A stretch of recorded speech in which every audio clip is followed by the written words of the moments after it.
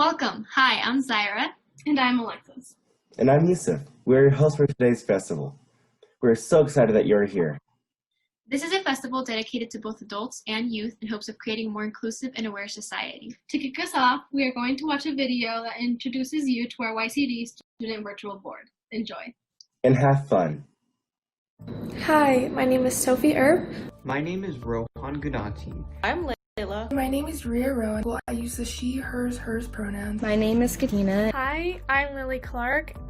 Hello, I am Alexis Hermosillo. I am a sophomore at Albuquerque School of Excellence. I am a junior in high school, and I am located in Centennial, Colorado. I'm a senior at Denver School of the Arts, which is in Colorado. I am a senior in high school. I am a senior at Sandpoint High School. I'm a high school junior from Santa Fe, New Mexico. I am a senior in high school, and I am located here in Gypsum, Colorado. Founded on the principles of identity, diversity, and inclusion, Youth Celebrate Diversity supports students and teachers across the nation by teaching them skills like how to organize locally, how to educate themselves and their peers, and how to take action for inclusivity and social justice in every community. But when the pandemic hit, YCD could no longer accomplish this through its traditional means. Student-led diversity conferences in states such as Colorado and New Mexico. So, the Student Virtual Board was founded. Charged with guiding YCD's programming to be offered on virtual platforms, the Student Board became an online version of the experience so many had come to love at the conferences, and the birthplace of this weekend's festival. I joined the Student Virtual Board because I wanted to be able to teach my peers and my mentors how to be activists and allies from home. During these trying times, I think students are really in need of an innovative way to empower themselves and their community. Right now, it's very important that we're all together, in this, and that we're all celebrating everything that makes us us. I think it's very important to start having conversations and to educate people. Because I really want to make a difference in this world, and I feel like YCD is doing that. I've always liked how YCD allows the youth to educate their peers as well as their mentors. I really like what YCD stands for, especially when it comes to honoring the youth voice.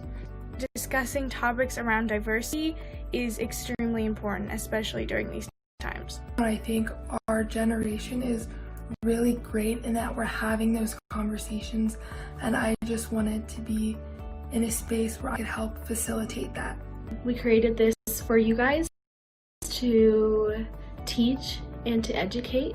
Education and awareness is key for change, and I think it all starts with high schoolers.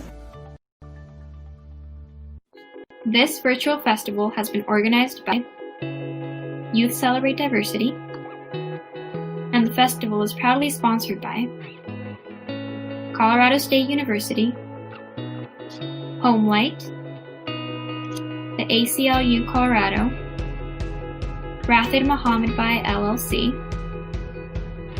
Janice Henderson Investors, RBC Wealth Management, and Boeing. We also would like to thank the following individuals for their support in making this festival possible.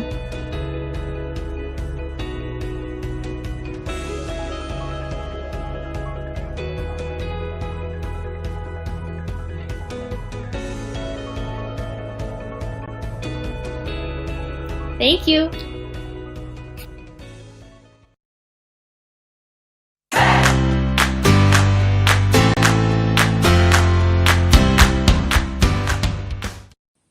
Thank you for joining us today with our first topics of the virtual festival.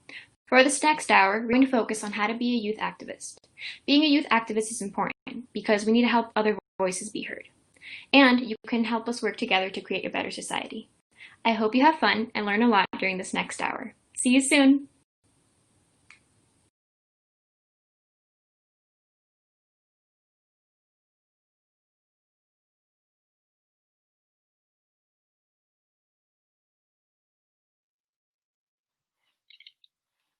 Hello, my name is Jocelyn, and I would like to introduce this next guest who will be opening our festival today. His name is Tay Anderson, and he's the director of Denver Public Schools, which is the largest school district in Colorado. And he is also the youngest African American to ever be elected into public office.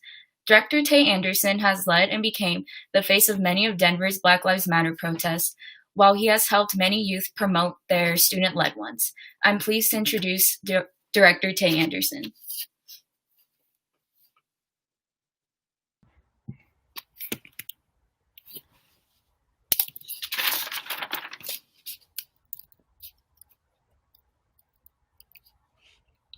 Hello. Hey, how are you guys doing? I'm doing pretty well. How's your day been? It's been pretty good. Thank you so much for joining. I appreciate this a lot. Yeah. Thank you guys for having me. My name is Director Tay Anderson. I am one of the at-large members on the Denver Public Schools Board of Education, and super excited to be here with all of you. I'm the youngest African American ever elected to office. I'm 22 years old, and so I am relatively close to some of you all in age, and excited to continue to represent each and every one of you on the Denver School Board, especially those who are Denver Public School students. I saw that we had a DSA student in the opening video, and super thrilled about the leadership that is being exhibited throughout your organization and throughout our city and our great state. That's amazing. So what I first wanted to talk to you about is that I know in my little introduction, I spoke about how you did become the face of many Black Lives Matter protests. So I just want to ask you, like, what got you involved in activism in the first place, and what other marches have you been to? If I started to list the marches that I've been to, I would be giving you a very detailed list. Mm-hmm. However, I got started in activism in 2016 on the death of Philando Castile. Was on my 18th birthday. Mm-hmm. And at that point, I just had enough of unarmed African Americans being murdered by law enforcement.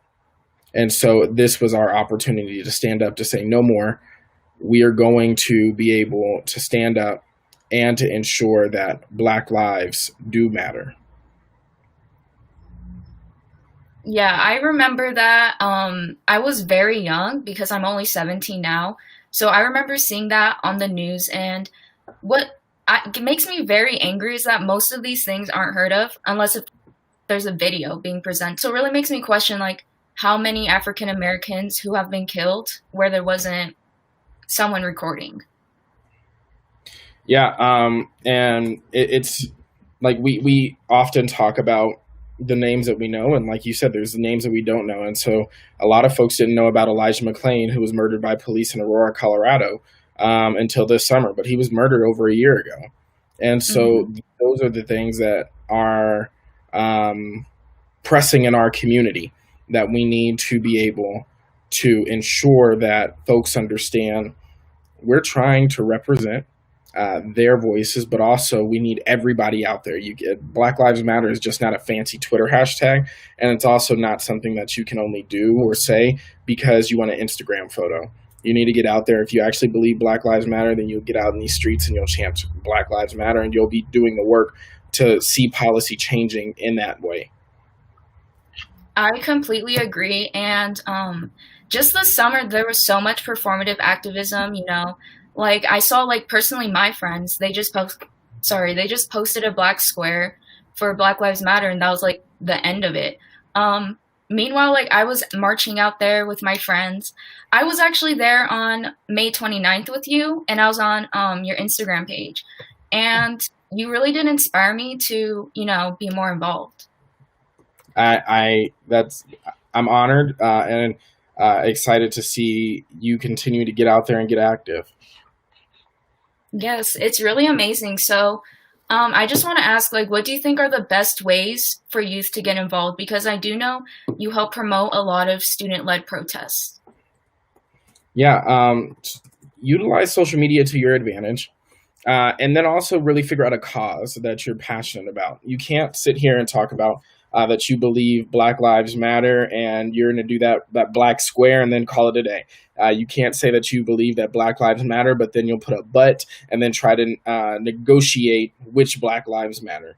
I know there were some folks that were not supportive of Jonathan Price, who was murdered by police in Texas because he actually wasn't a supporter of Black Lives Matter, and he was a black man. He was still killed senselessly by the police, and his death and all of the others that we have lost still need to have their names being shown. Yes, I completely agree. And the thing that I do see a lot is people are like, well, their death was very tragic, but they should have done this. But no matter what someone does, I don't think that really justifies their death, which not many people understand. Yeah, some folks also have to really understand that Black Lives Matter is an intersectional movement. It's not just about black men. It's about black non-binary folks, black LGBTQIA plus folks, black trans folks, black women. That is what we need to be proclaiming, is that this is an intersectional movement, because Black Lives Matter was actually started by two black women, or not two black women, a group of black women that some of them were actually queer. And so we have to be able to understand that this movement was not built around one individual or just a one group of people. Yes, I say that all the time. I talk about how it's all black people, not just picking and choosing. And especially it's black women who are on the front lines, who are really creating this movement. And I feel like they're the ones who are not being protected, if that makes sense. And I always tell my friends, yeah, it was literally a black queer woman who founded the Black Lives Matter movement. So we really need to work as a community to unite all black people, because if there's division between, homophobia, transphobia, we're not really getting to our mission and our goal. Yep. You took the words right out of my mouth with that one. Yeah. So I just want to ask, what ways can you protest safely? Because I know that's a concern for many youth, because, it gets very dangerous. I know I was personally tear gassed, but luckily I was prepared with doing a ton of research of what to bring just in case, dangers happen. So I just want to ask you, with your experience, what would you do to be safe out in the streets protesting and marching? One, I would say young people do not participate in riots. Those are not productive for you all, because we want to make sure that you all make it home every night. There's groups of folks that believe in protesting in different forms. I'm not going to police their protest. However, I'm not going to condone violence, and not going to condone young people getting out there in the streets as well. And so I want young people to be able to protest safely, but also be in a position to where they can still utilize their First Amendment rights. So find out issues that you're passionate about. You don't always have to protest about BLM to say that you're a protester. There's multiple ways. Directly after this call, I'm getting ready to go speak at a period poverty rally, and really just destigmatizing periods in our schools for students that menstruate, and ensuring that we are providing the safe access to menstrual hygiene products in every one of our schools. And so that's something that I'm getting ready to champion as a school board member here in Denver, is providing universal access to menstrual hygiene cups and menstrual hygiene products. And so those are things that you find a plethora of things to protest about. Trust me, my protest is not only just to Black Lives Matter. I protested homelessness. I protested gun rights or gun violence in our communities. So those are ways that folks can give back to their communities. Yes, that's awesome. I completely agree, because I know I'm passionate about activism for many things, such as, women's rights, for immigrants, and for climate change. So I think it's very important that youth don't only just focus on one subject, because if we're being honest, there's many things that affect our daily lives. Yep. Also, just one more thing. I know a lot of people watching, a couple of my friends, they want to know how to get more involved with organizing protests and marches. So do you have any tips or suggestions or feedback on how to do so? Yeah, folks should follow me on social media to just bring up that's how I usually post up stuff. I'm not the only person that posts things on social media for us to stay involved. I usually try to keep stuff, try to keep stuff out there. So like there is BLM 5280 that has that posts a lot of good stuff to follow. My handles on Instagram and Twitter are Tay Anderson CO. And so those are ways for you to get involved. Like right now, I'm in the middle of planning a national march with several others from across the country in DC actually a week from today. And we are expecting a couple of thousand of folks. We have amazing speakers like Little Miss Flint to protest the SCOTUS nominee and to let the Senate know, like, don't confirm another Supreme Court justice until we have had the chance as American people to elect a president that represents our values, or even if the current occupant in the White House wins, that the American people should have a say in what our next Supreme Court justice will be. So, and then organizing a protest, if you guys ever need help, just hit me up, and I'm always down to support and to give advice. And so we're all in this together. Yes, thank you. That was very inspirational. I'll be sure to let you know if I ever do, because I do want to get more active, with marches, because I feel like that's one of the best ways to protest.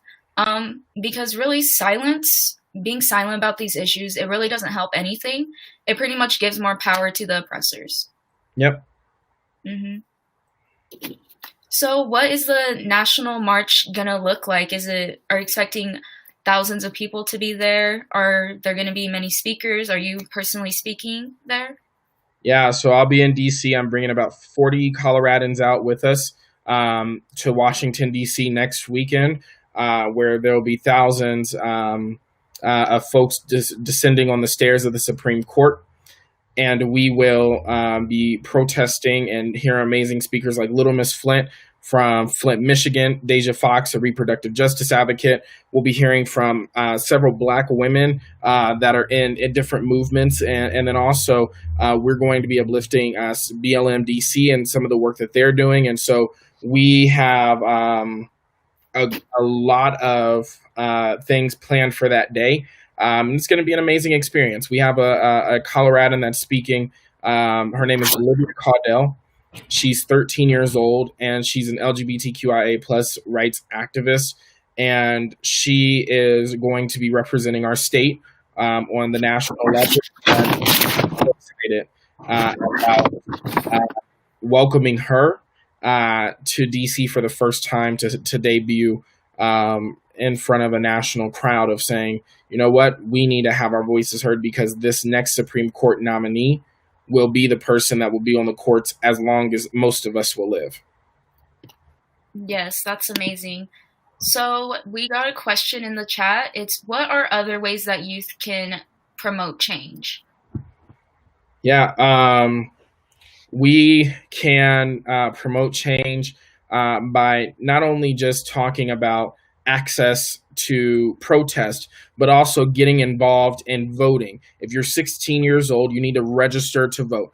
Go to iwillvote.org and register to vote right now. If you're 18 years old, you need to vote. We have 24 days until the most important election happens that will be in our lifetime. And then after that, we have the ability to start looking at other elections. Every election matters, from local to state to federal. You need to get out there and to utilize your voices and get out to vote. All right. Thank you very much. That's all we have for today. I really want to thank you again for taking the time to speak. And I feel like your speech was very informative. And if you do want to get involved with more protests, especially in the Denver area, be sure to follow Director Anderson on Instagram and Twitter. Thanks for having me. Of course.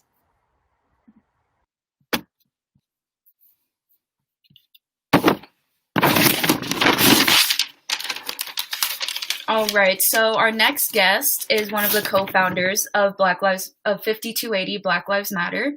Her work is committed to basically promoting social, educational, and economic change and justice within the Denver community. I'm proud to introduce Amy E. Brown. Good morning. Hi. Good morning. How are you? I'm good, Jocelyn. How are you? I'm doing pretty well. It has been a pretty relaxing day so far. Good. That says a lot considering you and your colleagues are running this major event. Yeah, I had to wake up pretty early to get prepared. My mom was like, "Why are you up so early?" But it wasn't even that early, so I don't really know what she was talking about. It's good to see you were up and ready to go. Yes, thank you very much for being here. I appreciate it a lot. Oh, I appreciate being invited. It's been great to listen thus far, and it was so beautiful watching the opening, seeing all of the beautifully diverse faces, and talking with you earlier this week. This has been a great experience already. Yes, and even Director Anderson mentioned 5280 Black Lives Matter, about how youth can get more involved and like hear more about protest and ways to, be a better advocate. Yeah. Thank you, Tay, for the shout out. So I just want to ask you your story about what basically pushed you to co-found 5280, the Black Lives Matter chapter here in Denver. Sure. Thanks for asking. So just to clarify from the previous remarks, because we're an affiliate of the global Black Lives Matter network, I did want to name that Black Lives Matter was founded by 3 Black women, Patrice Colors, Alicia Garza, and Opal Tometi, 2 of whom are queer. And we always want to give honor to the founders and the work that they've done. Basically, our chapter here in Denver was formed and founded because a group of people, dope activists, were doing really great work in addressing anti-Black racism in Denver. And while we were doing that work, we were experiencing a repetition of what has happened in movements of the past, in which the groups who are addressing the systemic racism and the problems are also inflicting harm on some of their members. So just like in larger society, those who are most marginalized, whether it is women, whether it is queer folks, trans folks, unhoused people, even within these movements for change, those more marginalized people can experience harm at the hands of often leaders who can be charismatic, cis hetero men, to be quite honest with you. And that's something that we've seen in movements of the past. And unfortunately, it's something we still see in movements now. And we were experiencing that here in Denver. And a group of us just decided that there had to be a way that we could do this work in uplifting Black people, Black lives, and Black love without subjecting ourselves to pain and harm. And we learned of the Black Lives Matter Global Network and that it was led by Black women and queer women and centering queer folks, Black trans women. And the values very much aligned with what we were looking for, which was a space where women and non-binary folks, trans women could be safe, centered, and valued as they did the very important, crucial work of centering Black lives and addressing anti-Black racism. Yes, that sounds amazing. So you were talking about a safe place for queer and non-binary folks and transgender Black women. Is there basically a center you guys have where you have that safe space and you guys discuss things that are going on in society, give them resources? What type of work do you do for them? So we don't have a physical center. We have a collective core of people. And unfortunately, because of COVID, we meet virtually most of the time. But in doing the work that we want to do in Denver, we're always asking ourselves the questions of, does this effort center the people who are most marginalized? Does it address and make sure we are seeing the needs of those on the margins, trans folks, unhoused folks? formerly incarcerated folks, presently incarcerated folks. I'm trying to pull up right now our chapter agreements that we go through every single meeting, because we have dope agreements that address our values. But basically, it's agreeing that we're a space that centers Black LGBTQIA+ folks, regardless of income, housing situation, gang affiliation, incarceration status. So we have a list of agreements as a group who works together to make sure that we are always staying centered on who we are here to serve first and foremost. And if there are programs we can offer, if there's financial assistance we can offer to those on the margins, we always try to adhere to those central focuses of ours about who it is we're here to serve in the Black community. Yes, I feel like that's amazing. And it's really important that, especially Black Lives Matter, it's more inclusive to all Black lives, like you said, the LGBT community. And I think what you're doing is amazing work, especially with giving them resources of financial assistance and programs. And I feel like we do need more of that because, you know, it's better if we unite the community and really help each other out to get towards one goal. Absolutely. I think, you know, we're really proud that in the month of October, we were able to offer 15 families $2,500 in financial assistance to make sure they could stay in their homes if they were faced with eviction or displacement because of COVID. You know, things like that, making sure that our families and our communities can stay here, can stay where they have family and stay where they have homes. We often get emergency assistance requests for folks who may be fleeing domestic violence situations or unsafe conditions. So being able to provide resources for our folks can sometimes just be the most basic form of Black love that we can show, because unfortunately, you know, we live in a capitalist world and there's not very far that Black people can go, especially Black people experiencing harm without funds. So being able to provide funding for folks in need has always been something that we're proud to be able to do. Yes, that's amazing. I do feel like systemic racism and capitalism are two of the main things actually that are preventing Black people from, you know, getting towards the success and equality they deserve. And I just want to know, like, what importance do you think youth have in activism, and what ways can they get involved? I think youth have all the importance. I think the voices we need to be listening to are the voices of our young folks and the voices of our elders. I think that is where the two main bodies of knowledge come from. Our young people really, y'all are who teach us what's happening on the ground, what you're experiencing in schools, what your education and curriculum looks like, what your classroom makeup looks like, what the processes are when you're trying to get into programs, into colleges. You all are the ones who let us know about racist experiences you're having on social apps and social media. Things that, you know, I'm 39 now, I'm old, I wouldn't know.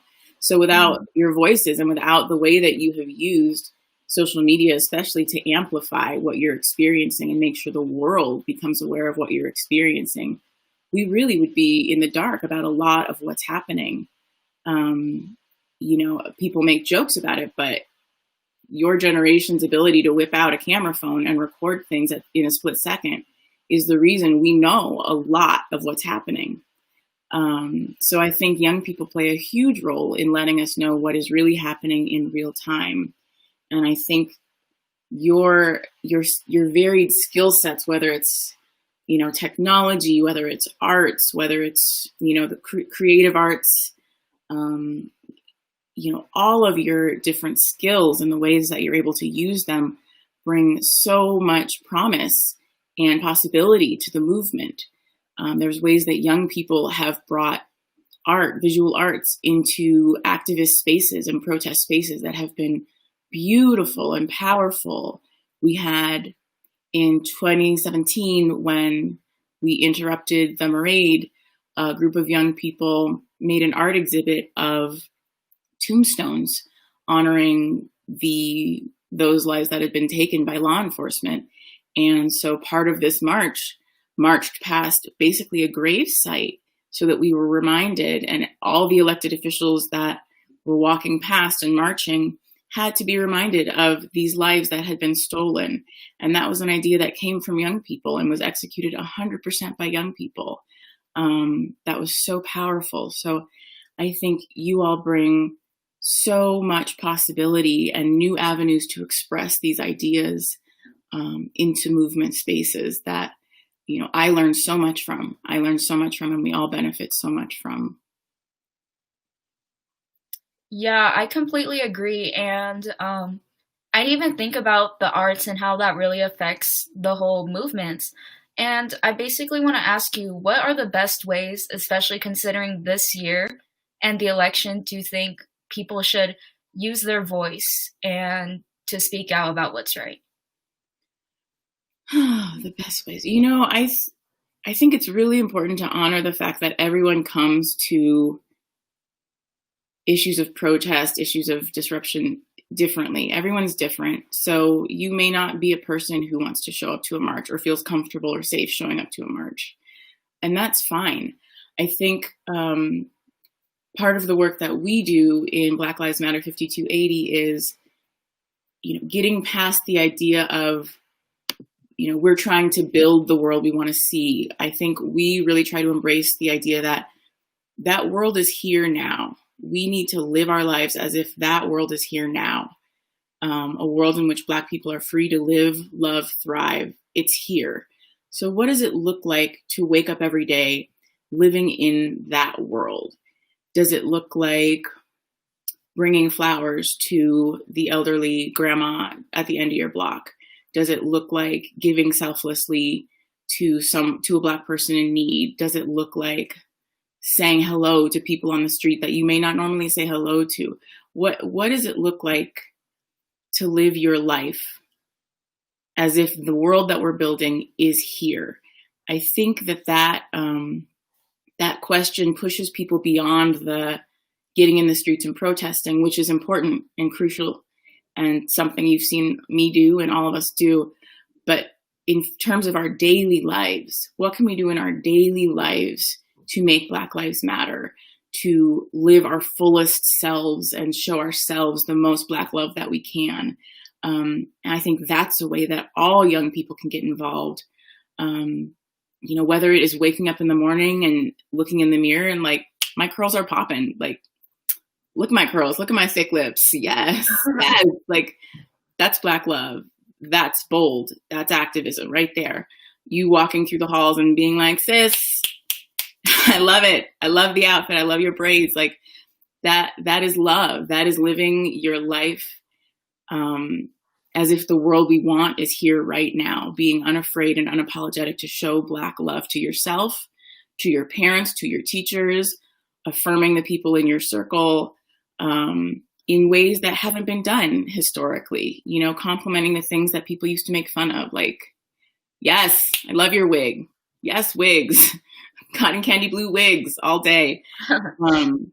You know, I think pushing past, especially now that we're seeing such violent tactics used towards protesters, whether it's actual violence and tear gas or these horrible felony charges that have been brought against the protesters in Elijah McClain's work.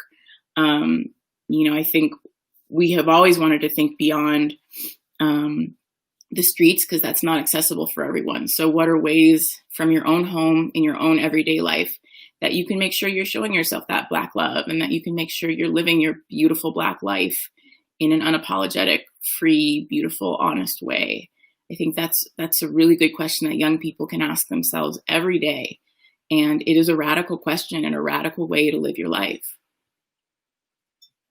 Yeah, I feel like that is especially important, especially for young Black women, because they always hear stuff about their hair. They always, people always call it nappy. And with colorism, I know Black dark-skinned women do experience a lot of violence. So I feel like the thing about showing ourselves love is very important, because then we'll be able to appreciate others around us so much more. Absolutely. If people around you hear you shouting out, you know, your classmate's melanin, like, melanin is glowing today. Like, once people start hearing that actually having dark skin is not something we make fun of, she's getting hella props for her dark skin, for her beautiful glowing melanin. You know, we take that weapon away from people. The more we're able to affirm our own identities and the identities of our sisters, brothers, non-binary siblings. Mm-hmm. Yeah. Wow, that was amazing. I started like getting a tear down my eye. I just want to know more about your activism work, because just reading up on it, it was very interesting. So I just want to hear a little bit more about what 5280 Black Lives Matter has done with like marches, possibly vigils, and everything like that. Sure. Well, in 2015, we launched our campaign, which was standing on the shoulders of other people who have done this work to change the name of the neighborhood formerly known as Stapleton, which, as many of you know, was changed this year to Central Park. At the time when we launched that campaign, folks said it was impossible. Folks said we were terrorizing the neighborhood because we put up flyers. But it's possible, just like we told everyone back then. It's possible, and it's not even hard. So we celebrated that victory earlier this year. Some people know that we disrupted the parade in 2016, which was a bold move and an important move. And I think a reason that a lot of Denver started to learn that we were here. A lot of the demands we made at that time still haven't been met. And I say that because when Black Lives Matter 5280 discusses marches, actions in the streets, we don't go into the streets if we don't have demands. We don't have protests without demands. In our minds, we are Black people, we are Black lives, and we have to center our own safety. So if we're going to get in the streets and put ourselves in harm's way, we're going to have demands attached to it. And that's something I recommend for anyone planning a protest. Demands are central and key. What are you out here asking for? What is the thing that you are willing to go home for once you're given it? So we had a number of demands. This was around the murder of Michael Marshall in Denver. And we demanded that the video of his murder be released. It was released later that day. The firing of the officers, officers are still working today. So it was a powerful action because a lot of people became aware of our existence. And we did get those tapes released, which was for the family. The family wanted that. We, in 2016, held a vigil for 135 hours at the tree across from the city and county building. This is when I met Tay. And it was around the murders of Philando Castile and Alton Sterling. And at that date, which actually we started that vigil on July 7th, which was my birthday, and realized that we wanted to spend an hour at that tree for every single Black life that had been taken by law enforcement up until that point, which was 135. So we stayed there for 135 hours to mark each of those lives and honor each of those lives and provide a space for Black people in Denver who, you know, in Denver, often you can go a whole day without seeing someone who looks like you. So yeah. People really, in that season, they needed a place to go that felt safe, where they could see people who looked like them, people who were experiencing the same things as them. And we were really honored to be able to provide a space and hold a safe space for them to honor these lives and honor each other and laugh together and cry together and rage together. So we stayed out there all 135 hours, which I was very proud of, and built beautiful relationships with community. Later that year, we went to Standing Rock to be in solidarity with the Standing Rock Sioux tribe in fighting the Dakota Access Pipeline, which has been defeated. So we are hugely proud of that. And I do want to name that I'm speaking to you right now on land that is land of the Arapaho and the Ute people. So we went to Standing Rock in 2016. We launched our Freedom School in 2017 so that our Black babies had a place to go where they had Black classmates and Black teachers. And actually, our Saturday Freedom School is happening right now as I speak to you. So we've been, year in, year out, we've been doing things, sometimes out in the streets, sometimes in the classroom, sometimes confidentially providing aid, just depending on the needs of the people, which continue to change. Thank you very much. I think that's all we have for today. Your presentation was amazing. Like I said, it also made me shed a tear. You really got me emotional on this live stream. Thank you very much. You really, truly inspired me, and I hope you did the same for the audience. And I just want to thank you again for really speaking on our festival. Thank you so much. Thank you to all of the people who worked so hard to put it together. Thank you to you, Jocelyn. You're an inspiration to me. Just the 2 times we've talked. I hope we stay in community for a long time. Tell me, am I staying around for question and answer? I think this is all the time we have. Okay. Yeah. Dope. Thanks, everybody. All right. Bye. Bye.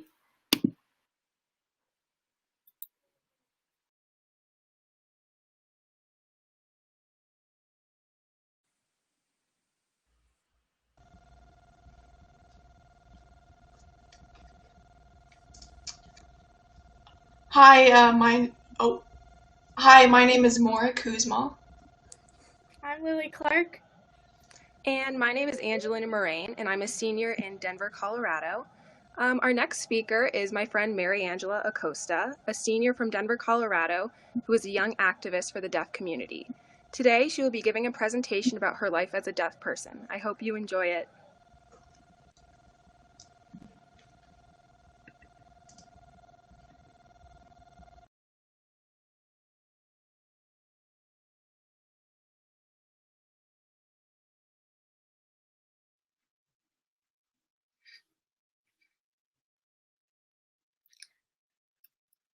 Hi, everybody.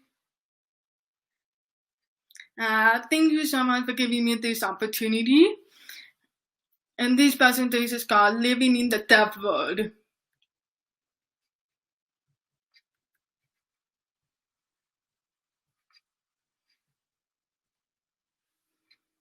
As you already have heard, my name is Miranda Acosta. I'm a senior at St. Mary's Academy here in Inglewood, Colorado. I was actually born in Lima, Peru. My parents discovered that I was deaf when I was about 9 months old. But the reason they took a while is because in Peru the technology is not that involved. So they don't usually test the babies when they're born with the hearing test. So they didn't find out until I was 9 months old. And I wore 2 hearing aids, which I will explain later. It wasn't until I was 3 years old that I got a cochlear implant surgery on my left ear. And then when I was 4 years old, I moved to the United States here in Denver, Colorado. I was in Carson Elementary School in the Deaf and Hard of Hearing program. As you can see in this picture, these are my friends. Deaf and Hard of Hearing program is a very small class, between 5 to 6 students. I did not mainstream until I was in 4th grade. The reason they took a while for me to mainstream is because the teachers were not allowing me to mainstream at all. It wasn't until my parents fought for me joined the ADA. It is an Americans with Disabilities Act. It was set in 1990 that it is a law you cannot discriminate against people with different abilities. And because of the ADA, the teachers and principal cannot do anything about it, and I finally mainstreamed. However, because deaf and hard of hearing students in regular students were separated. The students had no exposure to me and therefore reacted negatively when I asked for help, and I was bullied because of the lack of exposure.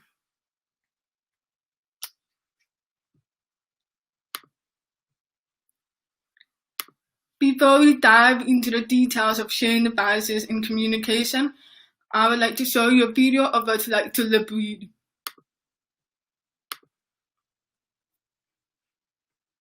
So when I was really young, probably kindergarten or first grade, I have a much older brother, and we'd go out to recess, and there was this older guy, he might have been in like 5th or 6th grade, that always used to pick on us, and I didn't really know what to do about it, and I definitely looked up and completely tested what my doing.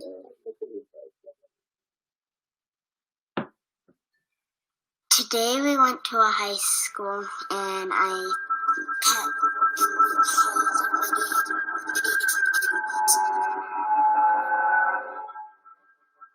was posing for a picture with all of my girlfriends, and all of a sudden one of them reached over.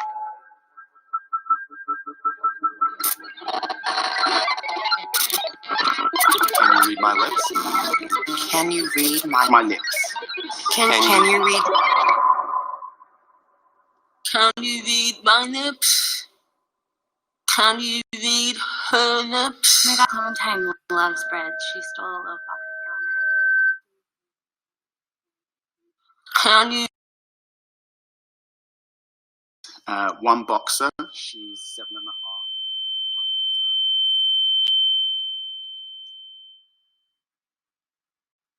I am deaf, but my word.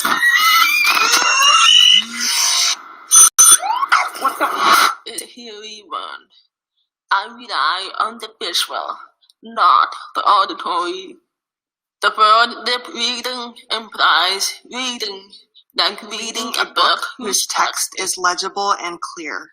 But the human face isn't a book, and lip reading isn't reading.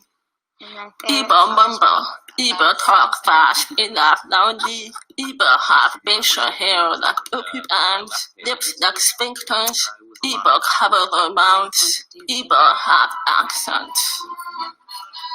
But real conversations don't take place in a studio. Growing up, I used to...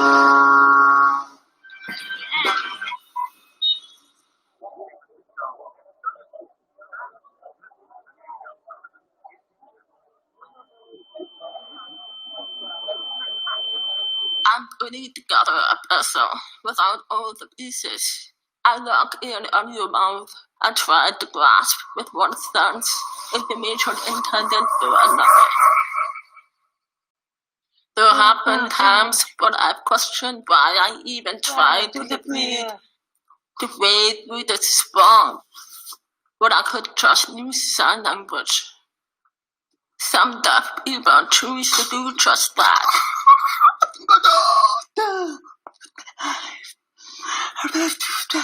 It's like a different word. A word filled with rich expression and culture. When people sound, they come alive. But I know I want both words. Communication is never a given. Tuesday, I woke up, had a rash. She just pulled my dress down. And when I was little, my family got a cat. Like, why don't you just hit him in the face? That was like the last thing that I ever guinea pig. Last winter I learned how to skate. I only cried twice. But when the reading works, when I focus on one legible face and launch into a conversation, something clicks. Right then, I feel something extraordinary. Human connection.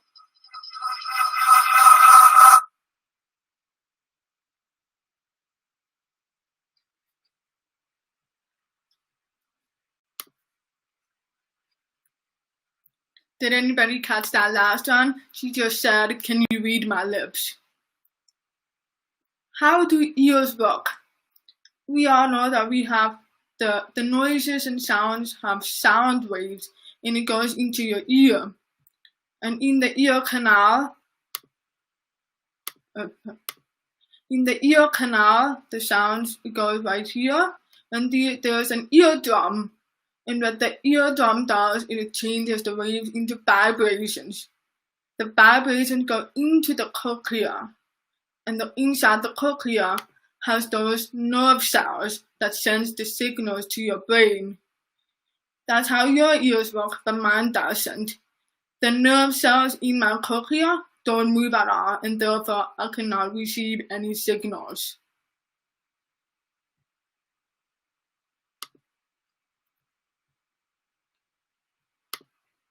What is the difference between deaf and hard of hearing? Deaf is when you have a very profound hearing loss. You cannot hear anything, maybe just a little bit, but mostly nothing. While hard of hearing is where you still have some level of hearing. Usually, you lose hearing over time, but deaf is something you cannot hear at all. I identify myself as deaf. On my left ear, I cannot hear anything at all. In my right ear, I can hear a little bit, but not very much.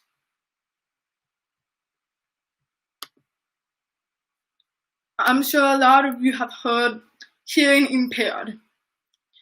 This term is not really friendly. While I understand that hearing impaired means I cannot hear, I understand that, but hearing impaired can be negative too. It's a very powerful word that limits deaf or hard of hearing people. They even use it as sort of to make it sound sad. Like, oh, I'm sorry, she's hearing impaired. Like, what is wrong with being deaf or hard of hearing? Nothing at all. I am proud to be deaf. Yes, I have some struggles, but that's who I am, and I'm proud to be deaf and find ways to live in the hearing world. So hearing impaired, while it explains how we don't hear, it doesn't make sense at all. Just use deaf or hard of hearing as our identity. Cochlear implants. This is on my left ear. I have what's called a cochlear processor. The top part right here is where all the programming is. The bottom part is where the battery is. It's a rechargeable battery. Every night I charge it. This long cord with the cord here, it actually connects to my head. These require surgery, and they put inside what's called an implant. An implant on the picture right there has a cord on the bottom, and that goes into the cochlea. This is a close-up picture. The blue line is the implant, and it goes inside the cochlea, and what that does, it sort of activates the nerve cells, if you will, and it's sending those sending those electric signals to your brain, but it's not natural at all.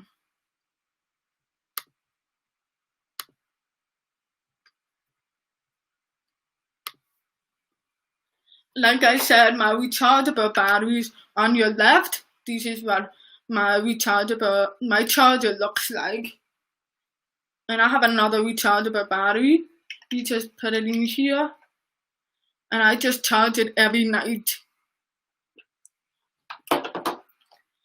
If for some reason my rechargeable batteries died in the middle of the day or something, I have what's called, I'll call it a backup battery, but it's a battery that I always carry out.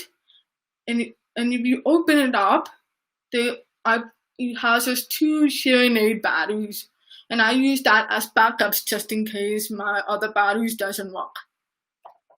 That's what you see in the right picture over there.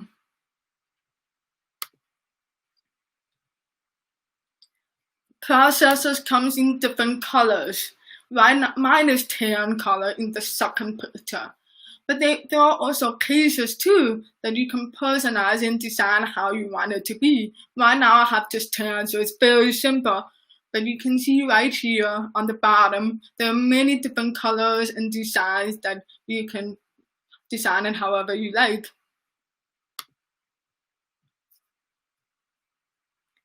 Just like technology evolves over time. For example, TV. A while ago, TV used to be thick and wide and big, but now we have flat screen TVs. Just like processors. When I was younger, this was my first processor ever. You can see this little programming box right there. I had to wear a belt to carry that. And it comes with a long cord, and then the processor hangs on my ear. So it was much bigger and much more like taking a lot of space, but now it just hangs on my ear.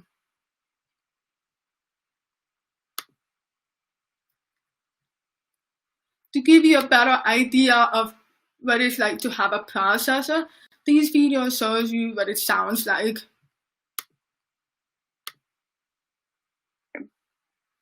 Some of you might be thinking, well, if the student has hearing aids or cochlear implants, then they're just like hearing students and they don't need accommodations, right? No, that is a big misconception. Sound that is processed through a hearing aid or cochlear implant is not the same as a sound that is heard directly through the ear. The BBC would like to announce that the next scene is not considered suitable for family viewing. It contains scenes of violence involving people's heads and arms getting chopped off.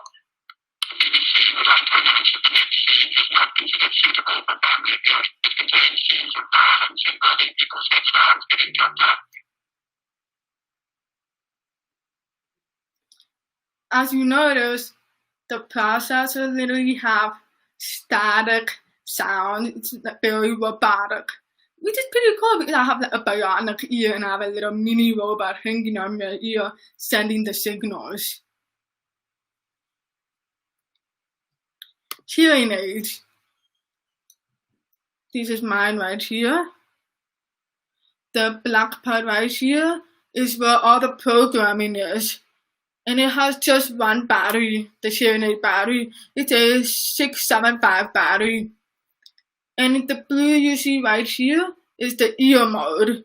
And that just helps your hearing aid to stay in place. Hearing aids do not require surgery. Hearing aids are more for those who still have some hearing. What hearing aid does, it amplifies the sounds. For example, if the sound on the outside sounds like when it goes through the hearing aid, it goes from to so it just makes it louder.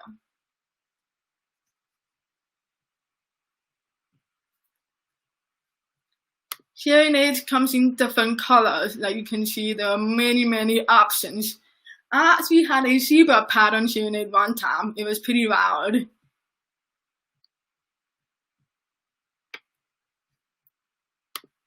Right now, I'm remote learning, but if I'm in a classroom, I have what's called an FM system right here. And it's a microphone for teachers to wear. When teachers talk in a classroom, their voice goes across the classroom, but it's harder for me to hear if it is not loud enough. So the teacher wears the microphone, and when they talk, it goes into the microphone and goes directly to my hearing devices wirelessly. And the sounds are much more concentrated and clear and loud.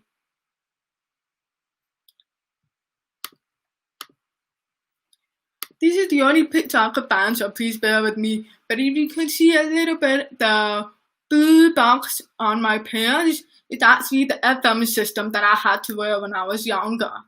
And there's this long cord that goes around my neck. This is what I had to wear when I was younger in order to connect the FM system. Just like technology, right now, it's wireless. I don't have to wear anything, only the teacher does.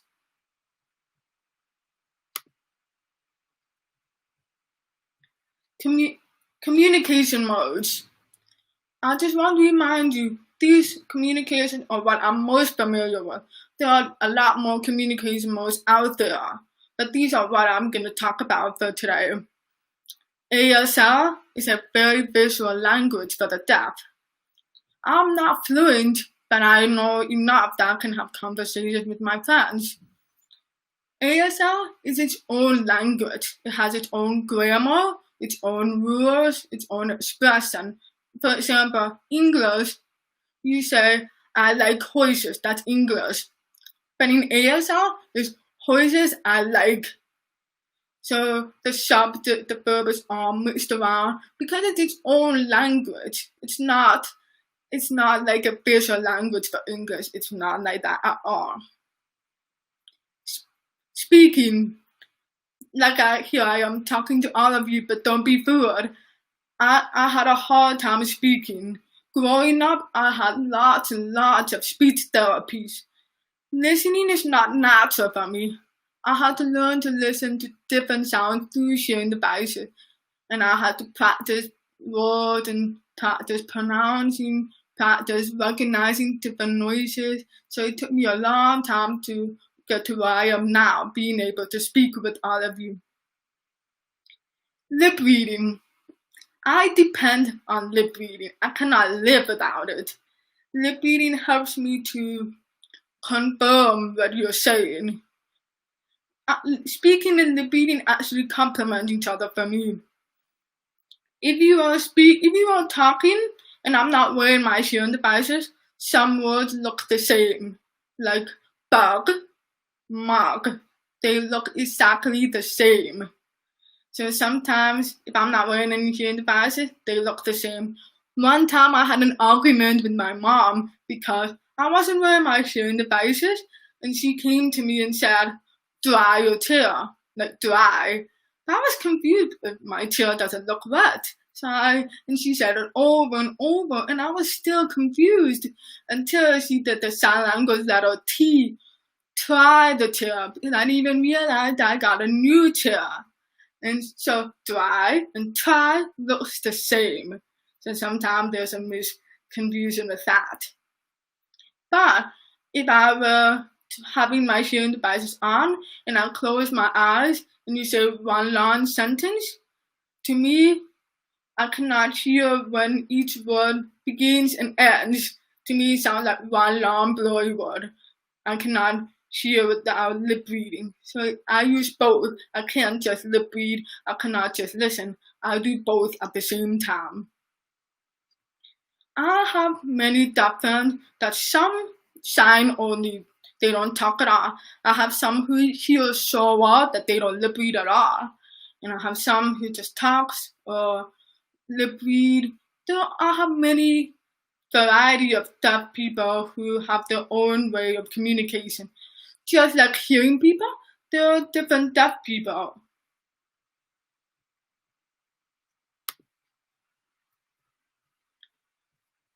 Being deaf does come with some obstacles.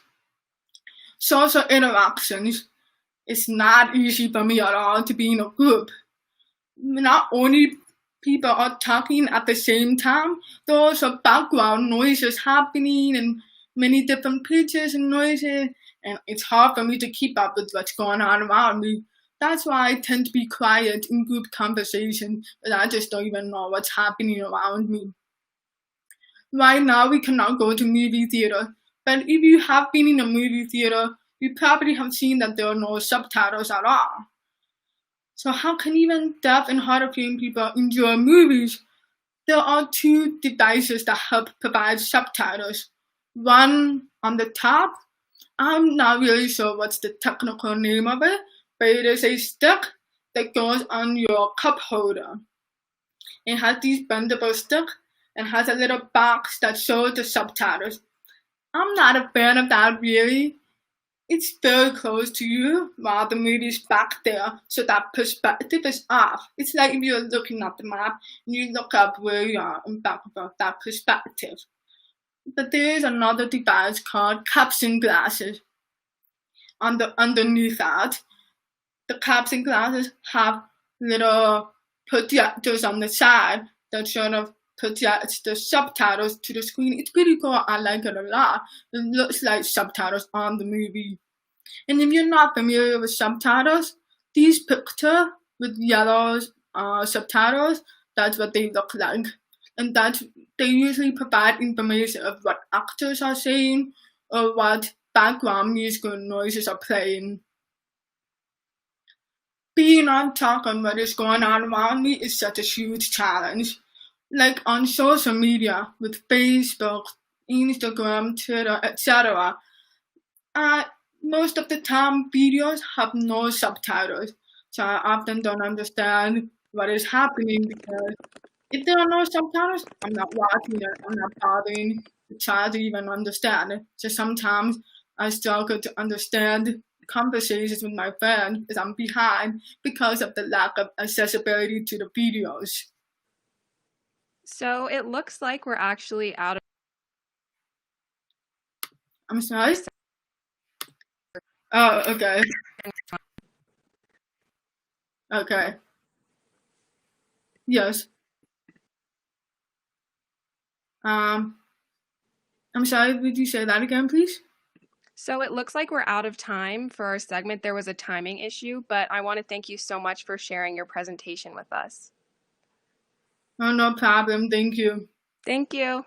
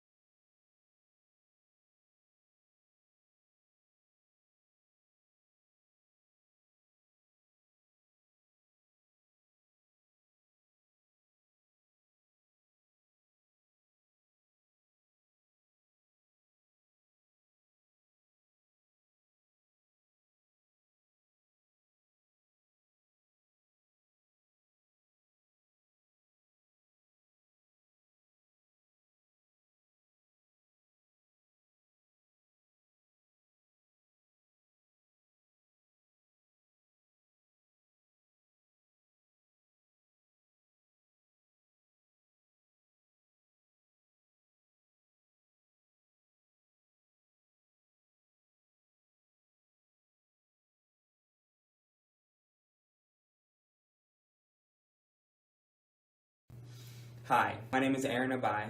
I'm from Littleton, Colorado, and I'm on the board of Youth Celebrate Diversity. Although I'm now a junior in college, I've been involved with YCD since my freshman year of high school, when I had the amazing opportunity to attend the Cherry Creek Diversity Conference. Since that day, I've been involved with YCD as a member of the Executive Planning Committee for the conference, ultimately serving as the co-senior year, and now as a member of the board. I know I'm not the only one when I say that the things that YCD does can be truly life-changing for young people. Today, more than ever, it's so important that we support the young people fighting for inclusion and social justice. To continue the work and impact of YCD, we've set the fundraising goal of $20,000, and we need your help to meet this. Please, right now, ycdiversity.org or text YCD to 44321 to make your contribution. Together, I know we can meet our goal.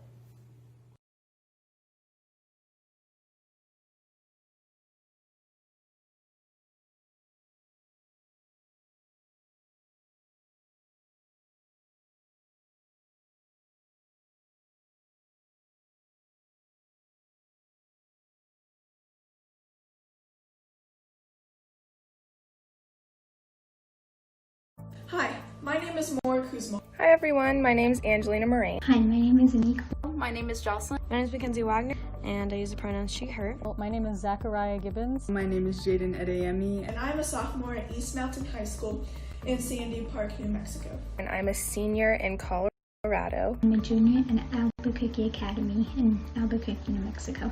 I'm 17 years old and I'm a senior in Colorado. I'm a senior from Colorado Academy in Lakewood, Colorado. I'm a senior at Cherry Creek High School in Denver, Colorado. And I am a senior at Highland High School in Albuquerque, New Mexico. Founded on the principles of identity, diversity, and inclusion, Youth Celebrate Diversity supports students and teachers across the nation by teaching them skills like how to organize locally, how to educate themselves and their peers, and how to take action for inclusivity and social justice in every community. But when the pandemic hit, YCD could no longer accomplish this through its traditional means. Student-led diversity conferences in states such as Colorado and New Mexico. So, the Student Virtual Board was founded. Charged with guiding YCD's programming to be offered on virtual platforms, the student board became an online version of the experience so many had come to love at the conferences, and the birthplace of this weekend's festival. The reason why I joined Youth Celebrate Diversity Student Board is because social justice is a passion of mine, and since I'm multiracial, diversity holds a great importance in my life. Because I wanted to educate myself on how to get my voice heard. I wanted to become more involved and help raise awareness of diversity and inclusivity issues that are around us. I joined this work with YCD so I'd further educate myself and others on DEI opportunities and efforts in the local area. I think it's incredibly important to inform people about what's going on around them and spread the word about different ways that we can promote diversity. I believe that youth deserve spaces to lead and create. I've become really passionate about diversity and inclusivity work. Youth Celebrate Diversity has also given me a safe space where people can listen to my experiences and I can listen to theirs as well. And I thought the board was a great way for all of us to connect virtually so we can make change within our own communities. Coming out of this event, I hope that you'll be able to take action and practice allyship for BIPOC youth, as well as our members of the LGBTQ+ community. Because I honestly do not believe that we can live in a world without diversity. Everyone should have a chance to speak out. Have a great day attending our virtual conference and stay safe.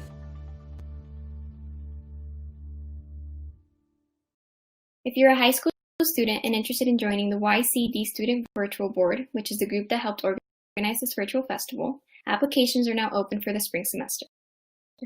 Students join for a semester at a time, but have the opportunity to stay on the board longer if interested. We especially would love to have more students from different states around the country on the board for 2021. Visit ycdiversity.org to apply or to find more information.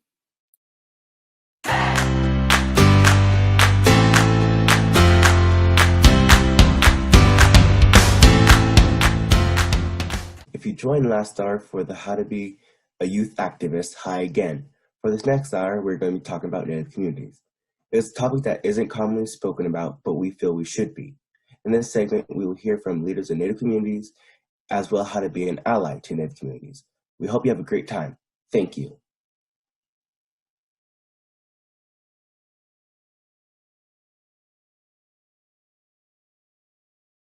Hi everyone, my name is Tanea Winder. I'm Duckwater Shoshone, Pyramid Lake Paiute, Southern Ute, Dene, and Black, and I'll be sharing some poems with you. Learning to say I love you.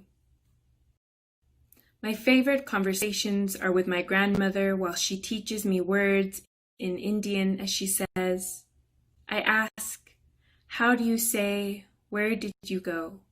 And where are you going? Questions that layer my tongue in ash, reminding me of fire, the taste. Each time I speak, the slow burn of every loss I have witnessed cracks my lips. Go and going axe singed into my bones, so I ask, teach me, I'm coming with you. So it sits rock heavy in my mouth, because my tongue is at war with history. Boarding school, kill the Indian, save the man, acts of colonization, strain pronunciation. When I want to say, take me with you, it dissolves. Before I can stomach the sweetness of language, hours, I'm losing. I am lost, lodged somewhere in my throat between decades of broken syllables. Teach me how to reach the ones who are born already ring.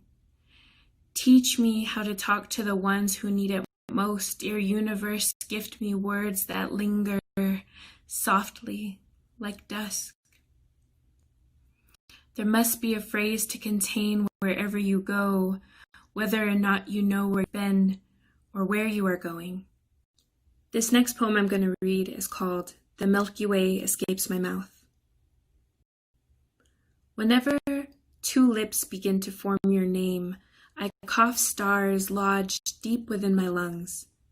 They rush from tongue weighted in dust, words I didn't ask, where are you going? Or notice the blank spaces in your breathing as you slept. They say The more massive the star, the shorter the lifespan. They have greater pressure on their cores. Yours burns so brightly, I should have known you'd collapse, disappear into image, a black hole dissolving trace amounts. I am left stargazing.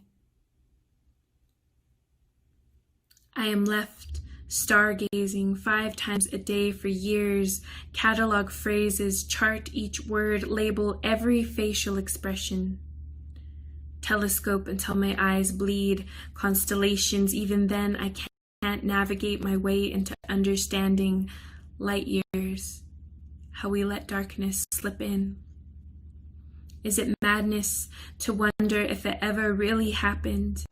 You, a shadow never leaving until I inserted continents between us. I lost you in the crevice between night and day. You died while I was sleeping, dreaming of a galaxy far, far away, where love eclipses. A rising tide of longing fills my body, bones, the ribs, sheltering the cave within me, echoing. Each night, I open mouth sky wide to swallow stars and sing. To the moon, a story about the light of 2 people who continue to cross and uncross in their falling, no matter how unstable in orbit. This last poem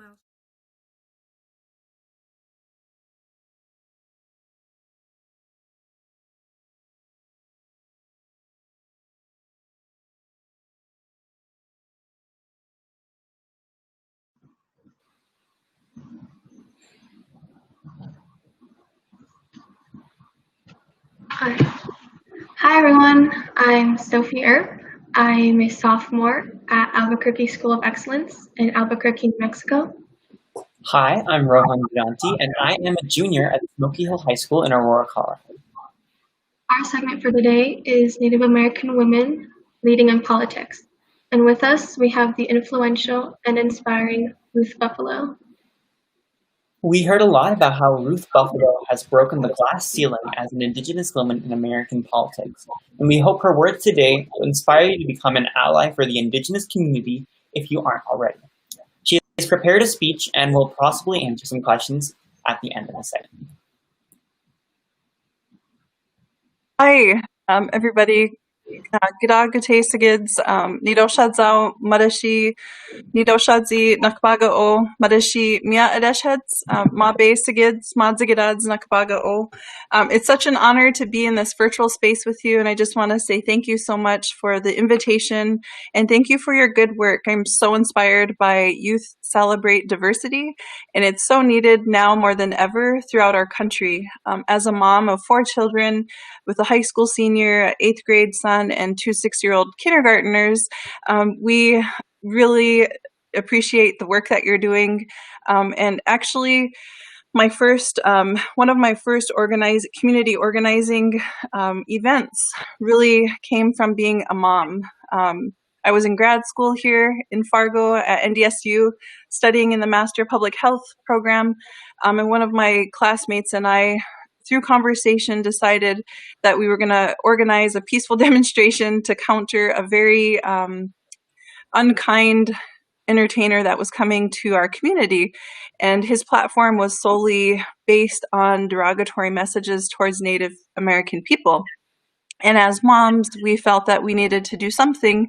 And if there was anything that we could do within our reach to prevent that rhetoric from trickling back into our children's classrooms, we were going to help, push those conversations forward. Needless to say that entertainment show ended up canceling and never did come to our town here in Fargo, which was a nice thing. But, the work doesn't stop there. Again, each one of us has a responsibility to educate others and to help spread awareness of different cultures outside of our own. I grew up on the Fort Berthold Indian Reservation. I'm from Mandaree, but we've faced a lot of interesting experiences at a young age going off the reservation, mainly with the towns closest to the reservation. But again, as young people, you have such powerful voices.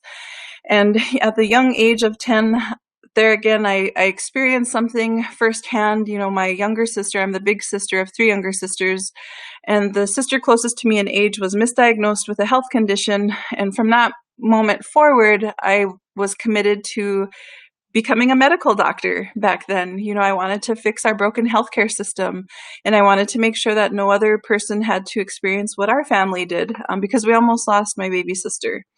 And then you fast forward to 2012, and we lost our baby sister to drunk drivers within the Indian reservation. And so that road where the crash happened was a very narrow road, and it looked the same as it did when I was a little girl. And so through a series of phone calls and really not knowing what I was doing at that time, but what would be termed as advocacy and pushing for policy change, we were able to get that stretch of highway widened. It's not the be all end all, but again, we want to try to find solutions to make a better life for everybody. I am a citizen of the Mandan Hidatsa Arikara Nation, and it's an honor to represent the people of District 27 here in South Fargo. It's a big responsibility. It's a 4-year term. And in my freshman legislative session, I was able to introduce 8 pieces of legislation, 7 of which passed. The piece of legislation that did not pass was a child care assistance bill. It had a very large fiscal note to it, but we were trying to reinstate the state median income level to what it was previously in 2016 before it got cut. When that program got cut and the state median income level changed, 890 children were kicked off that child care assistance program. And we know that through child care assistance program or different public services, we need them. You know, it's good to have those services, public services there when you need them. And quite often, you know, our young working families deserve the help they need. So we should have services there for them when they need it to access and be successful in the workforce. So I, don't want to take up too much more airtime. I think I have a few minutes of time to speak, but I think I will open it up for questions or Q&A. Yeah.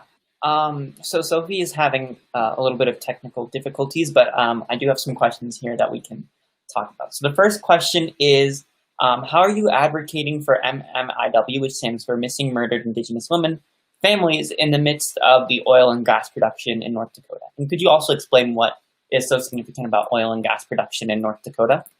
Sure. So I mentioned I'm a citizen of the Mandan Hidatsa Arikara Nation.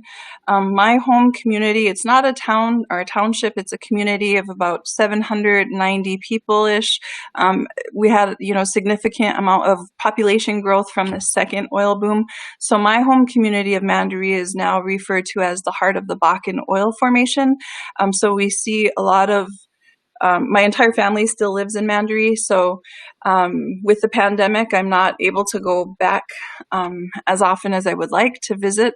But during the second oil boom, we saw a lot of significant changes, increased oil truck traffic on the roads, increased population growth, which in turn brought an increase in drugs and crime. And so within Fort Berthold Indian Reservation, which is about 1 million acres of land, it's one of the larger land-based tribes in the Great Plains area and within North Dakota.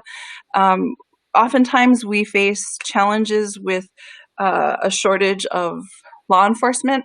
I experienced this also firsthand. One summer, I used to run my tribal nations summer youth employment program.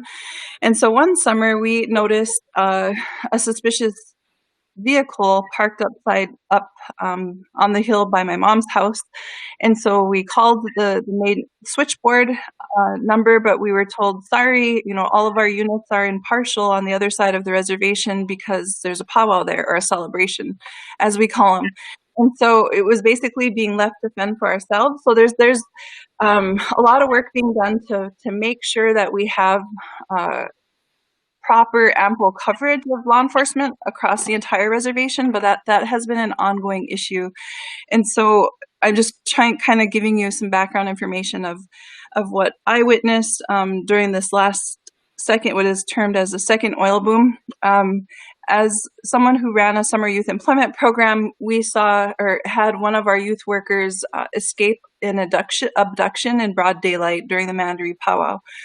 So from that point forward, we reached out to one of our partners, the North Dakota Safety Council, and asked them if they could provide training to our youth workers. So they were able to provide a safety, stalker, predator awareness course, which was basically self-defense. And so when we had our youth workers for about 8 to 10 weeks, we tried to, a captive audience, we tried to make sure that we gave them enough tools to protect themselves, including first aid and CPR, a Live at 25 defensive driving course, and then of course on-the-site training. So some of the things that I'm doing to help advocate for missing and murdered Indigenous women families, especially in the Bakken oil region. In the past, I have done grassroots work here locally in Fargo. We had a young Indigenous mother who was 8 months along in her pregnancy go missing, the late Savannah LaFontaine Graywind.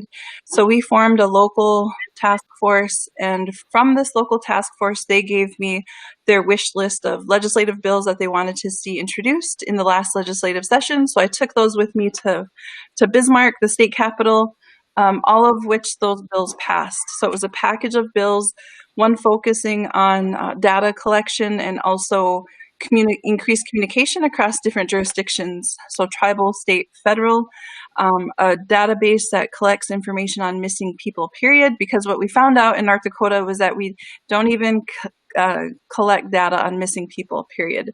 And one of the other legislative bills that is now law is law enforcement training regarding missing and murdered Indigenous people. And we use the language people to include all genders. Women experience, high amounts of violence. 84% of us will experience violence within our lifetime. We're 10 times likely to be murdered, than any other group. And so that's just based off of what statistics are being reported, because we know that not all data collection is accurate, and we also know that there's work to do in reporting. Not everybody reports. That's a little bit of the work that I've been doing. But again, currently right now focusing on human trafficking, prevention, and awareness. And that was 2 other of the legislative bills that were passed, one for hotels and one for schools. We also had a resolution urging Congress to pass Savannah's Act, and then a comprehensive study looking at the intersection between missing and murdered Indigenous people cases and human trafficking. And so I believe those are all the bills. But so aside, I think legislative bills, it's a start, it's a step to address the issue. But one of our young leaders on the West Coast, who is a MHA citizen, shared, we're not going to be able to legislate our way out of racism. And I believe it's the same thing with this very issue with the epidemic of MMIW.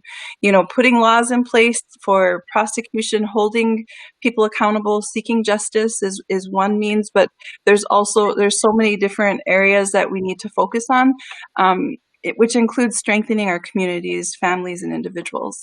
So. Well, I think that's all the time we have. But thank you so much, Ruth, for coming on. We really appreciate it. We loved hearing all your expertise, and we can't thank you enough. No problem. Thank you for the invite. Yeah. Have a good rest of your day. Bye. Bye. Lots of good odds.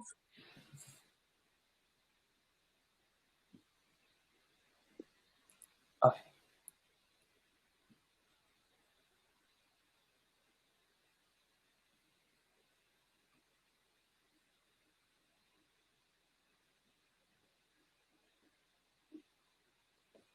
So the next speaker who should be on is Cheyenne, who is part of the Coalition Against Missing and Murdered Indigenous Women. I'm not sure if she's here yet, but she'll essentially be talking about what it means to be a part of this movement and kind of give a presentation basically explaining how we can take a stand against these horrific acts. Right, and hopefully at the end we will be able to ask her some questions. relating to the organization she works with and about the missing and murdered Indigenous women movement as well. This is a movement that I don't think is talked about a ton, but I think it's very important to.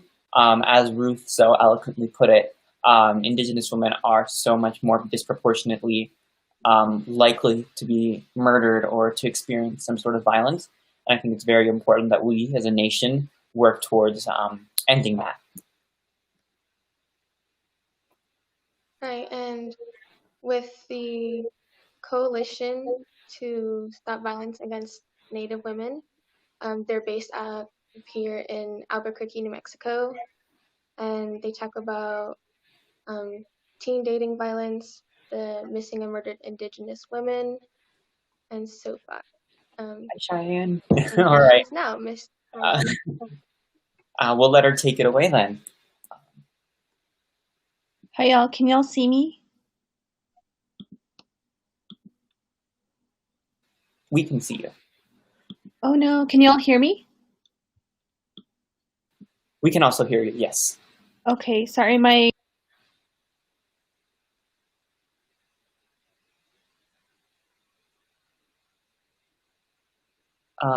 It looks like your mic stopped working. Oh, what about now? There we go. Okay. Sorry, y'all. Thank you so much for being patient. My name, again, is Cheyenne Antonio.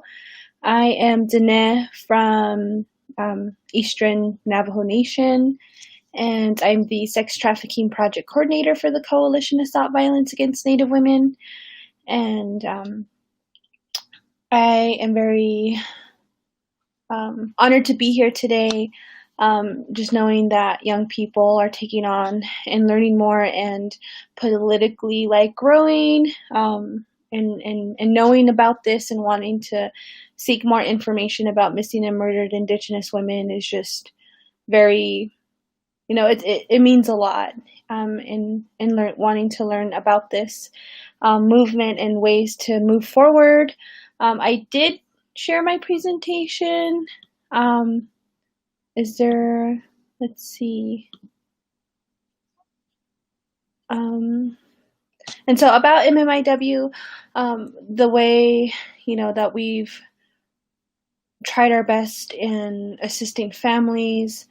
This issue has been going on for centuries, and it's now, you can see it now in acknowledging it and figuring out ways to support each other through legislation, community building, just overall figuring out how to help families and demanding justice for our relatives who go missing for unknown reasons.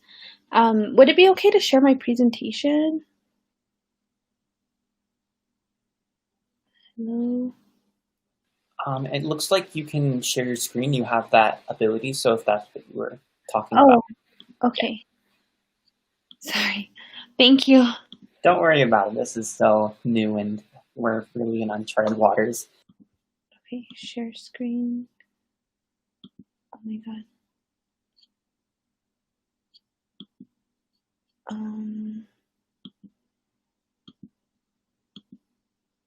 Okay. I think I shared my screen. Can y'all see it?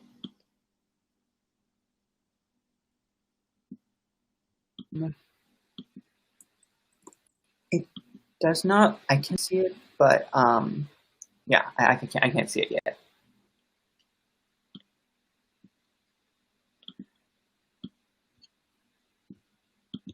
Oh no.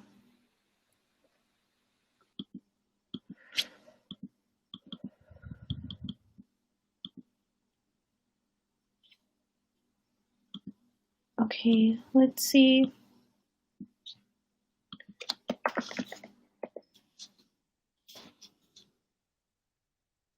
I'm trying to figure out how to share this. I'm sorry, it says that it's sharing, but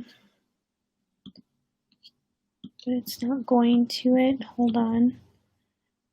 Crap.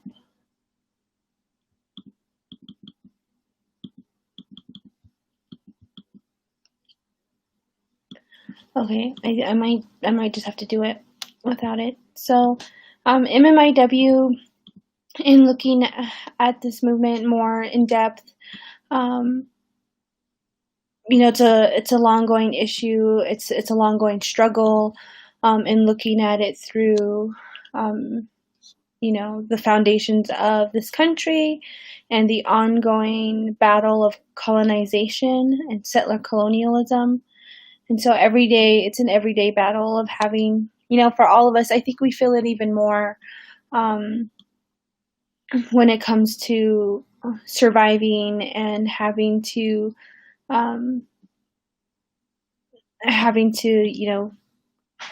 figure out how to help our relatives who are struggling, especially those who go missing or murdered, in ways that we won't, know or understand. But what matters is, the aftermath of finding out who did it. What matters is, getting up every day, saying your prayers and being a good relative, and, knowing the power of violence when it comes to, power and control.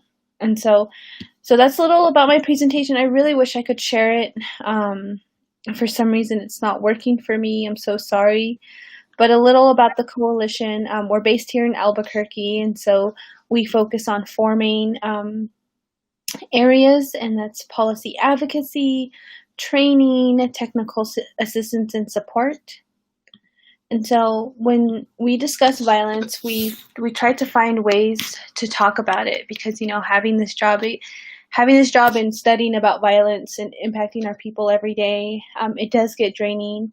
And so ways in talking about it, we look at a scholar of Patrick Wolf, and he says, the violence is a structure and not an event. And so when we look at that, we were figuring out ways to talk about, the anti-Indian policies that the United States did within the 1800s. And so looking at the Indian Removal Act, the Dawes Act, and how the U.S. targeted nations all across the United States in removing them from their traditional homelands, forced removal, such as the Long Walk or the Trail of Tears.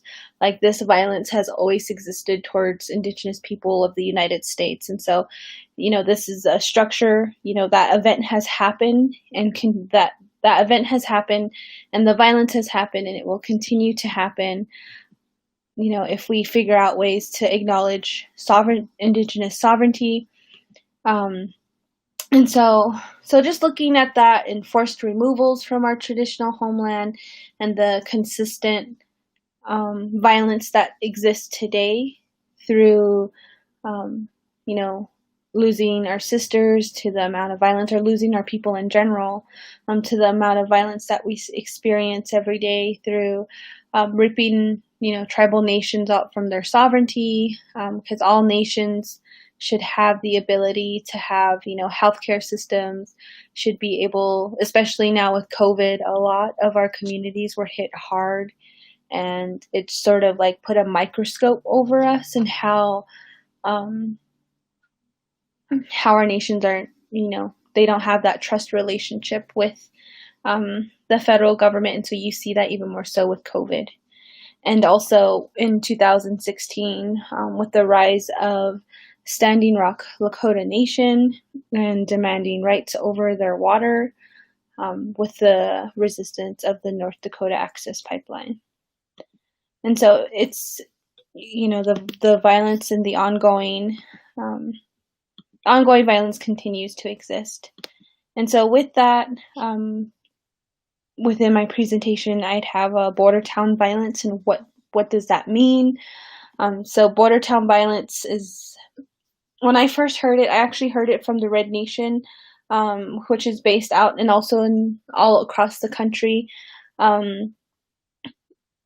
I first heard that term through the murder of Cowboy and Rabbit here in Albuquerque, New Mexico, of them being brutally murdered on the side of the streets. And so, within this struggle, it's not just a cis hetero movement. It's not based on just, violence against women. It's also looking at our LGBTQ2+ relatives who also experience very high amounts of violence, but also our Native men who also, experience violence through being targeted, our unsheltered relatives who are targeted on the streets within border towns. And so we see a lot of that within, Farmington, New Mexico. Usually border towns are geographic locations near in an Indian reservation and our community. And so if you look at a nation and also like recognizing whose land you're on, and seeing how, that city may have a big impact on nations nearby. And so for an example, like I'm from the eastern part of Navajo Nation, and so my border town is Cuba, New Mexico.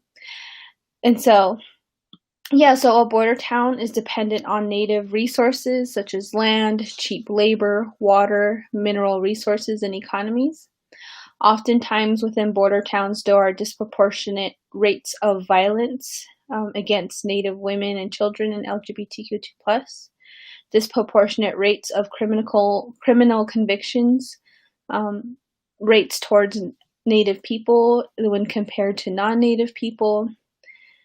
And so, border towns provide basic needs such as employment, food, education, access to healthcare services, access to social services, and business in general. And so within this, I was really looking forward to sharing my presentation because I have a good, I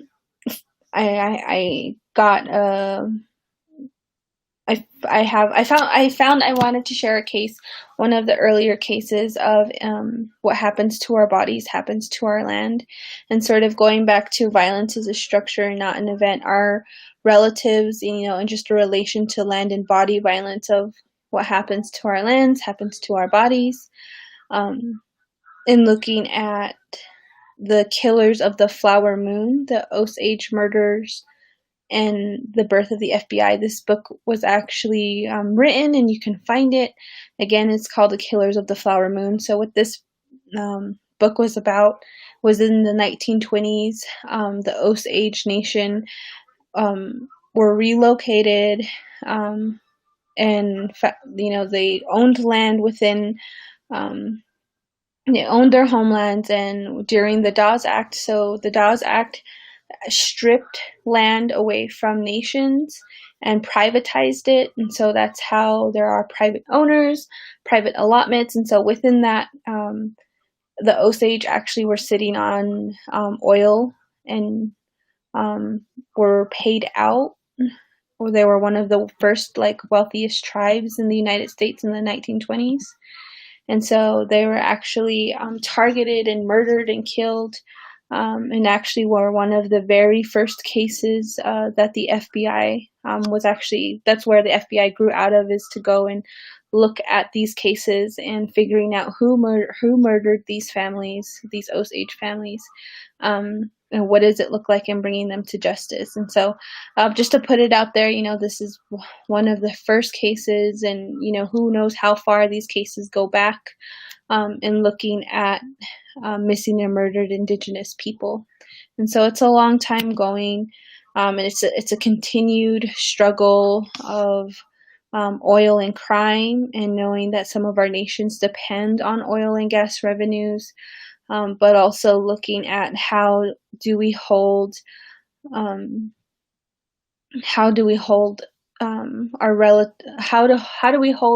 these corporations and those who commit harm, how do we hold them accountable, and what does that look like? And so in ways that, I've seen, that what it looks like is the North Dakota Access Pipeline resistance that happened in 2016 to 2018. It was actually created by Native youth. The calling of Native youth actually brought Indigenous nations together, and seeing how powerful that is, and talking to our relatives and our aunties and our kids and our children, a lot has came out of this movement, and really recognizing the kinship that we all have, and using our relations to move forward. And so there's that. And within my presentation, I also mentioned the Native Americans are more likely to be killed by law enforcement than other racial or ethnic groups. And so I found the study within the CDC, so Centers of Disease Control and Prevention, and from 1999 to 2015, Native Americans were more likely to be killed by law enforcement. And with that, I think now more than ever, we are having the conversation of what is our relationship to police? And it's important to recognize, how problematic police can be when it comes to working with, survivors of victims of sex trafficking, victims of sexual violence, even just working with Native people in general, or just people of color. There's a lot of fear and uncertainty when it comes to asking police for help. One case that we do highlight at the coalition is the murder and also justice for L'Oreal Sinigini, who was murdered in the border town of Winslow, Arizona. Within the span of 8 seconds, her life was taken away from her by an officer named Austin Shipley. And so this was actually one of the first cases that I've seen within the Southwest of nations stepping up. And so Navajo Nation president actually came to Winslow and stood outside of Winslow Police Department demanding justice for L'Oreal Sinigini. And so her case, her family filed a $10.5 million wrongful death lawsuit against the Winslow Police Department. However, that was denied by the Department of Justice. And so I think it's important to acknowledge how much control the U.S. has over nations when it comes to, just the justice system and prosecuting cases. Oftentimes, we can't prosecute cases within our own nations, especially when it comes to non-natives. In 2018, there was a report of missing and murdered Indigenous women's research and database that was created by the Urban Indian Health Institute.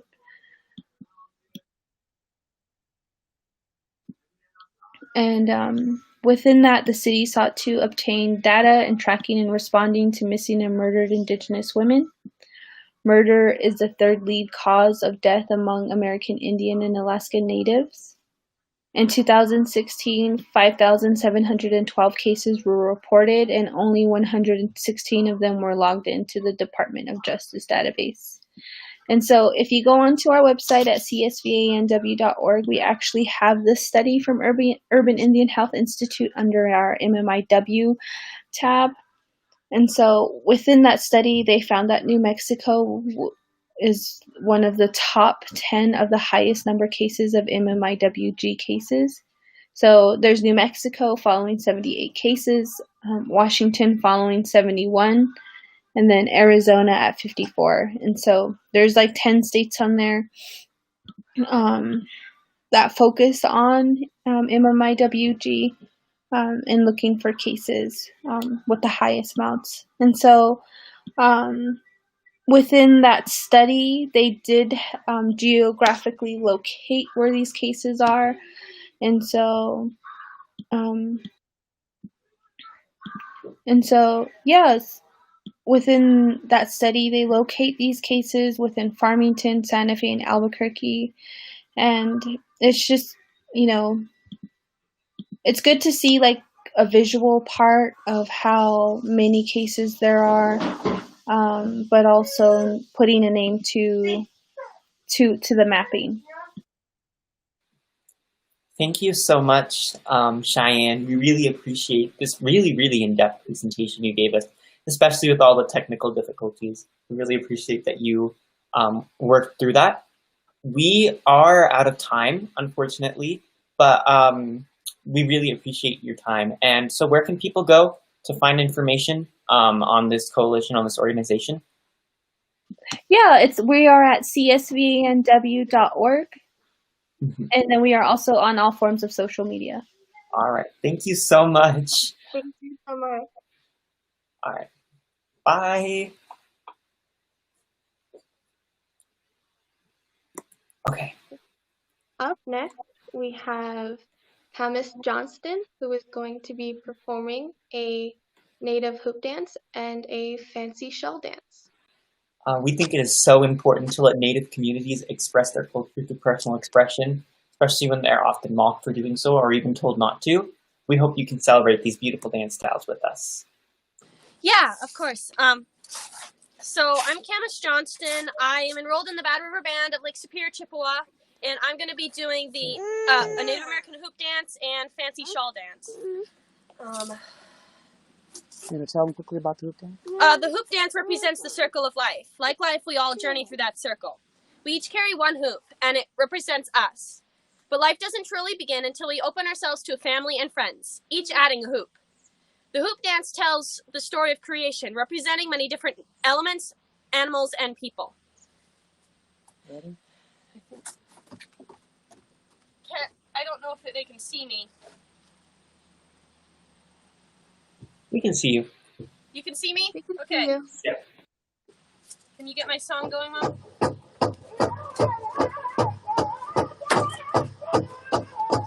That's the wrong song, I think. What?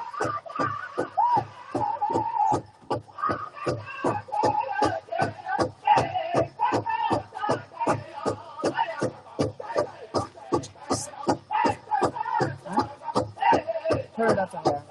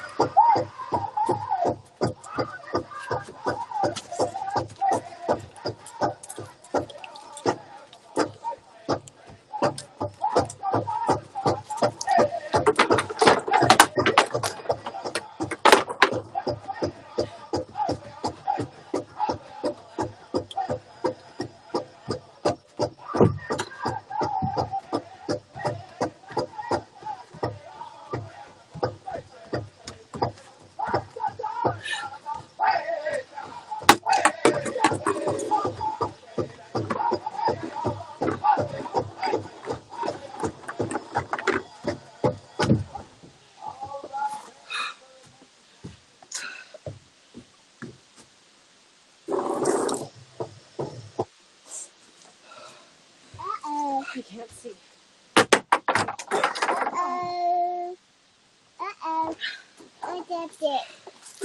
So, next I'm going to be doing the fancy shawl dance. And the fancy shawl dance came to be when Creator decided to put man on Earth. And the animals were all against the idea.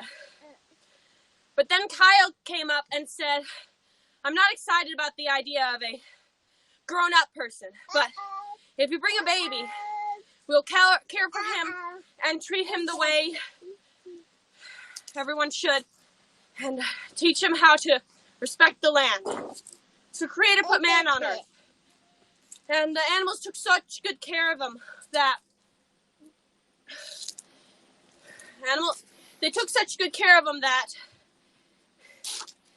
he didn't need to do anything.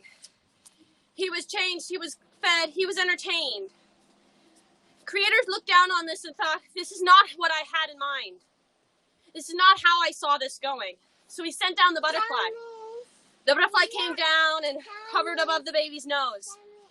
And the baby reached up to swat at it. The butterfly flew a little higher. Pretty soon the baby had to roll over and try to catch the butterfly. Then he had to sit up, stand, walk, and then run.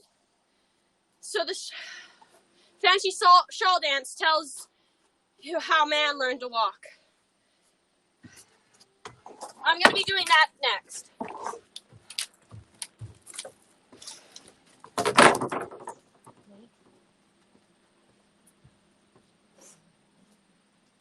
You sure? Yeah, I know, I'm grabbing this off. Just leave it there, I can lean on it.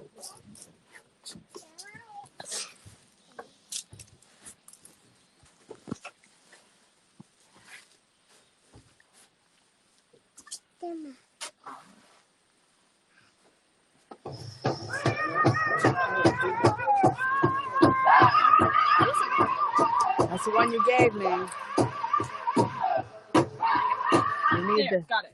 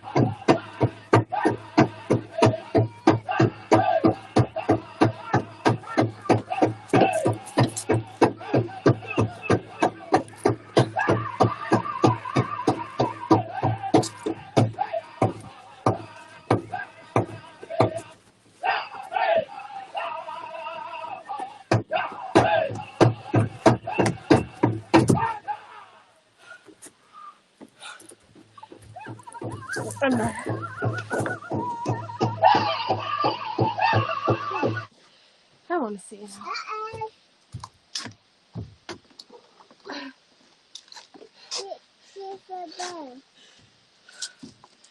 Just thank them. So. Thank you for letting me do this presentation.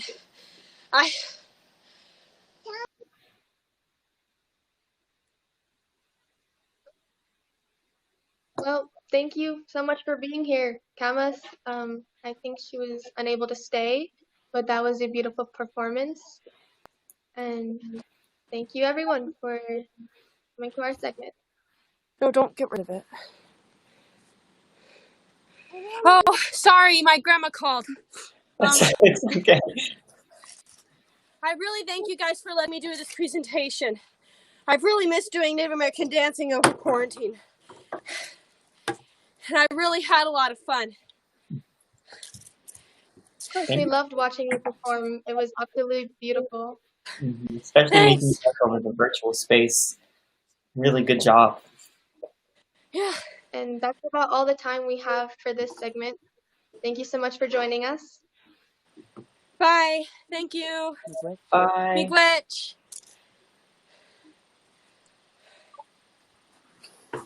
Okay, I'm tired.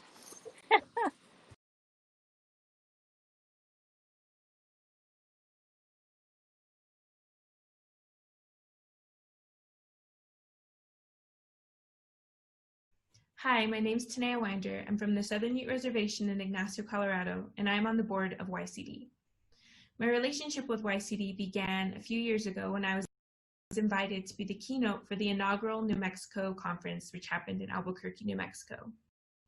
I got to see firsthand just how empowering the conference was, just to see how many students and educators came and were involved and wanted to create this space where we could have conversations and the students could learn skills that would help them, not just in their school, but in their lives.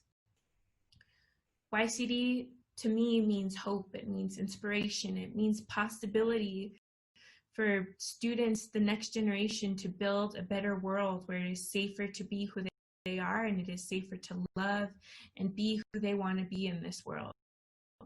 Today, I'm asked for your help.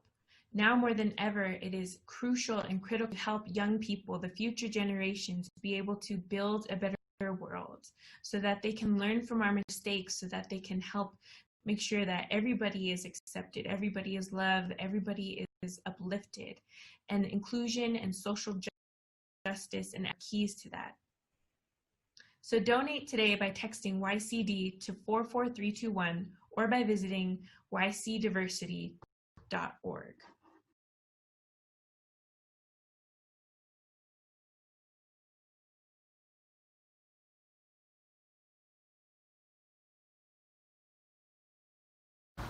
Hello, my name is Ambrosia Ngolia and I use she, her pronouns. Hi, my name is Reem. My name is Luke Ortiz-Grabi. My name is Ashanti Rodriguez. My pronouns are she, her. My name is Trevor Presson, and my pronouns are he, him, and they, them. My name is Sarah Najera. My name is Cody. I use he, him pronouns. I'm a current senior from Rio Rancho, New Mexico. I'm a sophomore from Denver. And I'm a senior at Skyview Academy High School in Highlands, Colorado. I live in Fort Collins, Colorado. I am a senior at Northland High School. I am from Gypsum, Colorado. I'm from Denver, Colorado. Founded on the principles of identity, diversity, and inclusion, Youth Celebrate Diversity supports students and teachers across the nation by teaching them skills like how to organize locally, how to educate themselves and their peers, and how to take action, inclusivity, and social justice in every community.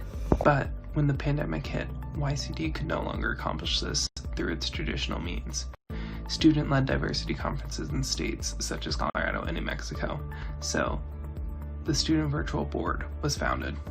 Charged with guiding YCD's programming to be offered on virtual platforms, the Student Board became an online version of the experience so many had come to love at the conferences, and the birthplace of this weekend's festival. And I joined the Student Virtual Board because diversity is something that's always been really important to me. As many of you may know, it's really difficult to find meaningful activities during a pandemic. Diversity is a big part of my life. I joined You Celebrate Diversity, and it's virtual board because I really care about creating a safe space for everybody.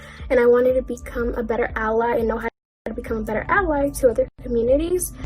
I could continue my interest in bettering the world while doing it from the comfort of my own home. Youth Celebrate Diversity gives a great opportunity for students who don't necessarily fit in or haven't really found a sense of community or struggle with own parts of their identity. I care a lot about inclusion and diversity and educating myself and educating others and spreading awareness about all of the social issues that are going on right now in this world. Because a huge part of diversity is building a safe space, and that's exactly what YCD does. I wanted to be able to actually take action and be able to do something to give back to my community. This program has taught me so much about inclusion and diversity and just overall how to be a better and kinder person. I think that Youth Celebrate Diversity does an amazing job of teaching and educating everybody, but especially youth. I love what they do, and I'm really excited about the virtual festival that we put together for all of you. Thank you for being here, and I hope y'all enjoy the rest of the festival.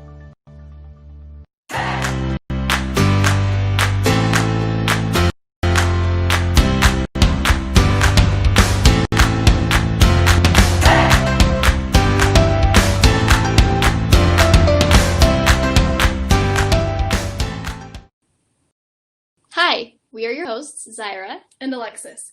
If you joined last hour for Focus on Native Communities, hello again. For the next hour, we are going to focus on how to be an ally and what that means. This is important because it is essential to be aware of our own privilege. And also stand with those who aren't as fortunate. Have fun and enjoy.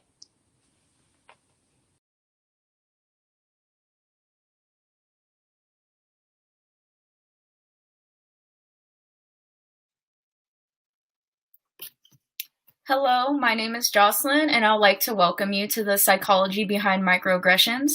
For our guest today, we're having a Columbia-educated psychologist and therapist to basically educate you on the psychology behind microaggressions.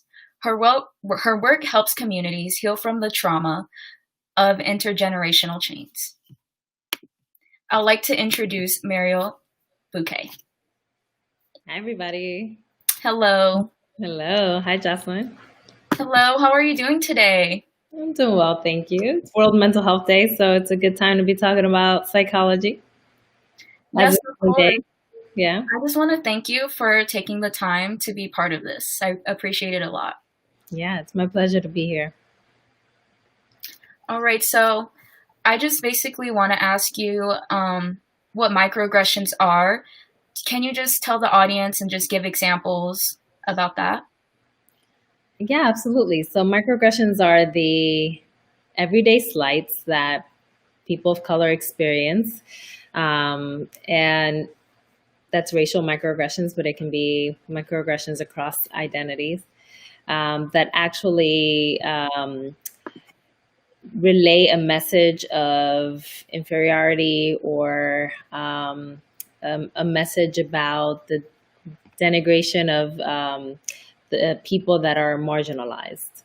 And basically what that means is that there are subtle messages that usually fall under the radar, and because they're not very explicit, that tell people that they are lesser than in some way, or they're messages that are messages that people state because of stereotypes that they hold about specific marginalized groups. Yeah, and that's exactly how I feel about microaggressions, because I feel like in today's society, they are very much normalized, and it's kind of like slight shade. Like, one people will hear a lot is like, oh, like, you're pretty for a black girl, or I know women do get them a lot, especially in such a professional setting, because, you know, in today's society, it pretty much is dominated by a white man's world. So do you have any advice of, you know, how to handle microaggressions? Yeah, absolutely. I mean, there are many microaggressions, and it's important to understand that the very thing that is important to note whenever a microaggression has happened is the fact that it hurts. It's unpleasant. It's usually led by erroneous beliefs about the people that the microaggressions is targeted towards, and that in order to make a change in reference to microaggressions, they need to be called out.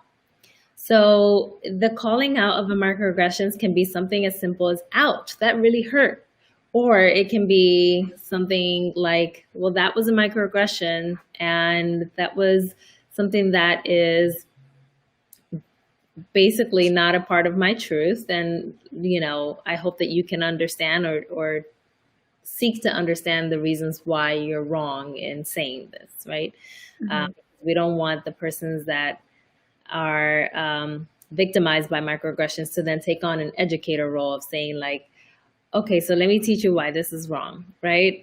It's important for the people that are the perpetrators to go and do the work. But it is something that's harmful, it hurts, and it's why, you know, it fits within the realm of psychology, because we understand there is a lot of psychological dilemmas that come up for people whenever they're experiencing microaggressions. Yeah, so basically I want to know what inspired you to get into this work. Was it basically experiences you had as a child, or did you develop this idea of a career later on in your life? Yeah, it came later on. I really wish that I had the understanding, as you do, as many students do these days, about the fact that I was experiencing microaggressions. Like, I would experience them, but it didn't really sink in until my 20s when I learned what microaggressions were, that's what was actually happening. And so the frustrating piece about that is that I then didn't have the opportunity to combat them and to say, no, that's not I'm not, you know, somebody that's an angry Black woman or an angry Black girl, right? Like, you don't get to say that about me. And you should probably, like, you know, look into why it is that you believe that about Black women and girls, rather than, you know, internalizing, which is sometimes what happens to us when we don't have the consciousness around microaggressions and racism. And so it's, you know, it's something that definitely came about whenever, really when I was in grad school, and I actually had the pleasure of being able to be in the microaggressions class at my school at Columbia University, that's taught by Daryl Wing-Soo. And then I was a teaching assistant for him, and in doing that work and being able to also like teach the work to other students, it helped to expand my knowledge about microaggressions and how they were actually taking root in my life. Oh yeah, of course. And I didn't realize I was facing microaggressions until like probably last year, when one of my teachers had a lesson about it and had us write a paper. And like one thing many people don't know is how like microaggressions can also be presented in actions. Like, you know, when a Black man walks into an elevator and someone like clenches their purse, or, you know, when a Black family walks into a store and like the workers are following them around, which I have experienced before. And it just really shows you how these biases are really deep rooted into our society and basically people's subconscious, because they don't really understand they're doing a microaggression. It's just so normalized. It is, absolutely. And I'm so sorry that you had to have those experiences. As have I. You know, I think that, you know, being a person that is Black in America and Black in the world means that you're going to have experiences that are based on racial discrimination on an ongoing basis. And the thing about it, you know, you explained it so beautifully, is that it's part of unconscious biases that white individuals and also non-Black individuals really need to understand fully in order to not replicate it in ways that cause racial trauma to the individuals that are on the receiving end of the microaggression. Yes, exactly. So I'm just more interested also about you bringing up Columbia. Did you experience any microaggressions there, especially being in grad school, despite you being in a microaggressions class? Absolutely. Yeah, I experience it all the time. And, you know, it's an unfortunate consequence of being in higher education, and the higher up you go in education, the less people that you see that look like you, and the more people that you see that actually don't share your experience or have never had an interaction with a Black person that has been profound, and as a result, all of their assumptions about Black people are going to be based on stereotypes or ideas or what they've observed through the media or whatever. And so that's going to come out as microaggressions because they don't have any other lens by which to be able to express themselves to Black people. And so I experienced a whole number of those in my 6 years at Columbia, from a number of people, students, faculty. I mean, it was kind of like an ongoing occurrence, and it wasn't just me. I have a lot of Black friends that are Columbia graduates as well, and they've had the same experiences. It's a very common experience at higher ed institutions and Ivy League institutions. Like, it happens all the time. Exactly. I feel like with elite institutions, it's very limited to whoever has access to them, from financial reasons to race, because we know with like systemic racism that also affects everyone economically. So obviously not that many people of color get to go on to college just because of financial reasons. Yeah. So I know like sometimes it's very odd for some people to, see Black people who have higher degrees. And I know like probably in a professional setting, they may question that or may think they're less than. But how would you say someone should address like microaggressions by a superior? We just got that question in the chat, by a boss or a teacher. Yeah, it's tough, right? Because you then have to like consider the power structure, right? The hierarchy that exists, and the fact that a microaggression is an assault that happens upon a person based on a person being in a position of power already, right? And so, oftentimes it can be helpful to approach a superior from the perspective of education, right? Listen, by way of my experiences or from things that I've read, I've understood this to be a microaggression. I'm wondering what you think about it, and just like, kind of put the question on them, right? And see what they may be able to provide you in reference to the microaggression after they've received the education, right? Like I mentioned before, don't educate the perpetrator. However, if there is a hierarchy that you have to honor, and which makes it a little bit harder, to be able to have that conversation, sometimes it can be a good buffer to the conversation to offer a bit of education from the perspective of somebody that knows what's happening, and to see if they would be willing, to hear you out. Yeah, exactly. And I feel like a lot of people don't really know like how to educate themselves, which I feel like is kind of a roadblock, because literally a Google search takes 2 seconds? Yeah. And I know like, Black people in America, sometimes they expect us to educate them everything about racism, but a Black experience can be so different from basically wherever you live, from your skin tone, like the culture you grew up around. Because honestly, someone's Black experience can be different from someone growing up in Detroit versus someone growing up in a rural area.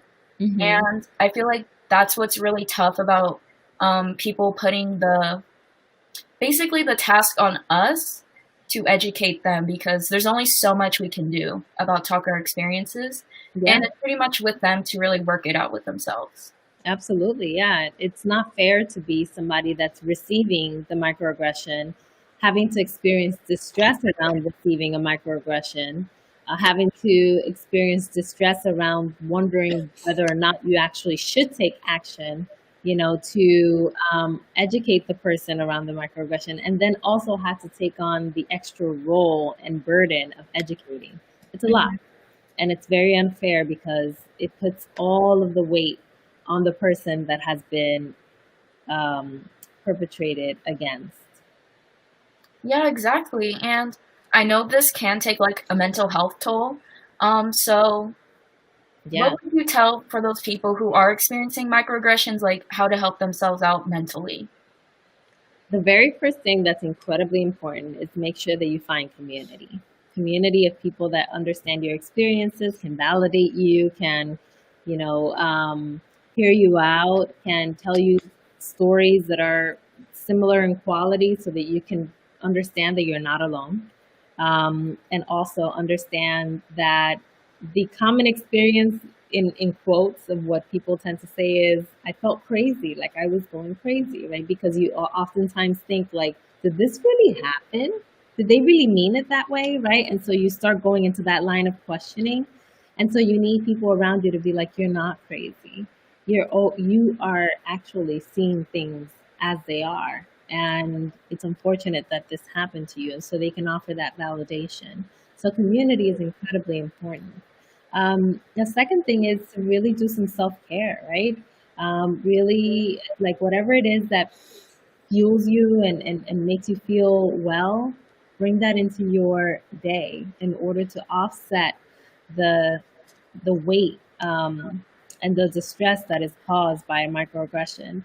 And third, you may want to consider actually addressing the person, it's something that I do all the time now. I used to let microaggressions slide, and I realized that that didn't really fit into what my authentic self wanted. And so my authentic self has decided that, I just address microaggressions when I see them happen to other people and when they happen to me. And that way I can at least do my part in making sure that I am erasing as many microaggressions or doing away with the impact of as many microaggressions as possible.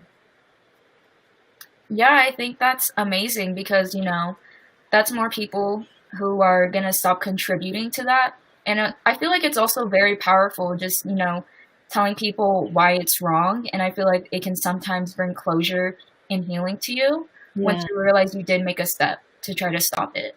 Absolutely. Yeah. Yeah. So, I just want to know more about your work within your community because I know you try making people heal from intergenerational trauma. So I want to know more about what that looks like and the psychology behind it. Sure. Well, intergenerational trauma is the type of trauma that is basically passed down through the generations, as it states.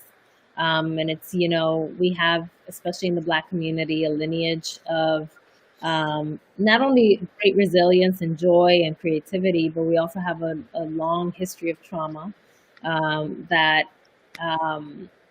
it really has created a mark of distress in our communities, right? And so when we talk about intergenerational trauma, we talk about both the nature and the nurture components of it. So the nature component of it is that trauma, when it's experienced in a chronic nature and when it's constantly in the person's system. And so if a person has ongoing PTSD, chronic PTSD, because they have the ongoing experience of racial discrimination for the entirety of their lives, they are likely to experience a higher level of stress hormones. And when the mom has a baby in her belly, she produces a high level of stress hormones and passes that down to the baby. So these are the ways in which trauma is passed down from a nature perspective, biologically. And then nurture is, that the experiences that you have basically in the world. We experience, all of the murders that have led to the Black Lives Matter uprising, right? And so a lot of that is a part of our collective trauma that we're experiencing in the now. All of that put together makes this whole lineage of intergenerational trauma that's passed down from person to person within the larger Black community. And it happens in other communities as well. And so, we're trying to gather a better understanding of all of this because I think that usually people see trauma as something that happens to an individual in their lifespan. And we oftentimes forget that it also has a historical component that it connects to the ways that people experience trauma in the now. That my trauma is coming from everything that is happening, that has happened before me, to my mother, my mother's mother, my mother's mother's mother, and all of the people that came before them, and all of the pain that they have experienced has transcended through the generations onto me. Oh yeah, I completely agree. And that makes sense for a lot of stuff because, people think that just because Jim Crow and slavery were a long time ago, that it doesn't make an impact today. But honestly, I feel like everything kind of gets recycled into a new form of oppression. So clearly, just like with slavery, putting Black people back from equality, from socioeconomic equality, I feel like we're still dealing with that today because we are still trying to get into the game that white people are so ahead in. They got a head start from just, the inequality in this country. And I feel like that does take a mental health toll on the Black community and on any community in this country. And I feel like it's very important for especially just minorities to get more involved with mental health healing and therapy, because even though some communities are very skeptical about it, I know with my ethnic family, they don't really believe in therapy, but I feel like it's very important for minorities to get involved with that just because of the way they're treated in this country and all of the obstacles they have to go through just to be seen as equal or just to survive on a socioeconomic basis. Really well put. I couldn't have put it better myself. Yeah.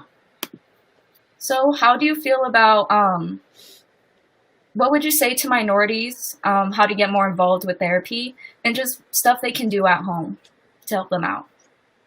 Yeah, we want to make therapy as accessible as possible. It isn't to everybody, but there are therapeutic resources out there on the internet. And, it's important to, take whatever you can and utilize it in the best ways possible. Know that it isn't, everything isn't for everybody, but there's something out there for you. And if you are looking to actually get into therapy itself, that there are resources that are, out there, can be affordable. If you're able to pay for services because, you have insurance, then you can look in your insurance network to see who is there and can offer you services. Or you can look at some services offered through betterhelp.com or .org. And resources that are on pages like my Instagram page, which is at dr.marielbouquet.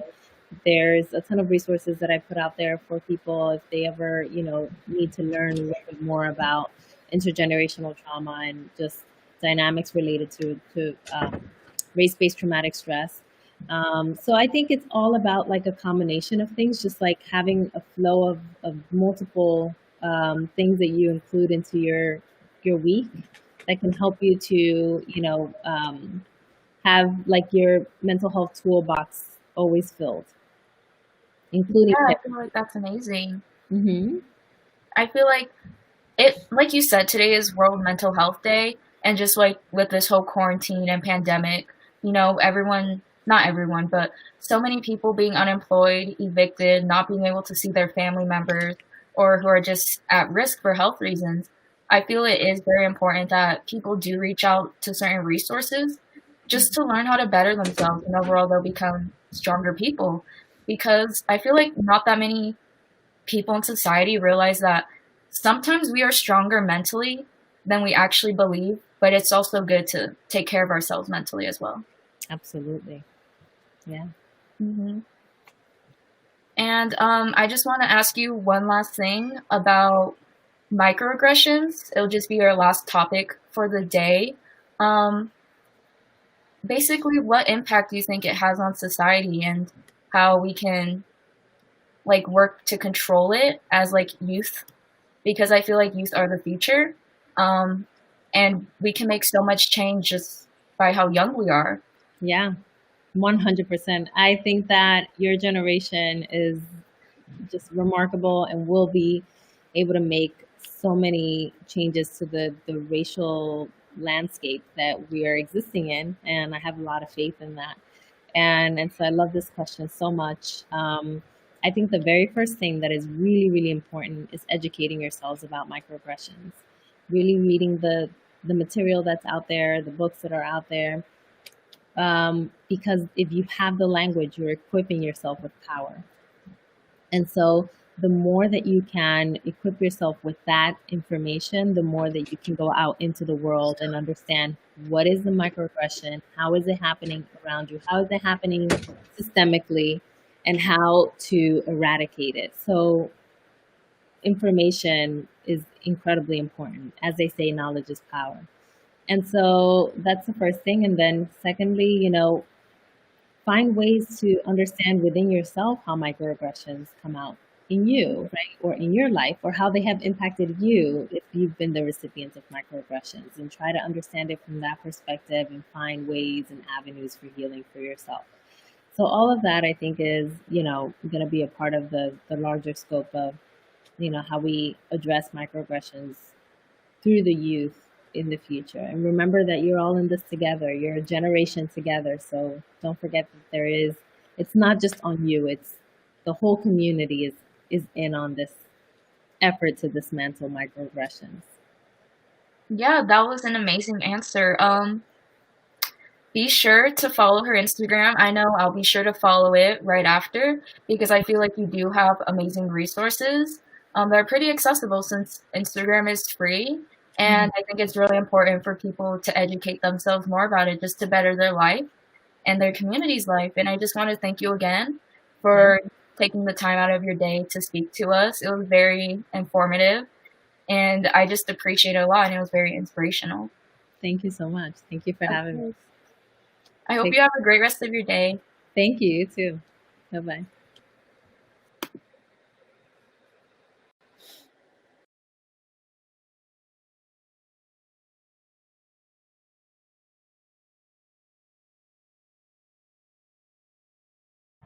Hi, my name is Kimberly Sauceda, and I'm from Rifle, Colorado. And I'm Natalia Aguilar, and I'm from Boulder, Colorado. And today we're going to be talking to you guys about cultural appropriation. All right, and to get started, we're going to talk a little bit about what cultural appropriation actually is. So, cultural appropriation occurs when a person from one culture adopts the fashion, iconography, trends, or styles from another culture inappropriately.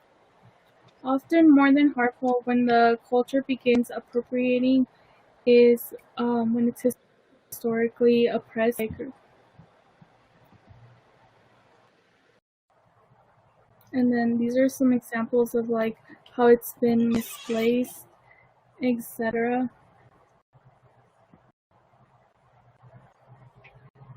The second topic that we would like to cover is a big debate currently in cultural appropriation.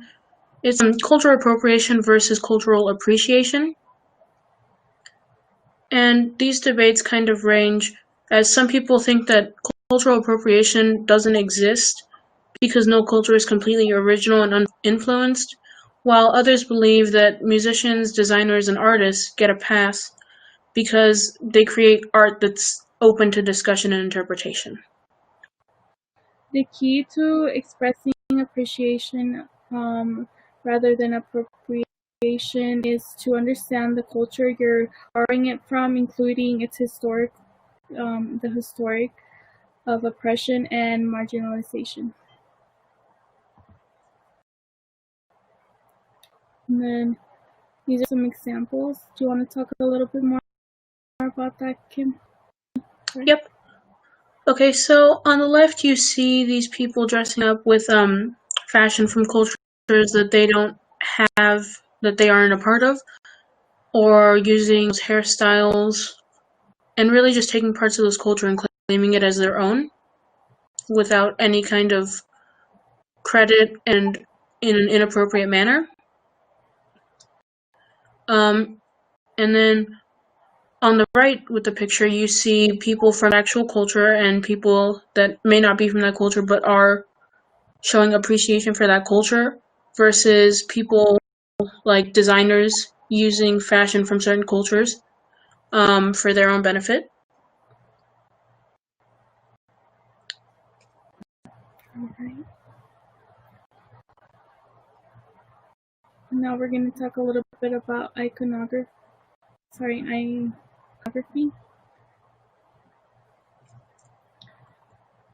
So iconography is using, one of the main examples of iconography is when people use religious symbols such as the war bonnet, medicine wheel, or cross. And the problem really occurs when they use these symbols without any belief or knowledge in the religion behind them or the cultures that believe in these religions and these symbols as something sacred. Copying iconography from other cultures, history such as Polynesian tribal tattoos, Chinese characteristics, or other forms of art without regards to the original cultural significance. Yeah, it's kind of seen bad just because they don't know where it's coming from and they're still getting these tattoos or other forms like jewelry. Do you want to add a little bit more to that? I think really the main problem that is seen in using these things is that it's not only that they don't know where they're coming from, it's that people don't really care to figure out where they're coming from or any kind of meaning behind these different religious symbols or tattoos. I feel like people do it because of the trends or just because of the style that's happening, not knowing where they actually come from is the big point here. Yeah. Mm-hmm. Awesome. And then we're going to move on to Halloween costumes. Because we're close to Halloween, many Halloween costumes are actually a big example of cultural appropriation. And these costumes are often thought to be offensive or almost as if you're taking these cultures and these traditional sacred fashion statements and everything from these cultures and you're using it for your own entertainment and as something that you just take off once you're done with it at night. And so that's seen as adopting the culture inappropriately. Some of these costumes that people are wearing are like the native people, the Japanese and like the gypsies. They're wearing these costumes without knowing like what they actually mean, and then sometimes it could be offensive just because we don't know like what they actually mean to their actual cultural. And again, like Natalia said, Halloween costumes are something that are really big, especially at this time of year with Halloween coming up. And so you'll see a bunch of people wearing these costumes, whether it be a geisha or a gypsy, Native American. But you see a lot of people walking around in these costumes and not knowing anything about like the stuff they're carrying, like the Native American headdress or or how sacred it is to those cultures. And then many times people just wear them for fun and like play like cruel jokes. Because I know I saw on social media people taking like the Muslim outfit, like what they typically wear, and then made like offensive videos about it, which is like totally not okay. And that's like, it wasn't I think during Halloween, but it's like something that people have to be aware of.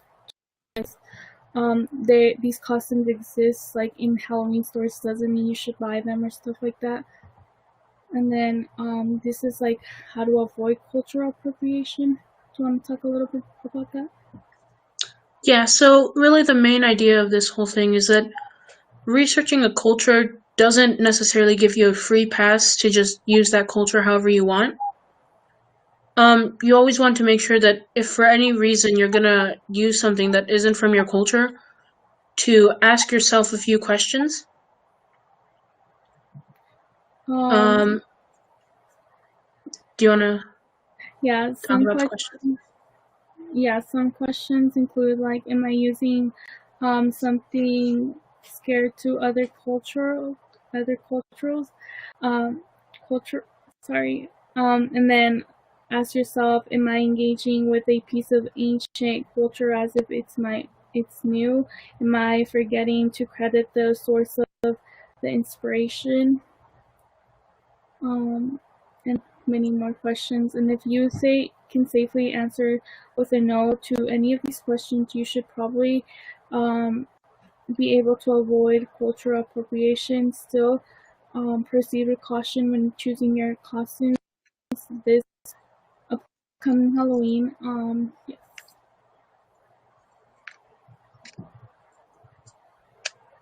And then, yeah, so I think really the main point to all of this is to be careful with what you're doing and to make sure that if for any reason you have any doubt, no matter how small it is, to either do more research or to just play the safe way and figure out something else, especially in Halloween costumes. If you for any reason think that it could be offensive to another culture, just pick a new Halloween costume. Do you have anything else to add? Yes, I really like this image, just because like it says we are a culture, not a costume. Something to keep in mind this Halloween, because what you wear like can like set the tone for the future, and people like sometimes in the future will look at like research or something, what this costume represents, and they could probably find something of like if you like misinterpreted the costume like in the past, and then people look at it in the future, it can like entangle everything, and it's just really bad. And then that's everything for me. Do you have anything more to add? Not really. I think it's just the whole thing with being careful with what you're doing and making sure that you're doing your research before you use something sacred to another culture for your own entertainment or enjoyment. Yes. And then thank you so much for listening to our presentation. Yeah.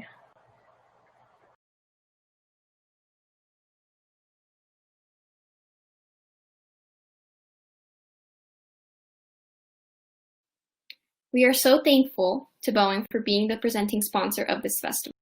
We had a chance to recently talk with the Global Head of Diversity for Boeing, Sarah Bowen. Here are some highlights from our conversation. Okay, so would you like to introduce yourself to our audience? Hi, audience. My name is Sarah Bowen. I have the privilege of leading Boeing's Global Equity, Diversity, and Inclusion team. I've been with the Boeing company for almost 2 years. Why does Boeing want to sponsor Youth Celebrate Diversity Virtual Festival? Well, it's a great cause. It's a wonderful opportunity for young people to come together, to connect over the issues that matter so much to our young people and to future generations, as well as, to become the future leaders around racial equity and inclusion of the future. This is the kind of thing that Boeing wants to invest in because we see it as really an investment in our future leaders. Thank you so much. And what made you want to join Boeing? So there are many reasons. I'll try to be succinct, but when you think about the mission of Boeing, it really grabbed my heart. The mission of Boeing is to connect the world, to protect the world, to explore and to inspire the world. These are things, I still get a chill every time I think about that mission. It's something I really felt like I could connect to because that's what I want to do in my work. I want to connect people. I want to keep people, create an environment where people feel safe. I want people to have the freedom to explore and become their best selves. And I want to inspire people. And so the work I do is very much on an individual and team level versus, the outer reaches of space. But the mission I find really compelling. And then, it's just a great company, has given so many people economic empowerment, invest so smartly in our communities, in our supply chain, trying to really make the world a better place. And that's a kind of mission-driven place I want to be a part of. That sounds amazing. Why is it so important for companies like Boeing to have organizations building equity, diversity, and inclusion? And why did you decide to join the organization? I'm sorry, I had trouble hearing you. Can you repeat the question? Yeah. So why is it so important for companies like Boeing to have an organization such as Global Equity, Diversity, and Inclusion? And why did you join the organization? Oh, great. So why is it important for companies like Boeing to have an organization around diversity, equity, and inclusion? Yeah, it's a great question because you think, well, if people are just being good people and doing the right thing, you shouldn't need to have an organization. But the truth is, the systems, the processes, the structures within every organization, those get built up over time by human beings who are imperfect, right? Not that there's anything wrong with those people, but when you have imperfect systems and structures, you need another organization to take a look at those processes, systems, structures, to ensure that there aren't inequities built within them that might create barriers for people. So that's one reason, is you actually need to affirmatively take a look around and ensure that what you're doing is fair and equitable for people, right? You can't just assume that that's going to be the case.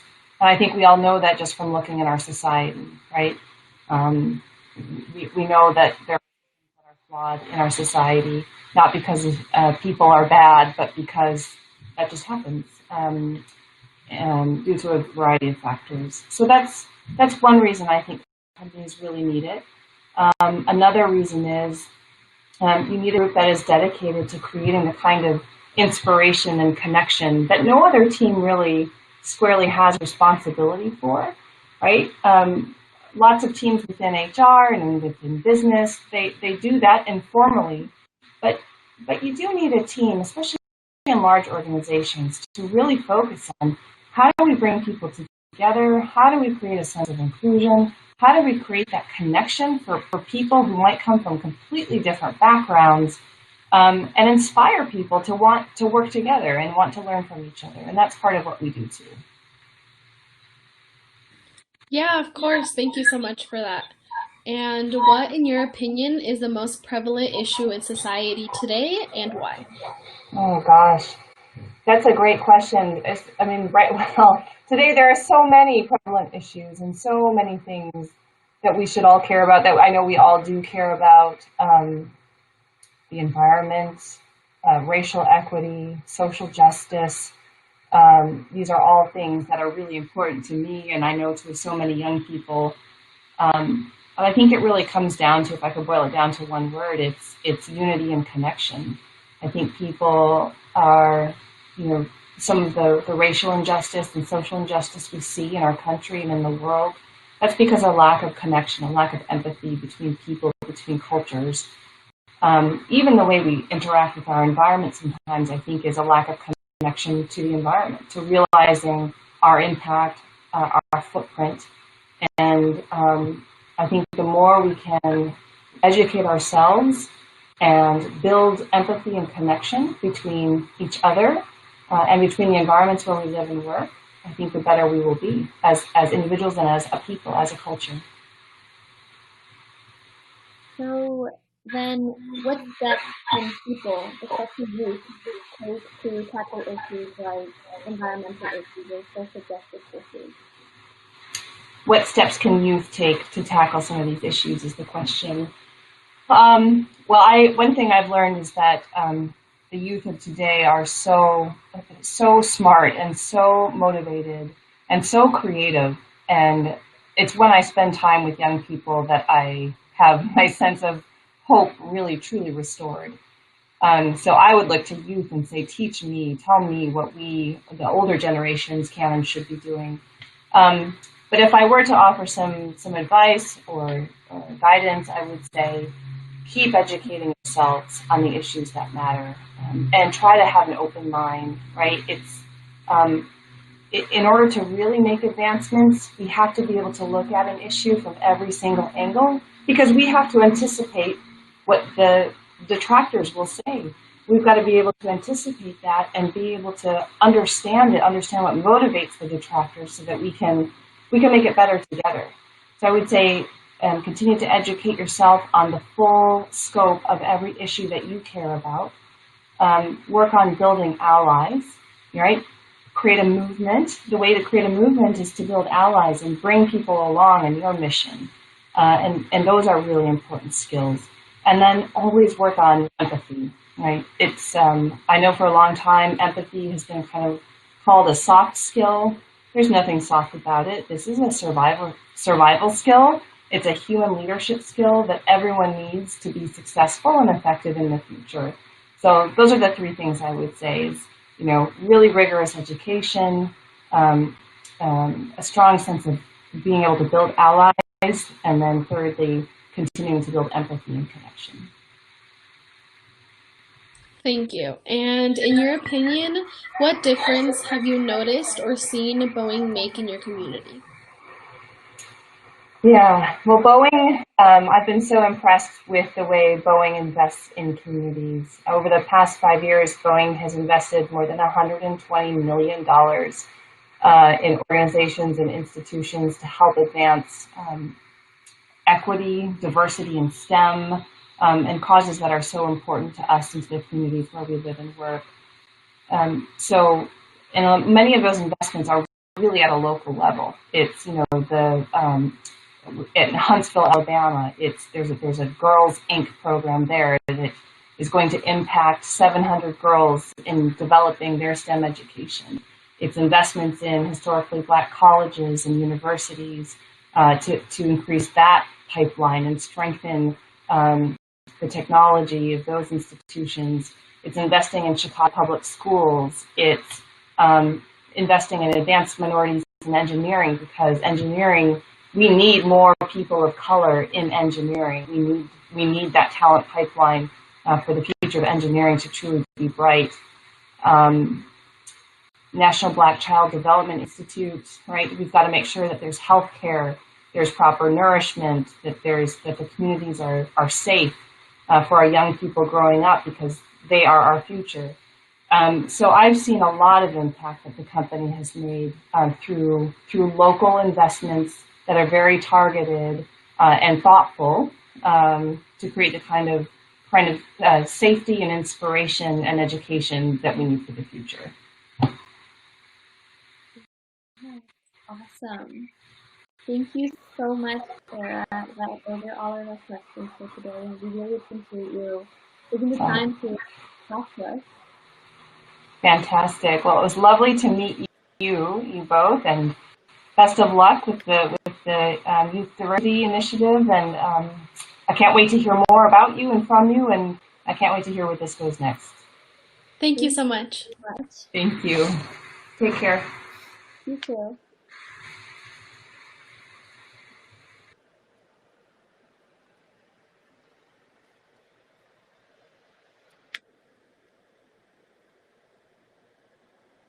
Hi, my name is Shalini Swaroop. I live in San Anselmo, California, and I am proud to be on the board of Youth Celebrate Diversity.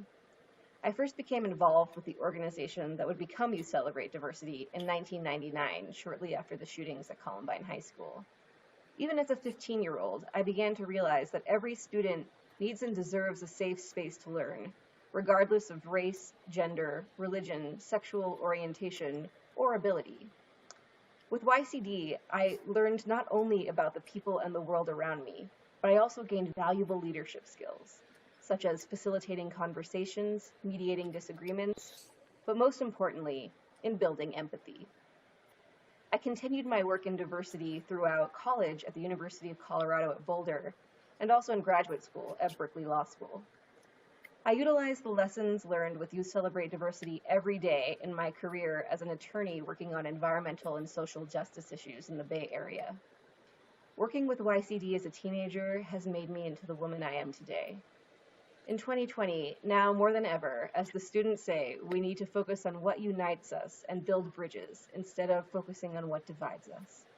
Please join me in supporting the vital work of YCD by texting YCD to 44321 or by donating at ycdiversity.org. Thank you so much.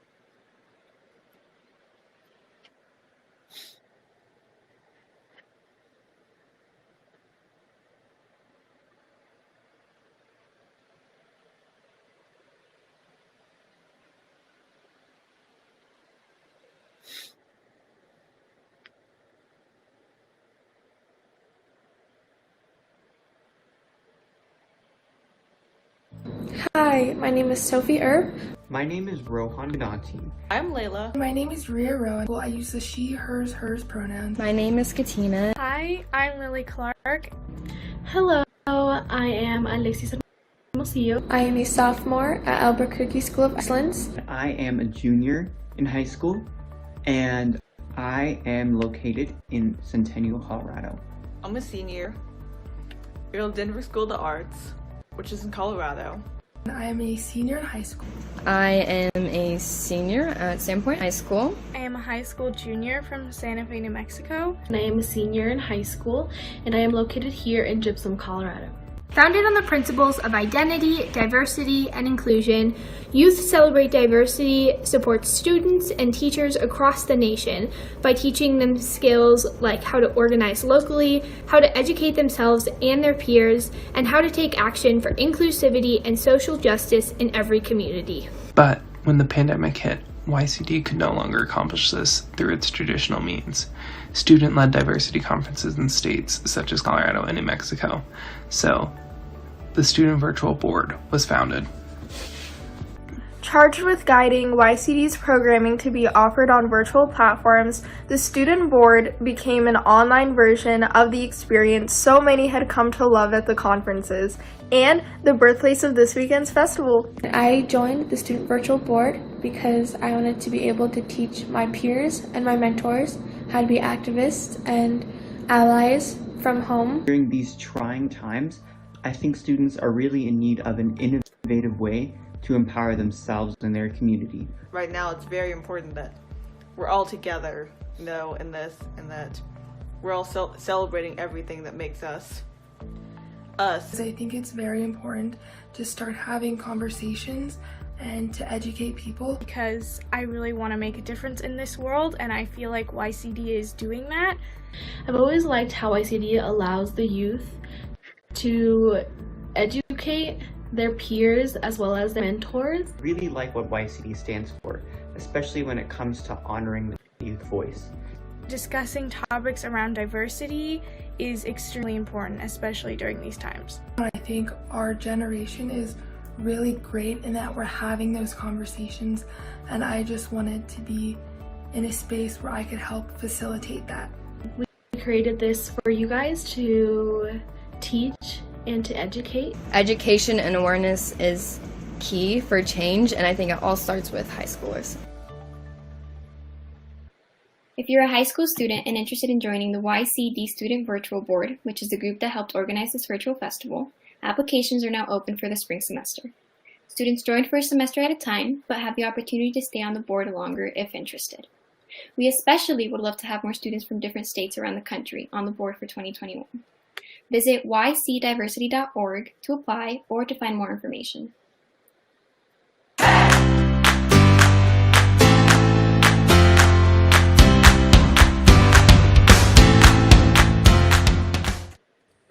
Hello, I am Alexis and I'm one of your hosts for this festival. I hope you enjoyed learning about how to be an ally. Next, we will be talking about the impact of COVID. We are all living in a pandemic now, so it is great to know how we can cope better and end with least amount of stress. Thank you for being here, and I hope you enjoy.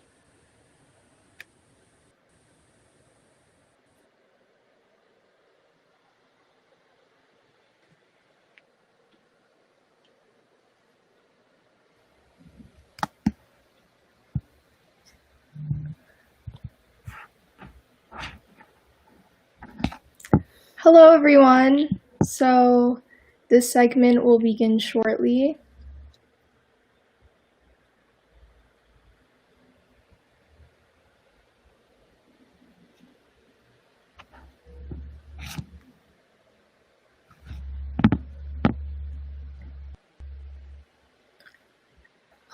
This segment is going to be on an issue that is not only important to me, but is impacting many others, especially during the COVID-19 pandemic. And that topic is classism and economic injustices facing our communities. And in short, classism is prejudice against or in favor of people belonging to certain social classes. And in my communities, I have personally witnessed classism in schools and different areas in my community. So this is why this segment is very important to me. And I know it's going to be very important to many other people.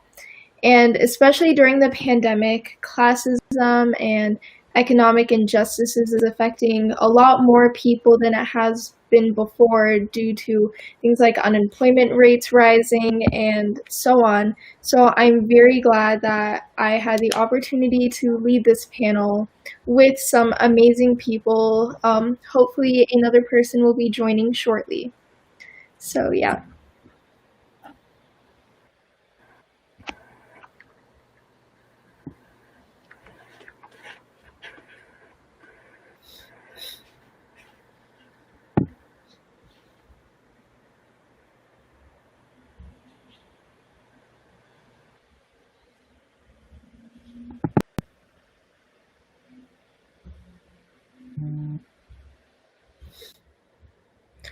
Okay, so we're gonna go ahead and get it.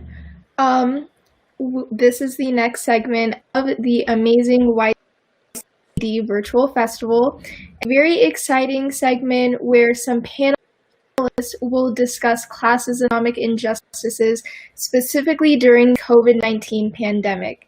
And here with me on screen are three amazing people who will be talking throughout this discussion, as well as our amazing ASL interpreter. So thank you.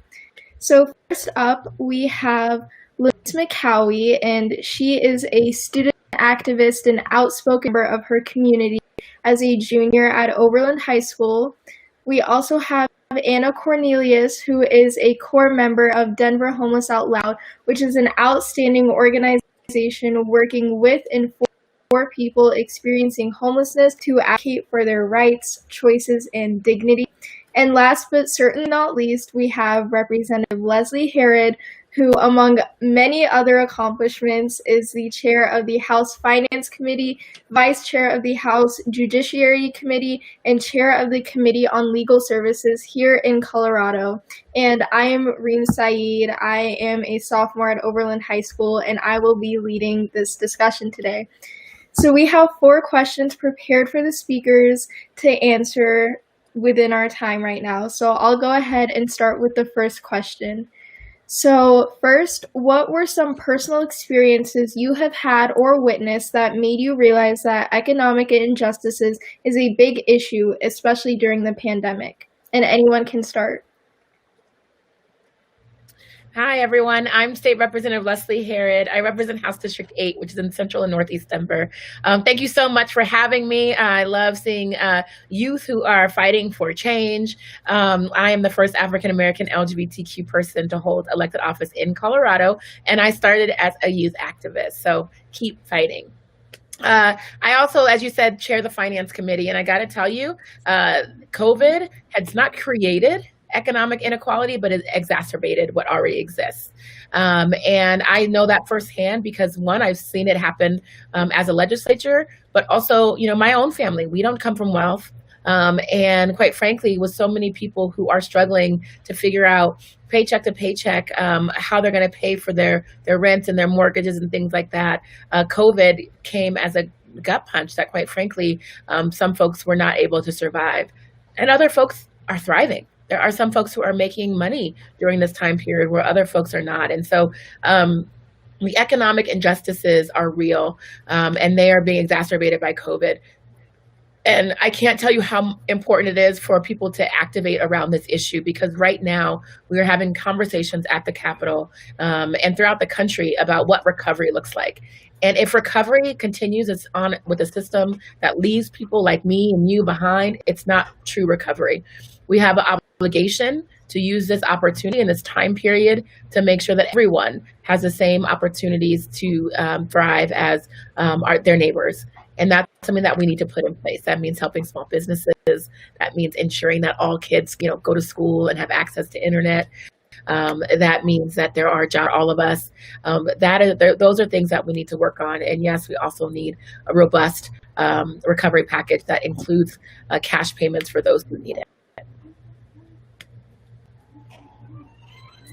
Thank you. That was amazing. With Denver Homeless Out Loud. I'm also really grateful to be here. I was a child activist. I've been an activist pretty much my entire life. So I commend you for putting this together and for having the courage to be the moderator. I personally had a huge loss of income, and without the stimulus payment, I would not have been able to make my rent and my bills. And then another thing that was really present in our community is just the amount of people camping within Denver. So even though we could see it before, now you literally cannot turn down a street in Denver without seeing a tent or seeing someone who is unhoused, potentially, wrapped in a blanket. And then we have the challenge of also having an urban camping ban, which prohibits survival within our city. And that this pandemic has exacerbated that. We know that our point in time numbers, which were taken in January, have risen by about 80% since the pandemic hit our city.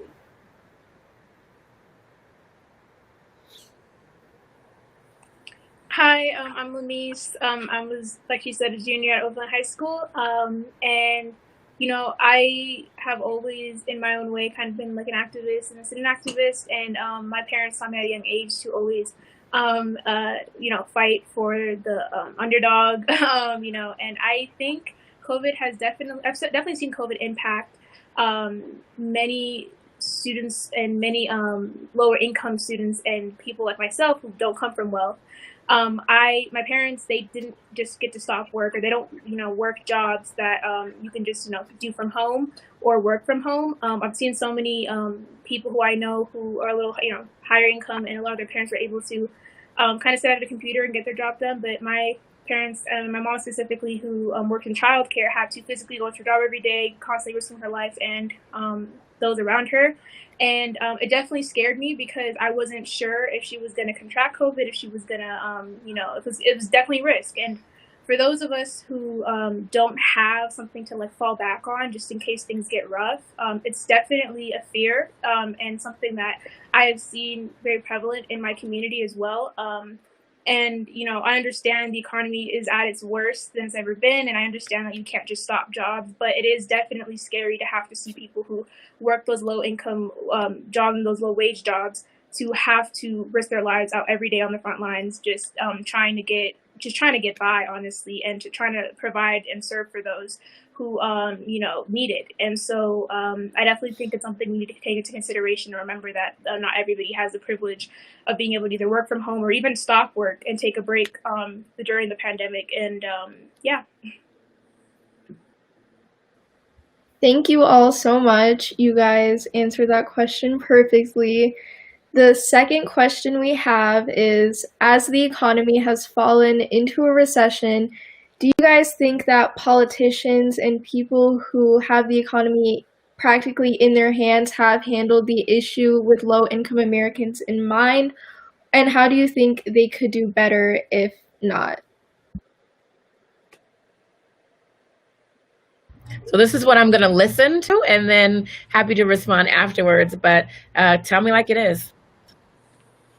Well, I can start. I know that here in Denver, that is part of our struggle in that we are not aligned with our city government. Our city government criminalizes survival. And in these times, it's very difficult for people to find anywhere to exist. We have seen, initially we saw a temporary moratorium on sweeps, but now that has increased exponentially. So where we were seeing one sweep a week in 2019, we're now up to 3 sweeps a week in the current time. And we're seeing people that are moved. We have some folks that are moved every single day from the spot that they're in, and then the city is not only destroying their belongings, but then they're putting area restrictions, fencing, jagged rocks, and other items that prevent people from being able to lay down and rest. So this is part of our struggle. This is part of what Denver Homeless Out Loud takes on, is really like a legal battle and a legislative battle. And we really work diligently to empower those who are houseless to advocate for their rights with our support.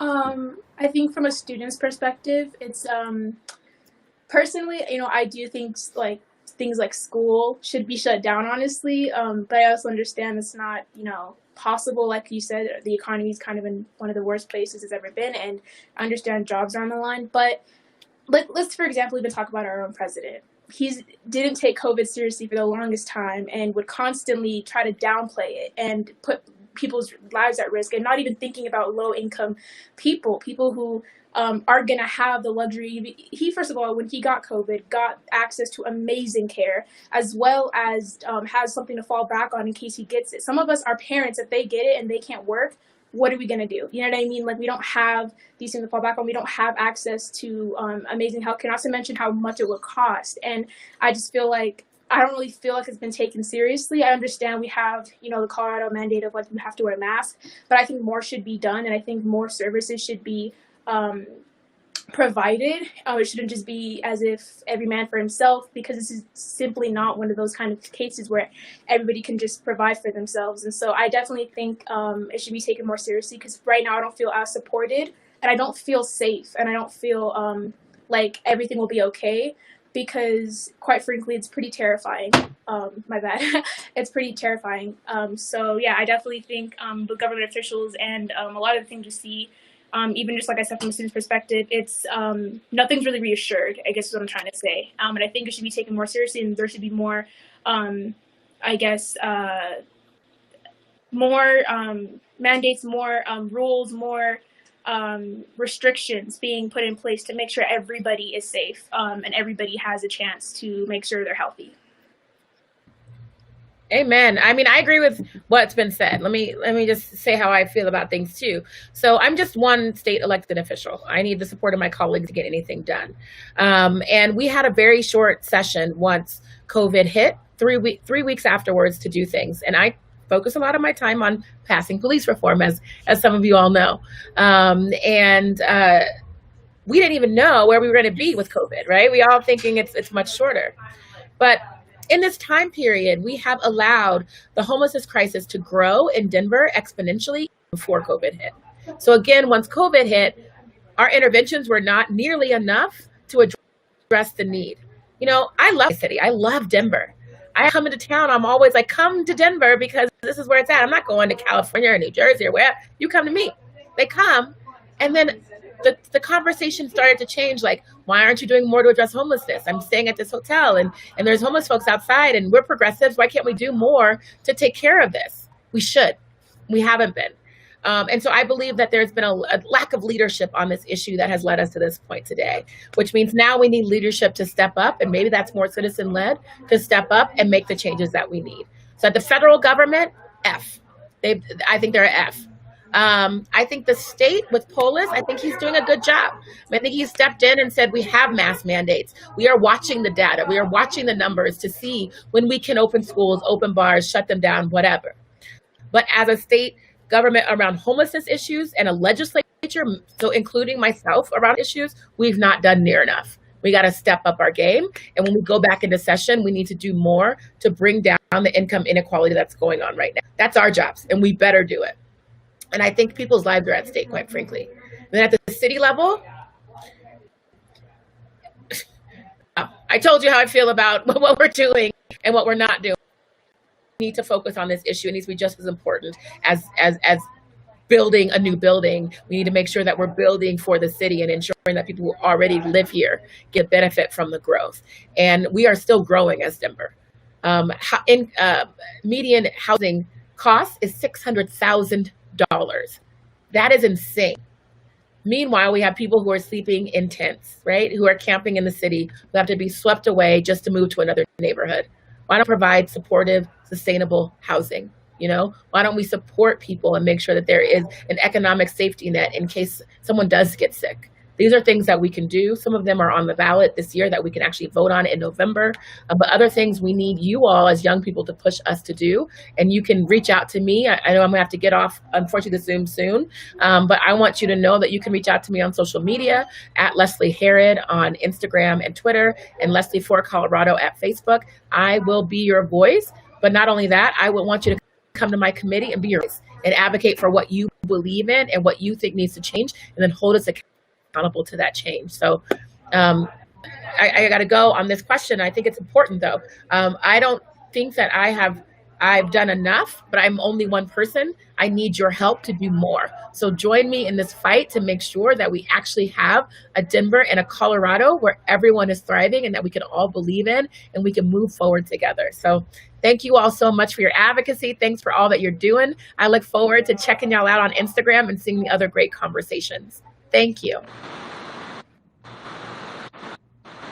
Thank you.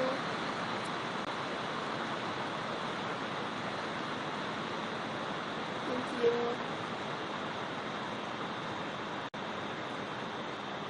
Okay, so if everyone's ready to move on to the next question, then we will begin with, how do you think being a low-income American differs during the pandemic than being a non-low-income American?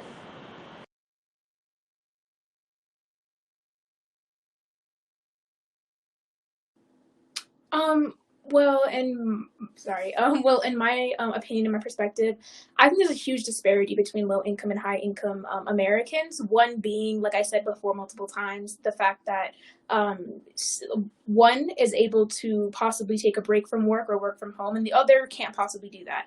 For a lot of low income and low wage, like service jobs that people work, they're constantly risking their lives every single day to provide a service for people, an important one. Let's think about even the postal service.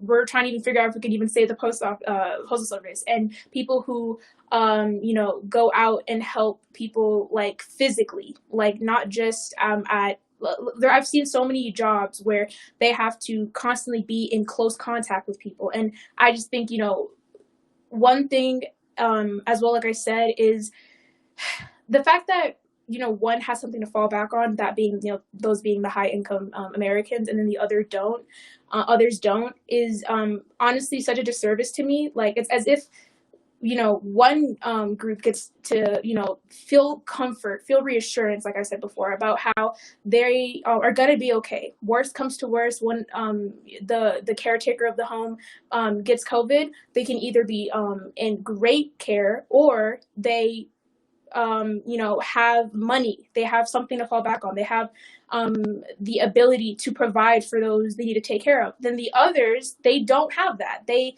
either don't get access to good healthcare, they don't have enough to afford good healthcare, or they are just they might be living paycheck to paycheck, barely getting by. Like some people have said, they like even I've heard with a lot of people in my own community, if they miss their next paycheck, they might not be able to make their rent or their bills. And it's a terrifying thing to think about. And so I just think in general, we have to remember that even though it says, even though the president has been downplaying what COVID is, and a lot of other officials have been downplaying it, it is something serious that we all need to take seriously. And it's not this make-believe thing. We've already seen so many deaths rise in the past few months. But yeah, that's what I have to say about that. Well, as far as our unhoused community members, there's a couple of things going on. So we know that our unhoused community members, a large number of them have pre-existing conditions, disabilities, mental health issues, and substance abuse issues. So all of those complicate this whole COVID pandemic. The other thing we know is that Black and Brown Indigenous people are overrepresented within the unhoused community. That being said, our city wanted to put folks in a congregate shelter, which did not meet CDC guidelines. And so it's illegal to camp outside, but they wanted folks to go to this congregate shelter. So when we tested both, so we tested folks at a campsite, one of the larger campsites that we had in Denver, we found 0 positive cases of COVID. These folks they had their tents 6 feet apart, they were quarantining in their tents, they were getting fresh air, and they were getting sunlight. All things that are recommended for maintaining good health during this pandemic. What we saw in the congregate sheltering is that those guidelines were not being met, and they had 200 cases of COVID and 8 staff members that also contracted COVID. So on the one hand, they're saying it's illegal to camp out, please go to this shelter, but actually going to the shelter could potentially be life-threatening. Which makes it really complicated. Also, I go back to these point-in-time numbers because those are actual data that we have from the city. We know those numbers are not an accurate representation, but in January we had 4,171 people that were counted in the point-in-time count. If we look at all of our shelter beds and all of our motel vouchers, they equal to 1,600, which leaves well over 2,000, about 2,500 people that are without shelter on any given night on the streets of Denver with no legal ability to survive. So it is actually safer for folks to be camping and following CDC guidelines. And one of the ways in which Denver Homeless Out Loud has supported that, we have worked together in collaboration with Mutual Aid Denver, and we have been able to supply 5 porta potties, hand washing stations to the larger camps because our city refuses to provide those services. Thank you guys so much. There's definitely large disparities that haven't been addressed that you guys explained wonderfully. So for our final question, we have, what nuances have you seen that low-income Americans have had to struggle with during the pandemic that you had not seen before or had not been discussed before? I think one thing that was brought up earlier as well, and something that I've seen online and just, learned about, was the, like I said, huge disparity as well, like minorities are being being hit hard with this pandemic. They don't have access, like I said, to good health care. They don't have enough money to fall back on, so they're constantly risking their lives every day. They also don't see enough I've seen many how do I explain it? There have been so many people who are so terrified that they might have COVID without even actually having the symptoms, that get tested over so much that they're actually the people who actually need to be getting tested, who have symptoms, who are in danger of actually having COVID, not only even have the resources to get tested and know if they even have it. That's one thing I've seen. Another thing is the fact that people who live in this privilege of having enough money and, who are high income, they also not only live in that privilege of having the money, but the privilege of being able to ignore this pandemic as if it's nothing and downplay it. The rest, the low income people have, and citizens, not only, have to take this seriously, but there's this constant anxiety, this fear that just like that, their whole life could be gone, whether that's their house, their job, but also their health, maybe their family members. And so I just think, some big like conversations that need to be had are the fact that some people are getting hit harder than this. I know a lot of the things, a lot of slogans, a lot of conversations people like to say, or things people like to say in phrases are like, "Oh, we're all going through this together," and that's correct. We all are going through this together, but don't act as if we're all being hit the same way, because some of us really aren't, and it's important to highlight that so that we know how to get care to those who really need it. I think what I have seen is a real uptick in desperation at the building where Denver Homeless Out Loud is located. Is typically open during the day for folks to stop by. They can use our restroom, they can get some snacks, they can use it as a place to just exist and not be bothered and not be persecuted. And we have seen theft, which has not happened in the past. Where people, I was there, and this girl was asking me for a tent, and I was actually holding a tent for someone who had their things stolen, and someone had bought her a tent and brought it to us. And I was holding it for her, and I had to tell her, "I'm sorry, we don't have tents right now, but we're working on a drive, and we will have them in the next week or so." And she said, "I see that tent right there." And I said, "That's for someone." And then when I had my back turned, she actually ran in, grabbed it, and took off.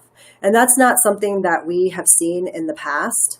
And then there's also the fact that I think for people who are housed and who have a high enough income that they can work from home and get good medical care, this has been kind of like a break. And for folks that are unhoused, there's been an uptick in sweeps, property is being stolen, and if you get sick, there's really no one to call. There's no one that's going to come. You're going to try to survive this in your tent in the midst of being swept away with all of your belongings. And so this is for us, what we see is that this is about survival. For many of our folks, this is just bare bones survival. Thank you guys so much. All of your words today have been absolutely amazing. It's given me, and I'm sure a lot of the viewers at home, a lot new perspective on an issue that seems to be affecting so many people, but has clearly affected many groups of people in various ways. So if any of you guys have any final thoughts, you can share those. I just really appreciate the opportunity to be here and to get this information out. I am really inspired by our youth of today, that they care and they're engaged and they have skills that allow them to excel and bring a lot of these issues forward. And I'm really grateful to your generation. Thank you. Lamise, if you have any final thoughts. Just to mimic what you said, thank you so much for having me on here. I'm really grateful to even be able to, share my voice on a platform like this. I also, do some work with Youth Celebrate Diversity, and I just love the work they do. So this is just another kind of, I guess, opportunity for me to just learn more. And I was glad I got to take away so much, not only from this festival, but as well from my fellow panelists. So thank you so much for providing your insight and allowing us to learn from you. And I definitely have some more research to do, hearing all these new perspectives. So I just am just proud to be part of my generation and happy to keep things going forward.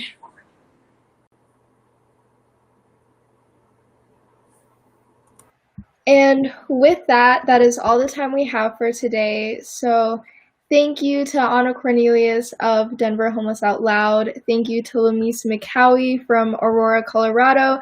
And although she left, thank you to Leslie Herod for joining the stream on such an important topic. So thank you guys.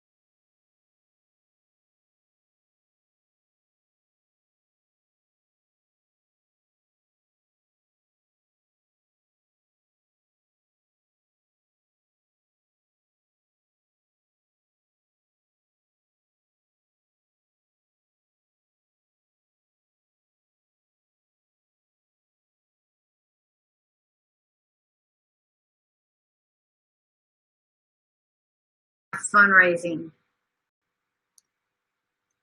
Also, my wonderful friend, Janet Kinsey.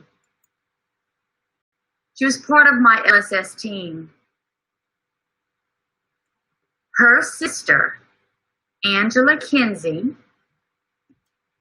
the actress on the TV show The Office, also became my sponsor. I was thrilled to have both of them help my campaign. Actually, I had a fabulous team who created beautiful projects to raise funds for me. I was so grateful for their hard work. And guess what? Last July 15th, it was a Wednesday night, the LLS hosted a virtual grand finale on Zoom. And they announced the winners of the Man and the Woman of the Year with the most fundraising accomplished. And I won. The two awards were Mission Integration and 2020 Woman of the Year. I was surprised big time. Here's more great news. 2 days before I won, I got a job at the Louisiana Commission for the Deaf, the LCD, as a project coordinator. This job is perfect for me because I'm deaf, I'm an advocate, and I'm passionate and enthusiastic in serving the community.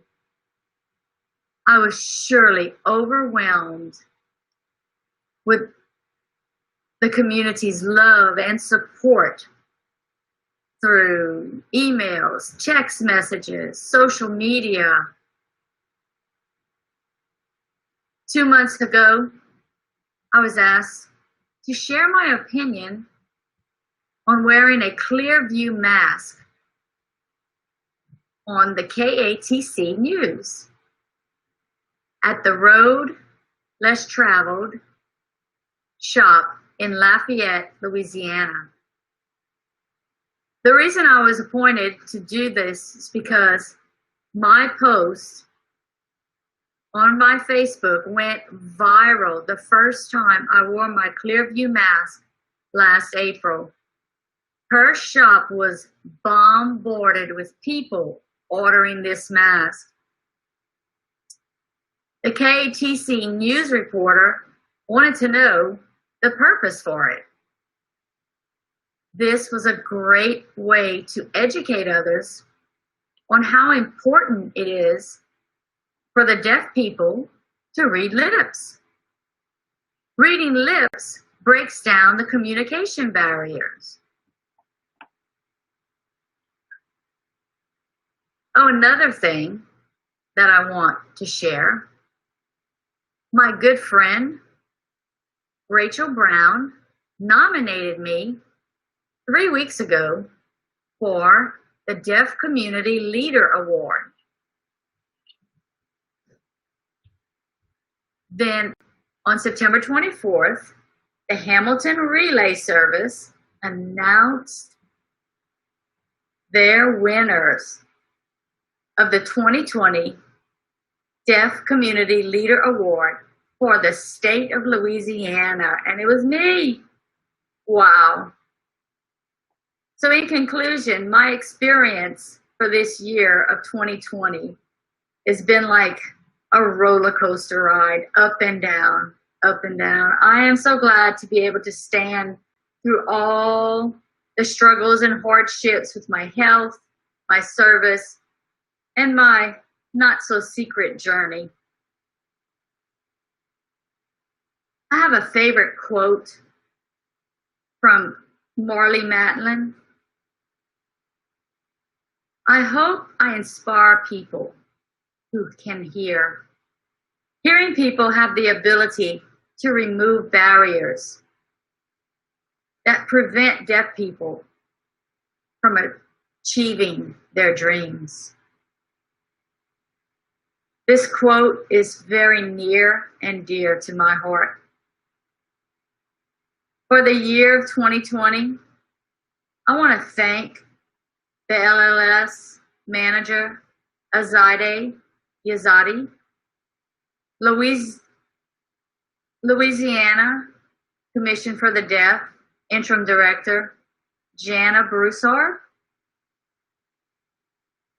and Lafayette High School Principal Dr. Rachel Brown.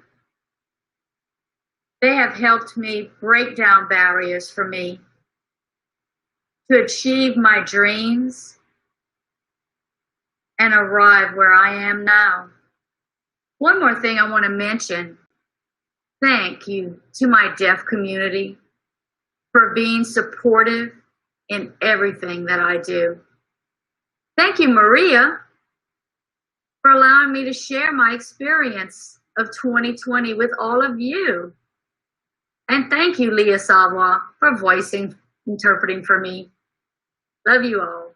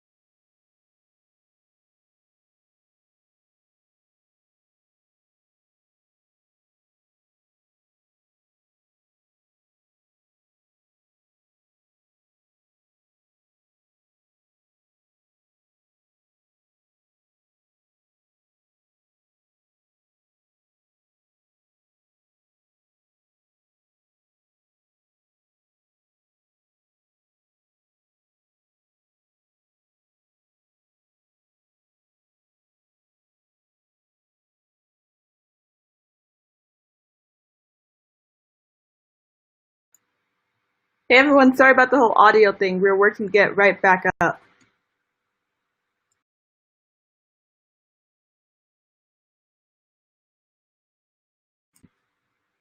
But anyways, we're going to now move on.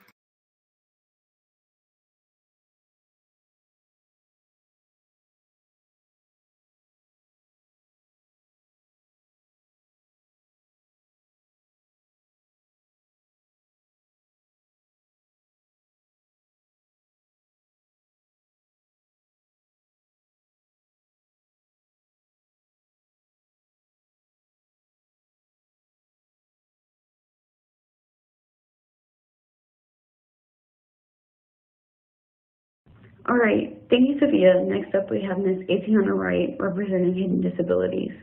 She will be talking about who she is, what she has, and how COVID-19 has impacted her disability.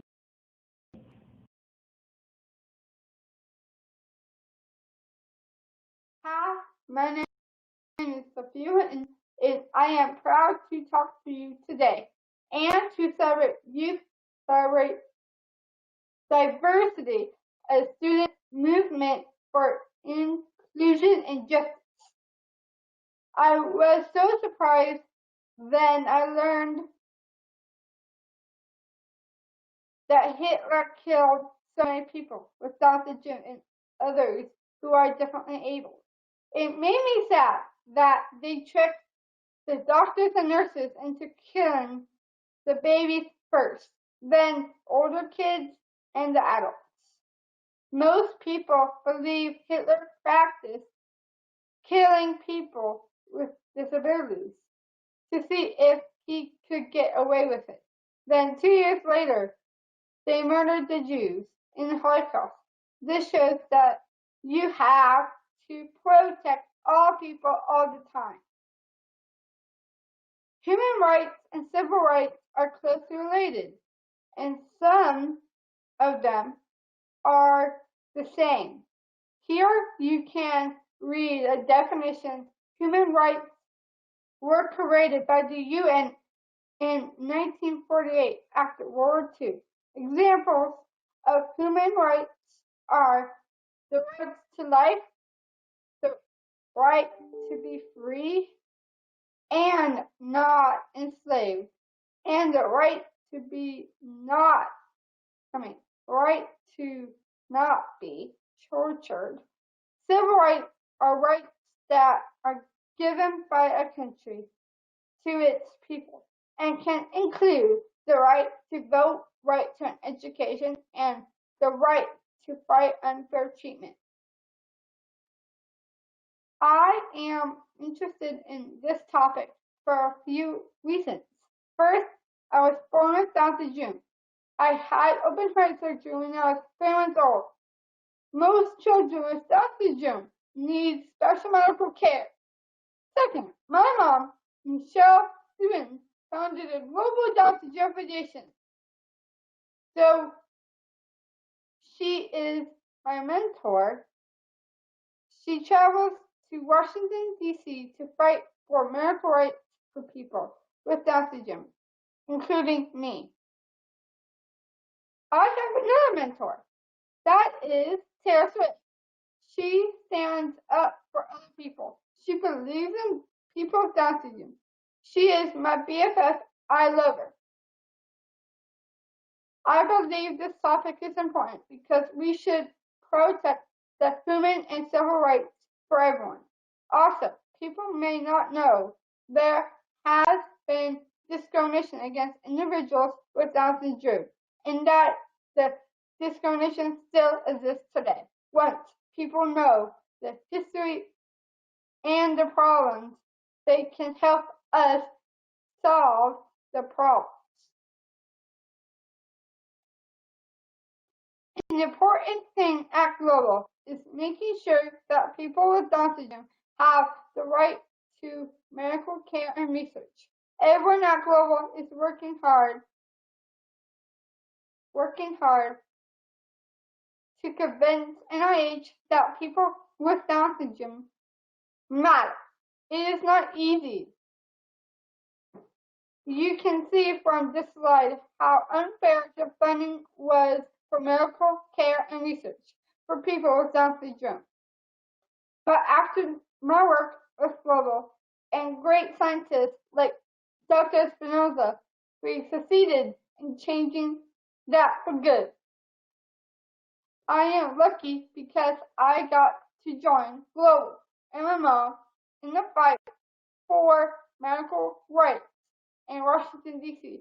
It was very exciting. I was with my Nona and Yaya, Granny and Sienna, my dad, and my brother Patrick.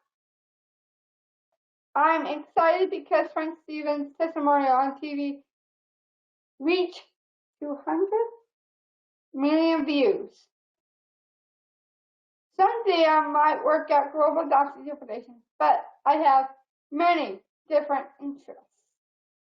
So I may do something else. But I will always fight for human and civil rights for people with Down syndrome because my life is worth living. Thank you for listening and learning about my story so far. At the end of the day, we are most alike than different. Or as I like to say, we are more awesome than different. Thank you, and please stay healthy and safe during this COVID-19 pandemic.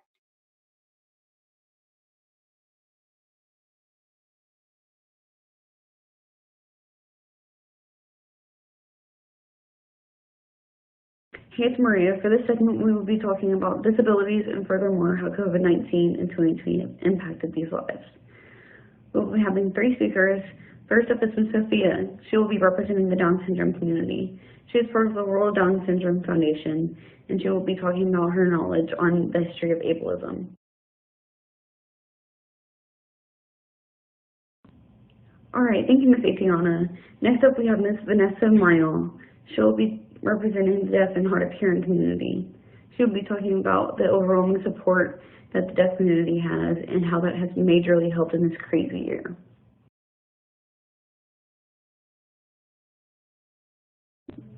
All right, thank you, Ms. Vanessa, and thank you everybody for watching, and I hope you enjoyed. Hi everyone, my name is Kevin Lay, he, him, his pronouns, and I'm on the board of directors for Youth Celebrate Diversity. YCD is so near and dear to me because it has literally impacted my life since the 1st grade. My sister was involved in the early 2000s before YCD was even a nonprofit, and I have been involved for the past 9 years. I wholeheartedly believe in the mission and values of YCD and would gladly talk to anyone who is interested in learning more. And if you haven't already heard, we're building a grassroots movement and we need your support more than ever. To continue the work and impact of YCD, we have set a goal to raise $20,000, and I'm confident that we will reach our goal with your support. To donate, text the letters YCD to 44321 or visit ycdiversity.org.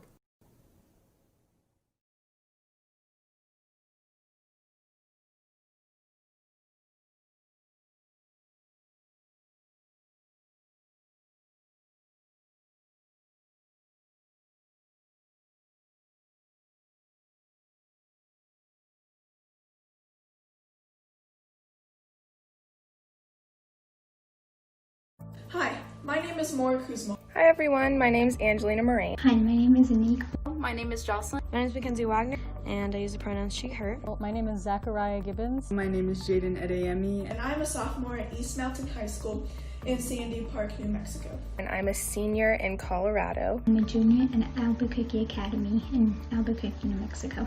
I'm 17 years old and I'm a senior in Colorado. I'm a senior from Colorado Academy in Lakewood, Colorado. I'm a senior at Cherry Creek High School in Denver, Colorado. And I am a senior at Highland High School in Albuquerque, New Mexico. Founded on the principles of identity, diversity, and inclusion, Youth Celebrate Diversity supports students and teachers across the nation by teaching them skills like how to organize locally, how to educate themselves and their peers, and how to take action for inclusivity and social justice in every community. But when the pandemic hit, YCD could no longer accomplish this through its traditional means. Student-led diversity conferences in states such as Colorado and New Mexico. So, the Student Virtual Board was founded.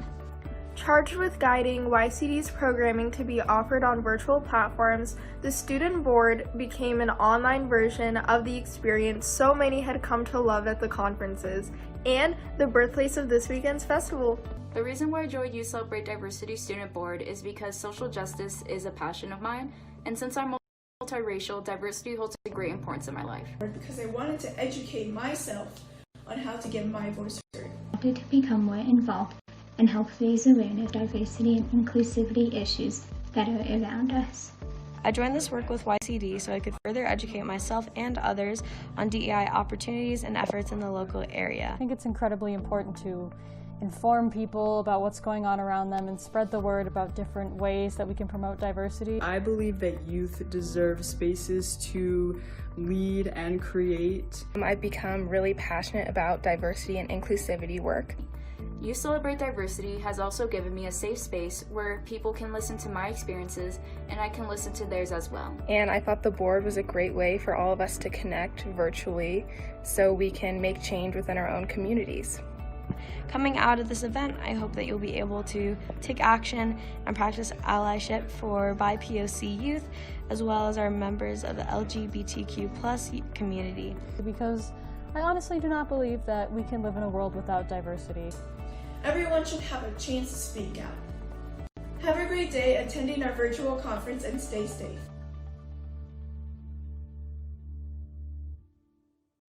If you're a high school student and interested in joining the YCD Student Virtual Board, which is the group that helped organize this virtual festival, applications are now open for the spring semester.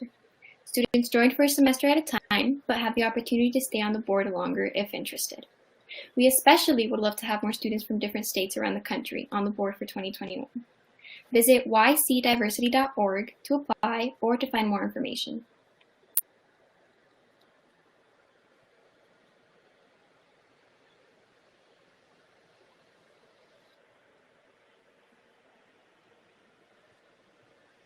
Hi again.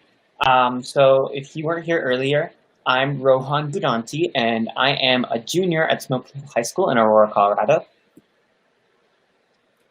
I'm Sophie Erb. I am a sophomore at Albuquerque School of Excellence in Albuquerque, New Mexico. So it looks like we're waiting on Kenneth.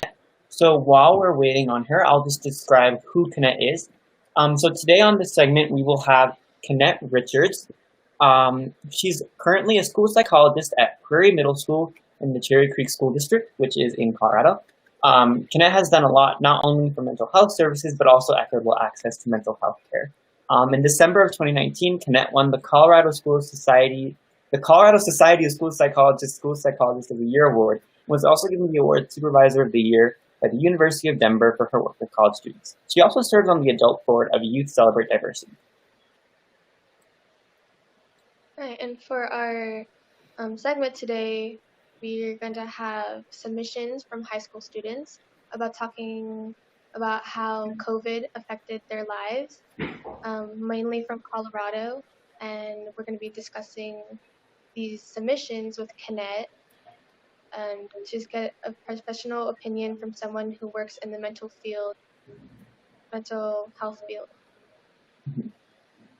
So if the tech team is video one ready, we can do them out of order. Actually, we can start with number 3. That's fine. We gathered a list of questions that we submitted to our friends and asked them to make a short 1 to 2 minute video discussing some of these questions that we're going to be reviewing. So we gave them questions that are like, how has mental health impacted you during this time? What are some ways you coped? All of that sort of stuff. My name is Khadija Shahid, and I am a junior at Smoky Hill High School. And I have to say that in March, when, coronavirus was slowly getting worse and worse, I wasn't, Uh-oh.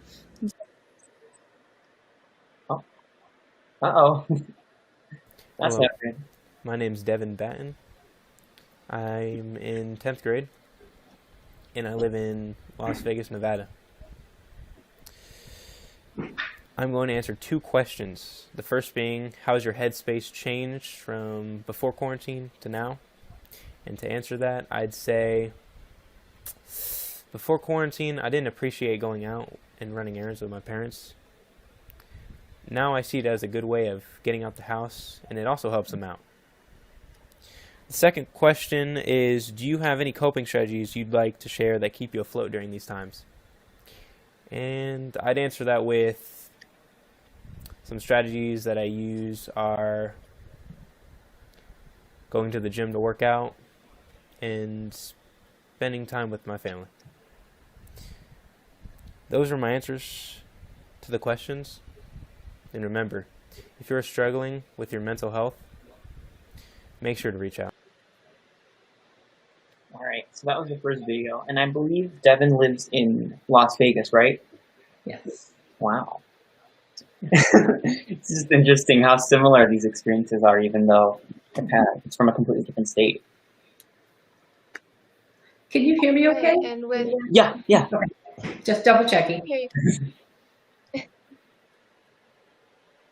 I've heard a lot about working out as sort of a way to release stress. It induces the serotonin hormone that is basically the happy hormone. So, yeah, would you like to clarify on that a little bit? Sure. First, thanks for having me. Jeanette Richards, she, her pronouns. And I also love You Celebrate Diversity, so I'm really happy to be part of this event with you all today. So one of the things that we know for sure, there's a couple of things that you both raised. Rohan, you raised the issue of how, wow, that seems really similar, even though this person is in Las Vegas. We know that there's some universal impacts from COVID, particularly when we think about the pandemic. We know that some universal impacts have happened, not only for young people, but also for adults. And even if we think about kids younger than yourselves, there have been some universal impacts across the country.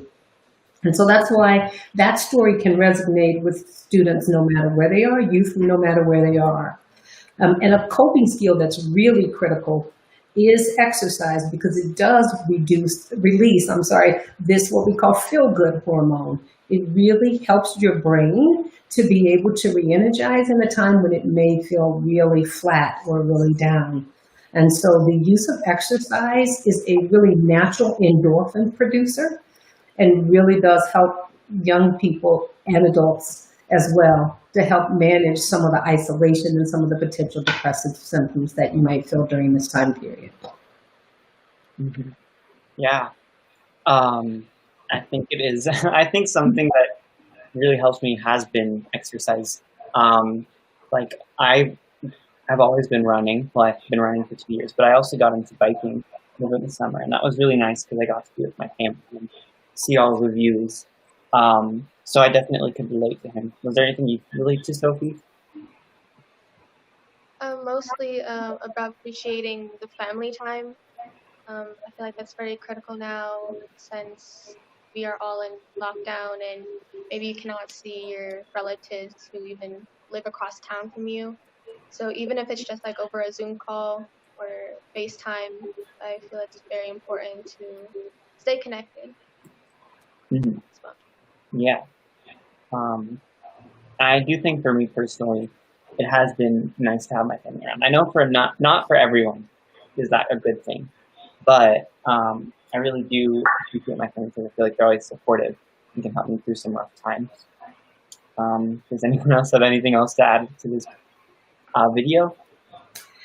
Yeah, I just wanted to add in response to what you said, as well as the young person in the video. One of the things that we know can happen is the family relationship can go either way. It can strengthen those bonds, or it can make things a little more difficult depending on what was already pre-existing in the relationship. But I love how he said just going to the store was something that he probably never would do or never think about. But wow, now this added a time for him to be able to get out, and it also added some family time. So it ends up kind of strengthening bonds for him. Mm-hmm. Yeah. Who would think grocery shopping could be such a great thing? Yeah, I know. I've seen a lot of people talk about it. Even I can relate that. I used to sort of just be like, I don't want to go to the store. That's boring. But now it's kind of your only option to go out sometimes. Right. It's kind of like an escape. I think we're ready to move on to the second video. Or, well, it'll be number 5 in the folder.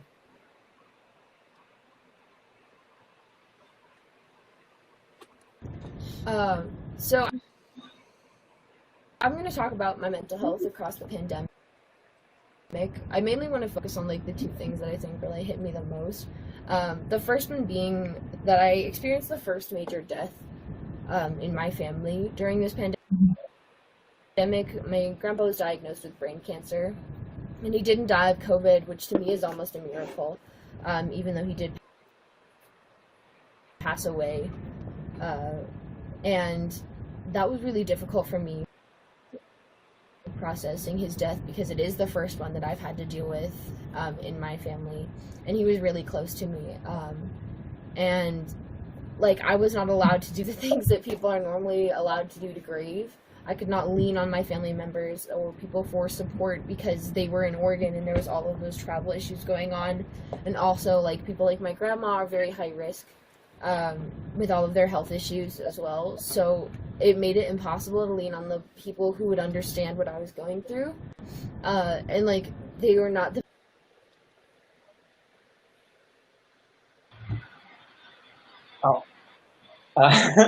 well, I'm not sure if the video will come back, but basically what Caitlin finished by saying was that they weren't the best with technology, so it was hard to communicate. And I think she said something else. I think she might have talked about school and how she feels really angry right now because what ended up happening is she feels like she's been deprived of an education. So the way it's been working in our district is what we've been doing is a hybrid model where we go to school for 2 days in person and then we go virtual for 3 days. And I know for a lot of people, actually, it's been hard to find motivation and really buckle down and do their work. And so she said she just felt really angry that she kind of had been deprived of, you know, what she had before, and she felt like she wasn't learning as much. And I can definitely relate to that because I mean, I've always been a good student. I think I've always been pretty successful, but it's been so weird because it's sort of like a double-edged sword, online school, because you can do things at your own pace, which is nice, but then also you can get distracted so easily. Like you can be like, ooh, the TV's right there. Let me watch some TV or something like that. And I think because of that, I've not been as productive as I always have been. Right, and what she said about her grandpa and like how her grandparents and like how she could not lean on her family members after her grandpa's death, I feel like that's one of the things that Kenneth mentioned, as because this quarantine could either like make or break bonds, and since they were separated and not good with technology, it's kind of breaking their bond. And I was wondering if Kenneth had any thoughts on how to basically start building up your bond again with people that you lost touch with, or any of that. Yeah, I think there's a really important point that was addressed in that last video. It's unfortunate that the very end got cut off. Actually, there's a couple of really important points.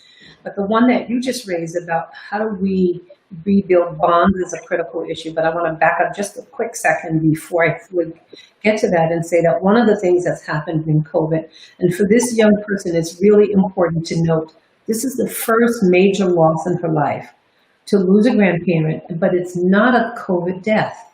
So this is a grandparent who had a pre-existing condition, didn't even contract COVID, but still died. And because of the kinds of restrictions that COVID had put in place, it really impacts the rituals that families have around death, and it also impacts the relationships and ability to lean on people. How does a young person navigate that space when they can't even participate in typical rituals? And so one thing that's been happening is memorial services after some time so that there's closure for the family, but there's also a way to reconnect around the person that's been lost. So it's a way to memorialize their life. And that a lot of families are doing that via a Zoom or video kind of a platform where everyone connects. Some people maybe bring a momentum that they have. Sometimes people might have a toast of some sort, but some way to connect in this virtual space so we can still talk about the loss that we had. And so a young person with a first loss can really lean on those people in that space in order to do that. Another thing that's been really helpful for a lot of young people is to write a letter to your loved one because you didn't have a chance to be there. And it's a way to sort of say goodbye, even though that person may not be there to physically receive it. It is a really nice way to have a tangible way that I've written down my thoughts and the things I'm going to miss about you, the things I really appreciate about you. Mm-hmm. Yeah, I think those are some really smart techniques, and ones actually I wish I had too, because even though my first loss, which was in September of last year, was not during coronavirus, I can sort of relate to not being able to grieve properly because my grandpa specifically, he died in India, and I could not go. So he was over the pond, and I couldn't talk to him at all. And I wasn't there for the funeral rites or any of that, so I couldn't really grieve properly or get to see him or talk to him one last time. So I can also totally relate, and I think that's sort of a lot of people's experience now. Mm-hmm. With coronavirus, yeah. And do you think there's sort of the pattern of people being frustrated with school now, Connect, because of kind of like this online or hybrid model that a lot of people have been doing? Yes, I actually think this has some pros and cons. It does allow you to be in the space where you get to see people and you can connect to people, even though it still requires the social distancing. But one of the things that happens is typically when you go into summer vacation, your brain sort of goes on summer vacation. You're like, okay, I'm done with school. And when I start up, I'm going to be a freshman or a sophomore or a junior or a senior. And your brain then begins to wire and your thinking begins to wire around what that grade level requires. Well, in this particular model, what you have is essentially 2 days of school and almost a 5-day weekend. Because you're not at school, you don't have to necessarily have the same routines. And depending on what school is doing during that time, if most of that stuff is asynchronous and there's a teacher on a video, you could access that material at 2 o'clock. So young people really have to try hard to stay in a routine of going to bed at a reasonable time, to get up at a reasonable time. Otherwise, you go to bed late, you sleep in late, and then your circadian rhythm is off. And your ability to bring your best effort to it. And so that whole process just makes people angry. And many students I hear just saying, can we just go back to school? This just 2-day thing and 5 days out it's nice, but it's not anything. And it's too easy to slip back into the patterns that they had during the summer. And so you really have to almost write down a schedule for yourself and say, I got to get up at this time and which subject I'm going to do and make sure it's done. Because you also don't want to be on a platform all day because that's not good for your brain either. Mm-hmm. Yeah, it's funny because a lot of my teachers have actually said the same thing, which is like, you should try and keep a routine. And I was like, really? Will that help? But I think that makes a lot of sense that, like, you're sort of rewiring your brain to not associate, like your home with laziness, which is, right. I'm not sure if we'll get the chance to watch it because of technical difficulties, but one of the other videos actually did talk about he was having trouble with online school because he associates the home with relaxation. And I think a lot of people can sort of relate to that. I think especially because in a lot of schools, fourth quarter, you didn't have to do the work. It was a hold harmless policy. Mm-hmm. But now that the stakes are much higher, I think it's a lot harder to sort of force yourself to do work again, especially if it took fourth quarter off. I think that's a really good point, Rohan, because the whole harmless policy almost made people not give full effort. And so they spent the last half of whatever that school year they were in not really putting forth full effort. And in some ways, their brain and their thinking is, it's still hold harmless. But now educators are going, no, you've got to do the work. Why aren't you producing? And these are your grades. Particularly, I think, if you're a senior this year, it's really a critical year You are practicing a lot of self-monitoring. And honestly, you're going to need that really a lot when you start a college path or even a career path if you're not going to college. Because you have to be able to be motivated to go to bed, to get up, to get to work, you know, to learn whatever the tasks are. And if you're in college, same thing. I've got to know when my classes are, what work is needed, and how do I plan this week so that I can make sure everything is checked off. Mm-hmm. Yeah. Do you have any tips or suggestions on how students can utilize like their schedules, or how they can make sure they don't fall behind during these times? Yeah, so you know, when I was young 1,000 years ago, I would say something like, write that down and stick it on your refrigerator. But now I would say, use this little device that you always have in your hand, set a timer on there, put some notes in there. You can have an alarm go off for you so that it's reminding you, because you're already in the habit of looking at your phone a lot and checking a text message. So if you have an alarm go off in your phone and it has a note attached to it that simply says math time or take a break time, because you can't, if you're sitting down too long, that's actually not physiologically good for you, even as young people. You might have an alarm that says, take a 5-minute walk. Go around, if you're in an apartment, get up from this room, go out to the main room and come back 3 times. Or if you're in a house, go outside to the mailbox and come back. It's something so that you're moving, because that also helps you to re-energize. So I would say use whatever device you have so that it gives you some notice. But you can also put sticky notes on the refrigerator because you need a snack in between. So that also helps. Yeah, I was always like, because I cannot just sit for an entire sitting of like 4 or 5 hours and do my work. Yeah. And I'm always like, how can people do that? So it's good to know, you know, I'm not alone on that. Okay, so that was a really good conversation. And we have one more video that we're going to show today. It's video number 3 for the tech people. And I think it was actually playing before and then it got cut off. So let's watch that now. Hi, my name is Khadija Shahid, and I am a junior at Smoky Hill High School. And I have to say that in March, when, you know, coronavirus was slowly getting worse and worse, I wasn't, you know, schools closing wasn't really the first thing on my mind. I did see everything getting canceled slowly around us, but I didn't think schools would actually close. Like, I heard, you know, whispers that after spring break, we wouldn't be coming back.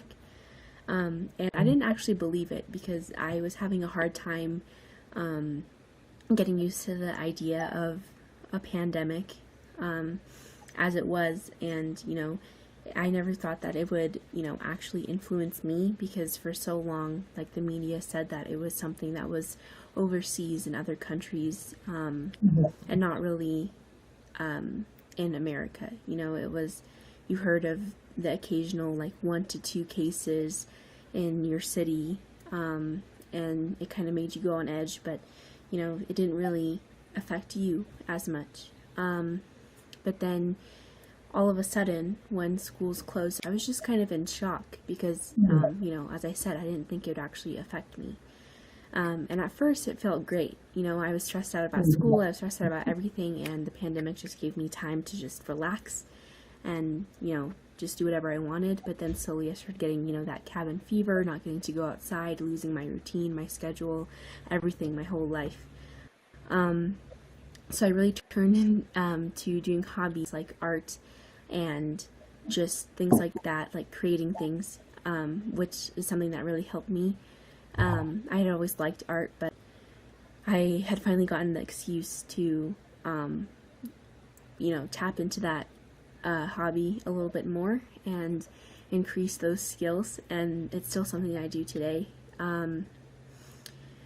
After a while, you know, now that school has started, I'm still having issues with everything, because I feel like even from before the pandemic and everything that happened, there was a lot of negative media, and it only got worse as the pandemic in 2020 started. So that was something really hard, and I found myself just avoiding everything that was stressing me out as a coping mechanism, and now that's kind of turned into something unhealthy for me, because every time something stresses me out, I just kind of try to avoid it and avoid all those negative feelings. So that is something I'm trying to work on. I am trying to keep a positive outlook on everything, because positivity is what's going to get us through it all. And I'm hopeful for the future, as long as we all work together and realize that we're all in this together. Wow. Well, I think the first thing that really stood out to me is kind of when she said she was in denial that anything would happen. I think that's the way a lot of people were when it first happened, because so many things got canceled and so many things that I think people cared about. Like one of my earliest memories is that my friend was going to go to Chicago towards spring break, really. And then it got canceled and he was so upset, and he was like, this is just the flu. Why is this happening? I can't believe this is happening. Just don't cancel school. Things like that. And my first memory of being in denial was thinking about how this COVID was just a virus and how it wouldn't affect people in the front lines, such as doctors, nurses, even teachers. But as time got by, it got worse and worse. And I know not only for me, but a lot of my friends and my mentors, they are pretty scared right now for themselves and a lot of other people. Yeah. Yeah. Oh, really quickly, I think we need to switch interpreters. Okay. I will wait. Okay, there we go. All right. Wow, that's a really nice feature. Were you going to say something else, Rohan, before I speak? Oh, no. Okay. I think this is a really important issue. So on the first end, I guess that's an end. But I like to think about things sort of in bookends. So that was the first end of it, and we're still waiting for the last bookend.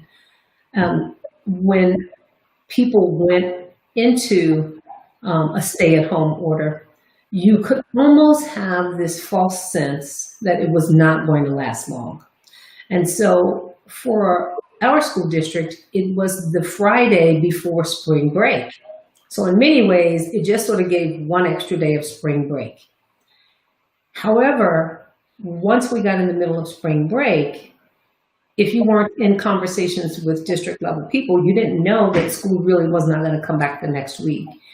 And I think one of the things that she raised in her video is, I thought it was just like the flu, or I thought it was going to be short, depending on where you got your news information from and your news source and what you attached to. You had varying opinions and varying thinking about what would happen on the backside of what was happening in that moment.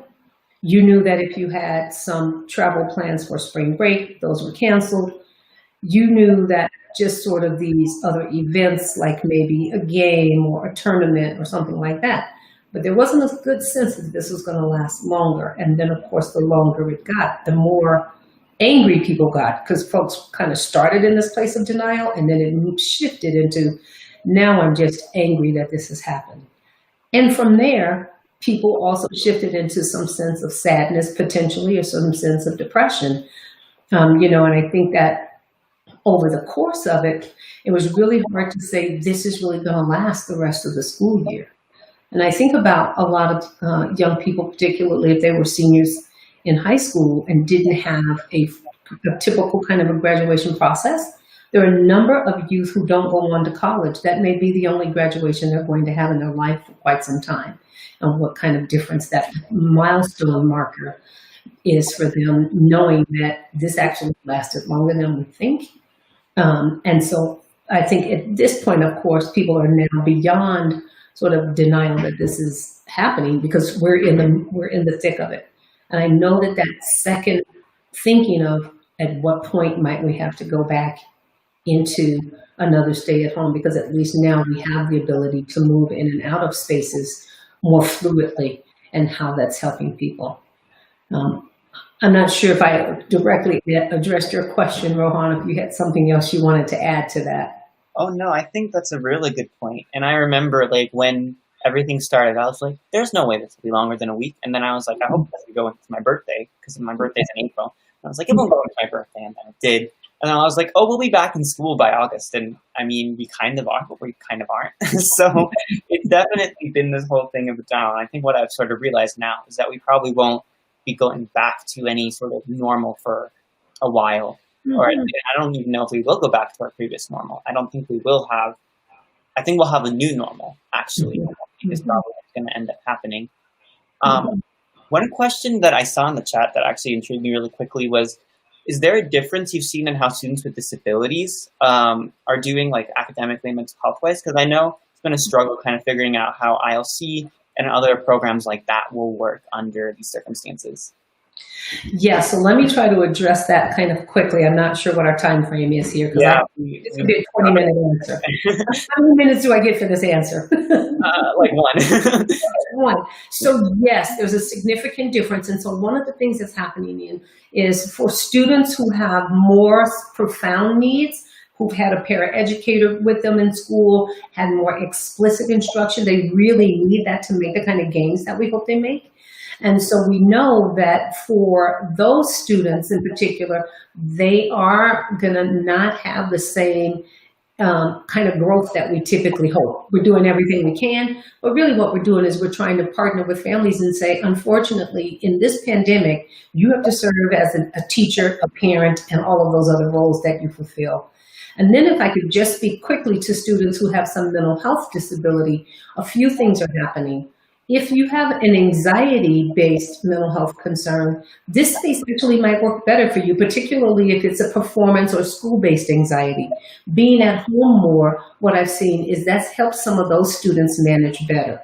But if you have more of a depression, it doesn't help you as much, because being out in the world, coming and going, being in the sun, being around other people actually helps you more.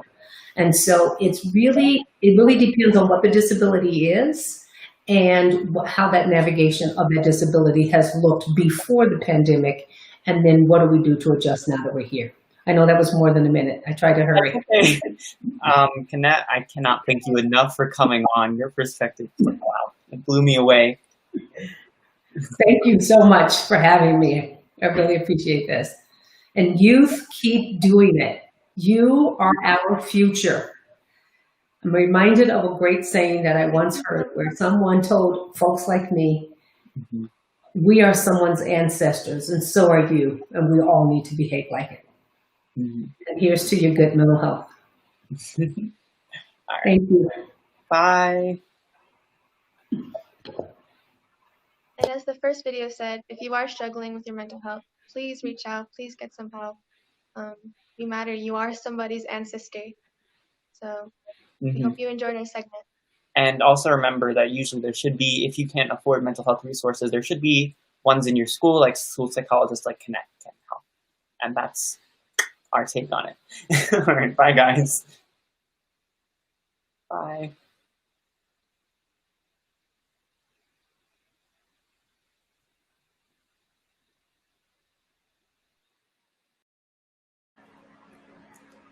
Hello, we are some of the members of the executive board of the Colorado Summit in Inclusivity in Teen Athletics and Activities. My name is Graham Tuigatis. I go by he, him pronouns, and I am currently one of the co-chairs of this executive committee. I go to Green Mountain High School in Lakewood, Colorado, and I am a member of the cross-country skiing, swimming, and the track and field teams at my high school. I joined this committee, which is focused in promoting inclusivity and bringing about conversations in areas in athletics and activities which might not have had conversations surrounding diversity and equity before. And I joined this committee specifically because I, for one, wanted to educate myself, but also to get a chance to bring about change in some of the communities that I'm a part of in order to create a statewide sporting community which is far more inclusive than it is currently. Hello, my name is Mackenzie Wagner, whether she, her.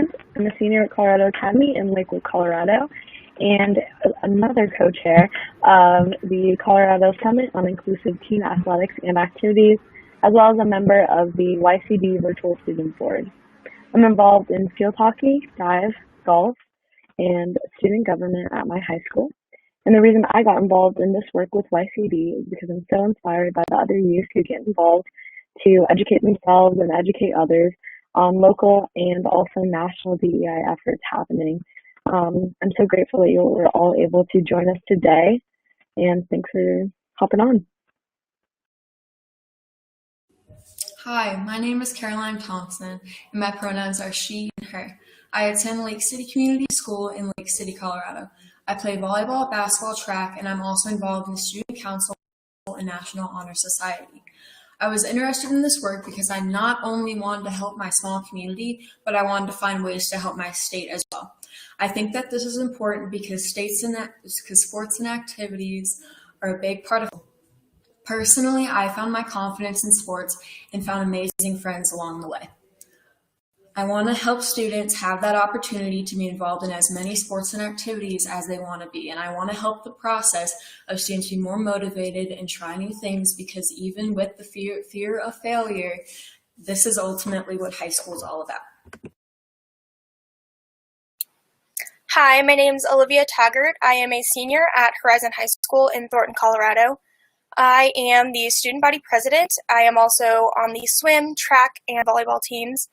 I joined this committee to really help establish a united and diverse sports community.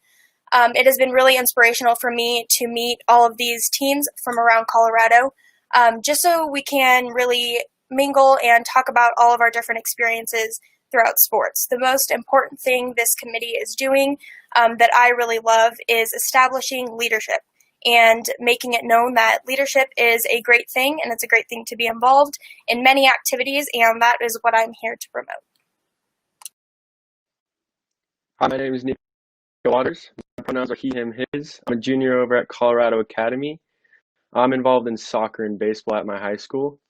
I really wanted to join this board because now more than ever, I really felt the need to educate myself, and I love collaborating with others. With this event, I think it's going to be a great way that we can all learn something and hopefully bring things back to improve our own communities. And my name is Micah Porter, he, him, his. I am associate principal at Warren Tech Education Center in Jefferson County. I've been involved in sports as an athlete and a coach, athletic director and activities director for a number of years.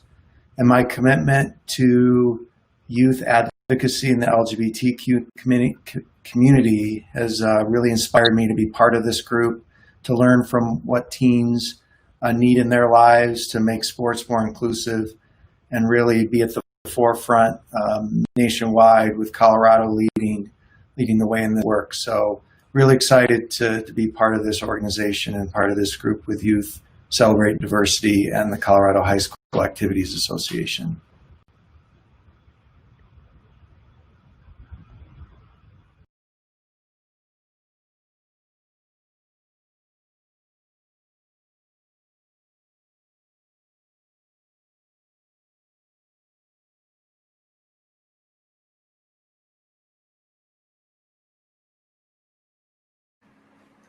Today, we're incredibly lucky to have the current commissioner of the Colorado High School Activities Association, Ms. Rhonda Blandford Green, to make an appearance this weekend. Ms. Blandford Green is the first female commissioner of a high school sports association in over a century, as well as the first African-American female in the Colorado Sports Hall of Fame. Commissioner Blandford Green has been a driving force partnering with YCD on starting the conversation of inclusivity within teen athletics and activities. We're so thankful for her support with our summit and outside of it, but most importantly, her segment today. Enjoy. Hello, everyone, and thank you for joining us. My name is August Alexander, and I have the privilege to interview the commissioner of the Colorado High School Athletic Association, Ms. Rhonda Blandford Green. How are you today? I am doing great, thank you. Thank you for joining me. Absolutely. Well, I mean, I know we've got a lot of stuff to get into, but I know first and foremost you kind of have some things you wanted to cover. I did. I just want to say to the many student athletes and student participants that are watching this video today. I feel like no other time in our history is inclusion and diversity and just acceptance of differences is it more relevant and more a topic of conversation, and in these types of conferences mean more now, I think, than just they have in the past 5 years. So just being a part of your day today, being a part of your conference, it's an honor for me. So thank you for having me. All right, well, we're going to get at it because conferences are boring enough. So we're not going to waste too much of your time with a lot of rambling from me. We've got 7 hot takes. Great question for Ms. Green that we're going to get into. We're going to start with the first one. How has your past experience in sports influenced your decisions as the CHASA commissioner? Well, first of all, I don't sit in this chair without having participated not only in athletics. I was a cheerleader, a volleyball player. I also, well, my forte is track and field, but I was also part of the Black Student Union. I was also part of student leadership. And so I think all of those opportunities that were open for me helped to shape the leader and the administrator that I am today. I think through athletics, you experience adversity and you learn how to pick yourself up from that. And I think it's just a crossover of those skill sets. And I say this to all the young ladies out there.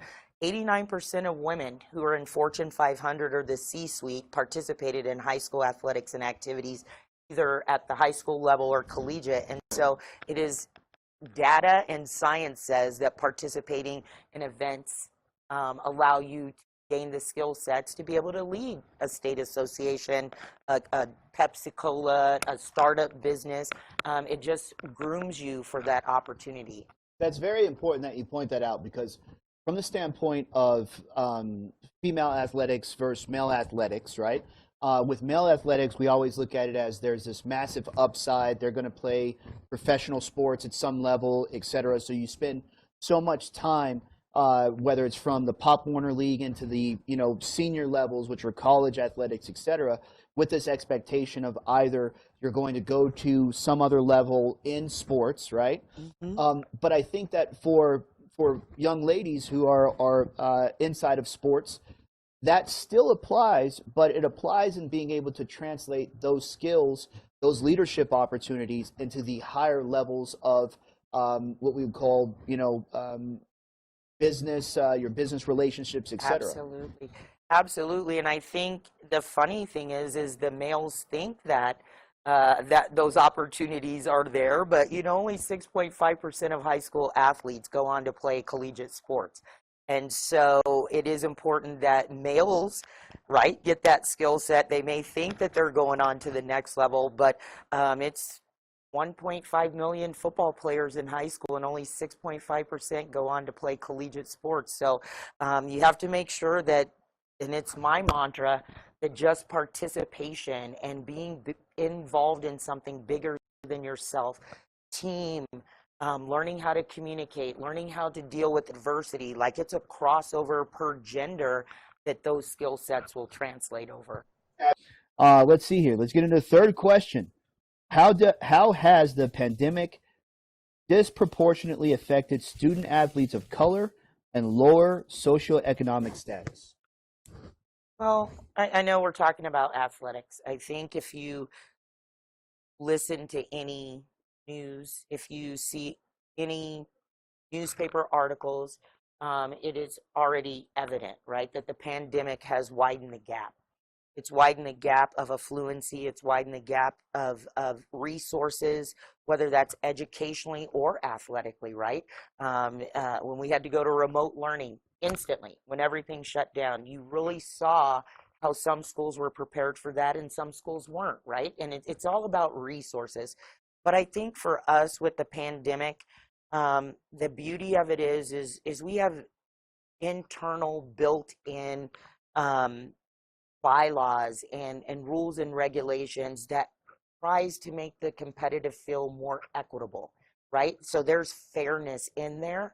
Like you can't always erase all of that, but the pandemic for us has been kind of an equity model, because once everything shuts down, it shuts down for everybody. And really truly just trying to gradually bring back some of the sports that we have.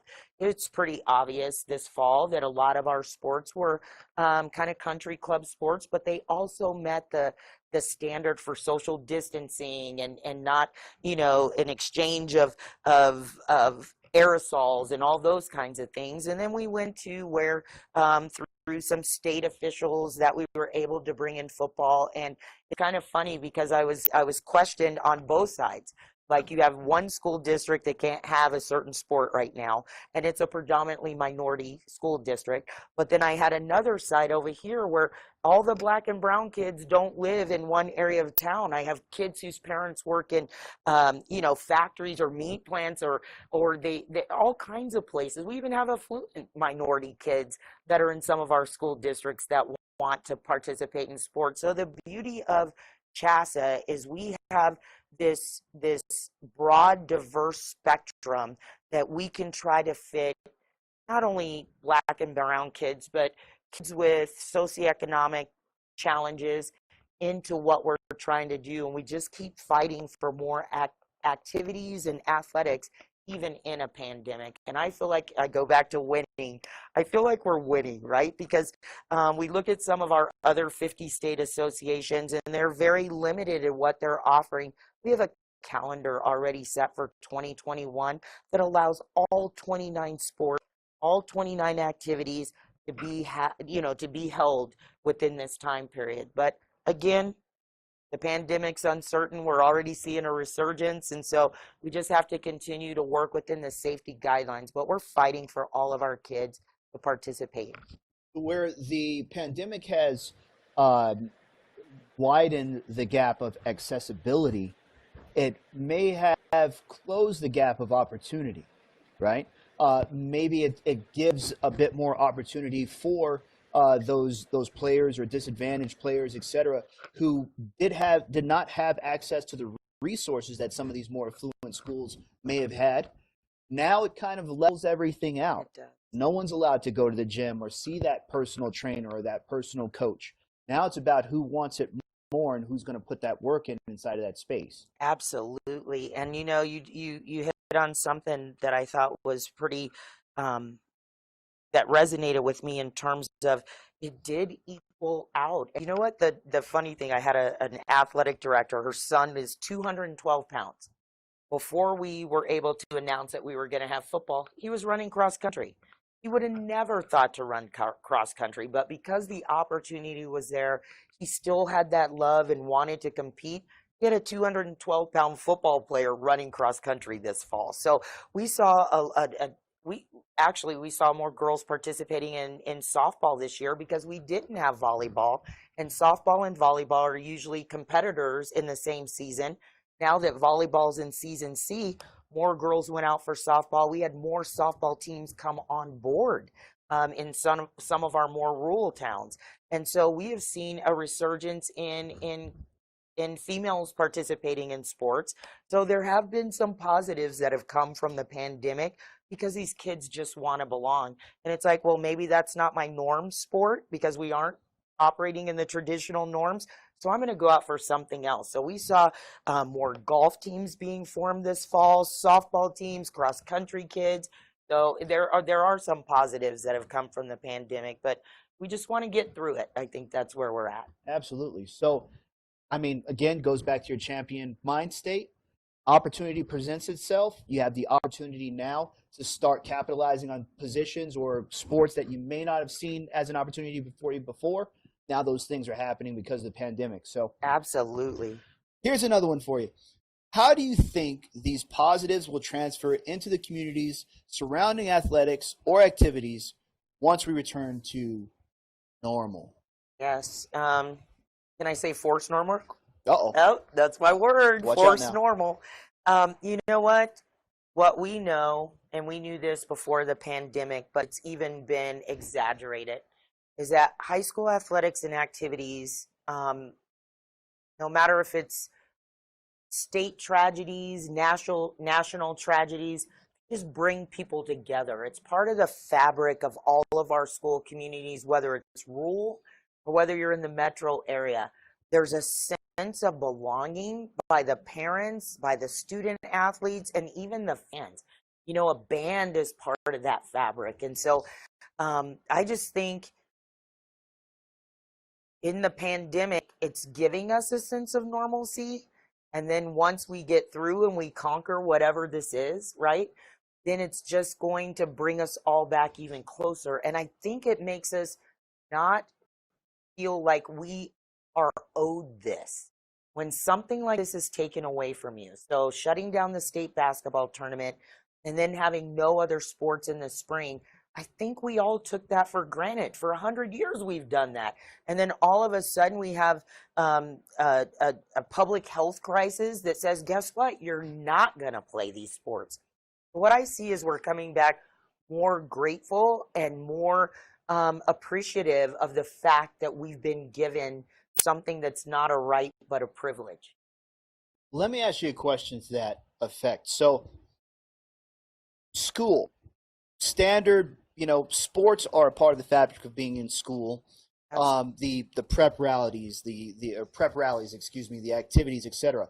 Now, some schools have returned to either a limited schedule, a track schedule, etc., but some have not. Some people have opted to not go back to school, and so now it's all online learning. Right. How do you think that that is going to affect the energy and the participation from the student body, who really being involved in those activities of getting ready for homecoming week or getting ready for the big game? That is a bit different now. How do you think it's going to affect it? Unfortunately, for a lot of our schools, just being in the building is not an option. So they will be impacted negatively because they're not just going to open the doors for the homecoming pictures or the homecoming. And I don't know if a lot of our schools are even going to have a homecoming, right? Because if you look at the number of kids that can gather in a space, and so I think what our kids are, they're resilient. And they're going to find a way to get some of these rites of passage done, right, around all of the state and health requirements. But I go back to, we've always had something embedded in our bylaws for homeschool students for online learning. So CHASA is able to still provide opportunities for our kids where they're at. So if you're 100% online, if you're 100% in the classroom, the CHASA athletics and activities are still going to be available for you. How they navigate it within the building is a different story, but we're still going to offer those opportunities. Okay, so how about this? Let's give you another one. Okay, so here's another question. What are you most excited for in the future surrounding teen athletics and activities? Wow. I think I'm just, you know, and a lot of times just because of the job that I have, the questions surround athletics and activities. But I'm going to tell you, I am most excited about this generation. This generation holding us accountable, holding decision makers accountable, holding leaders accountable to the things that matter for them for their future. I'm going to say I don't know that I thought that broad when I was their age. And so they're asking about, what are you going to do about our environment? What are you going to do about the social injustice? What are you going to, I don't know that I asked those questions in my high school years. So what I'm excited about is that they are looking further than what they're doing today. They're looking at, how do we make the space that we have to live in, the space that we're going to raise our kids in, a better place. So outside of athletics and activities, I'm most excited about the advocacy and the voices that I hear resonating from our kids across the nation. And I think Colorado, we've raised some pretty good advocates out there, because I see our kids, whether they're protesting or they're putting on things on social media, and it motivates me to be a better role model for them and also to act as a voice for them through the position that I have. So I say I'm excited by who they are. I don't want them to change. I think it makes a lot of people uncomfortable when you ask those types of questions, but you have to keep asking because the decision makers need to hear you. We need to respond, and we need to make whatever that is for you an environment that makes you a better you. So that's my excitement, and it doesn't have anything to do with athletics and activities right now, but I'm going to do my job to make the opportunities be there. But I just want our kids to just continue with that energy and that fire that you just sit back and go, wow, I wish I was that passionate about something that was bigger than myself and that was going to resonate for so many years. That's big. So I'll leave it at that. Well, is there any message that, to the many people who are out there checking out, from, the diversity convention to, the athletes, student athletes, the students, the faculty, the staff, everyone who's out there, if there's any parting shot you want to send to them, what would it be? Gosh, it would just be you. Like, we are all individually made. We have all of our strengths and all of us have our weaknesses. And it's just so easy to get caught up and think that you have to be something different, whether that's social media project or wherever, your friends or whatever. But I just, every single time I come back to, I am me, and what I am is a wonderful me, and it has flaws. And, even as adults, we still question some of the things that make us who we are. But I guess my parting shot is just be the best you that you can be. Don't try to mimic or be anybody else. What you contribute and bring to the table is enough. And so that would be my parting, even for me. I have to remind myself of that. So that would be my resonating into the commissioner's interview. All right, boom. So there you have it. Have a championship spirit, right? Yes. You got to keep fighting. Don't take no for an answer. Be prepared for anything that's great that's going to come. You got to be prepared to accept it and be the best version of yourself. You heard all that today from the commissioner, and Mr. August. Rhonda Blanford Green. So we're going to wrap up.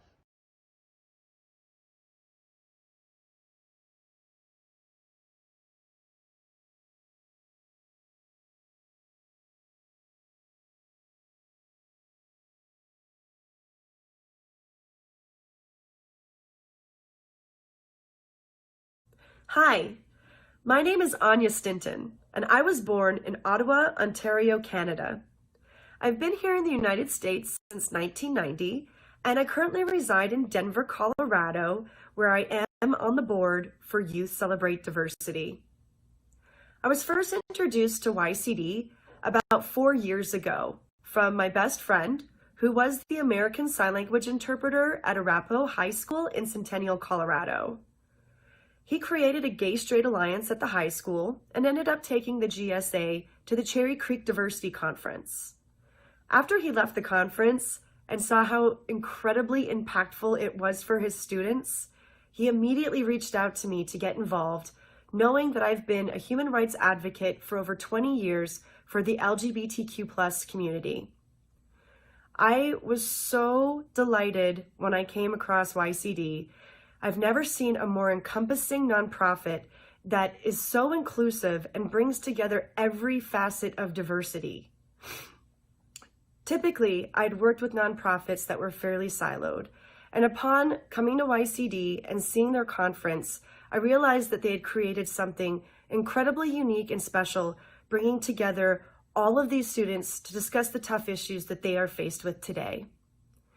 So today, I am asking for your help. Now, more than ever, it's critical to be supporting young people and taking action for inclusion and social justice. To continue the work and impact of YCD, we've set a goal of raising $20,000, and we need your help in meeting this. You can donate right now by texting YCD to 44321 or visiting ycdiversity.org. Thank you.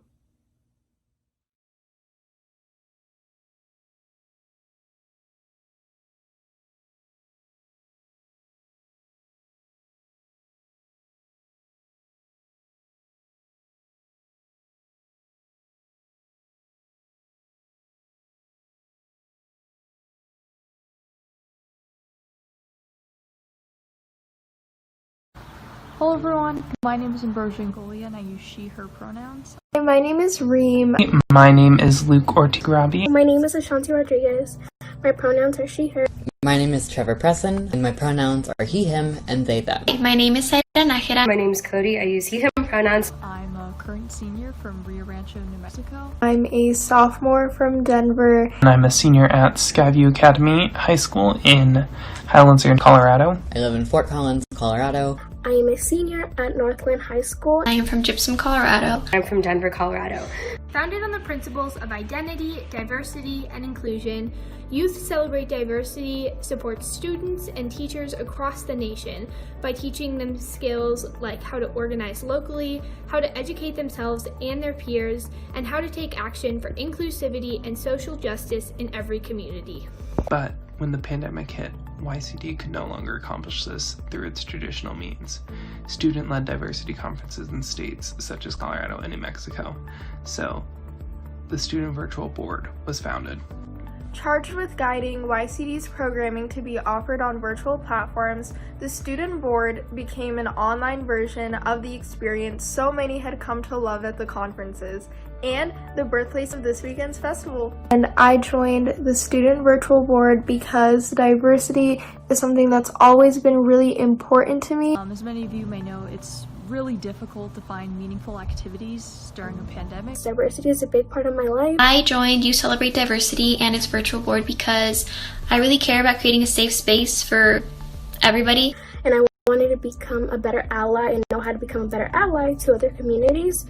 I could continue my interest in bettering the world while doing it from the comfort of my own home. Youth Celebrate Diversity gives a great opportunity for students who don't necessarily fit in or haven't really found a sense of community or struggle with parts of their identity. I care a lot about inclusion and diversity and educating myself and educating others and spreading awareness about all of the social issues that are going on right now in this world. Because a huge part of diversity is building a safe space, and that's exactly what YCD does. I wanted to be able to actually take action and be able to do something to give back to my community. This program has taught me so much about inclusion and diversity and just overall how to be a better and kinder person. I think that You Celebrate Diversity does an amazing job of teaching and educating everybody, but especially youth. I love what they do, and I'm really excited about the virtual festival that we put together for all of you.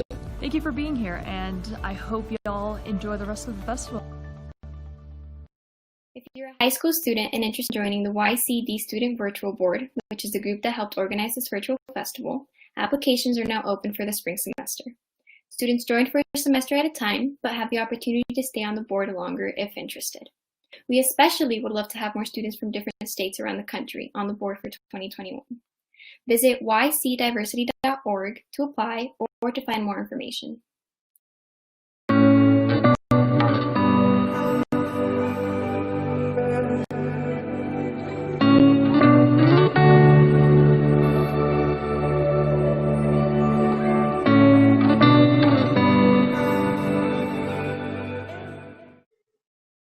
Thank you for joining us on this journey of growing and building together. If you liked what we did today, you can get involved by visiting their website at ycdiversity.org, or even follow them on Instagram, YouTube, TikTok, and Snapchat. We'll begin by learning about mental health. It is something that affects all of us, and it is important to know how to take care of ourselves so we can help others around us. Enjoy this segment, and join us tomorrow for another amazing day. Thank you.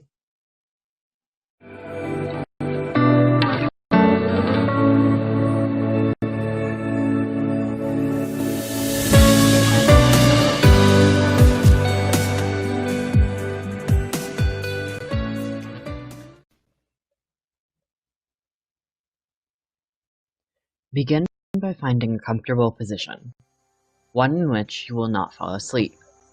Try sitting on the floor, legs crossed if that feels comfortable to you. Close your eyes if that feels right. Remember that there is no right or wrong way to meditate. Thoughts will arise. That is normal and expected. Simply allow them to pass without giving them weight. This takes practice. Today we strive for progress, not perfection.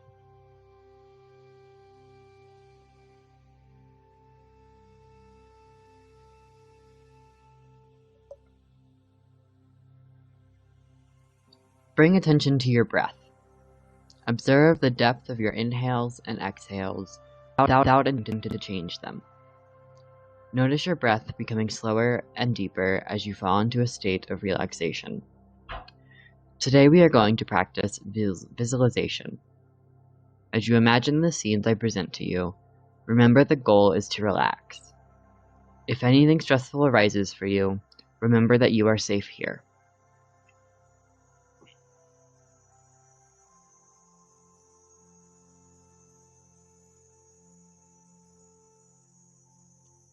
To begin, imagine yourself in a familiar park, empty but for yourself. Walk the paths heading somewhere you know well. Notice the birds in the trees above you. Hear them sing. See a squirrel run across the path before you. Feel the calm familiarity of the park moving around you.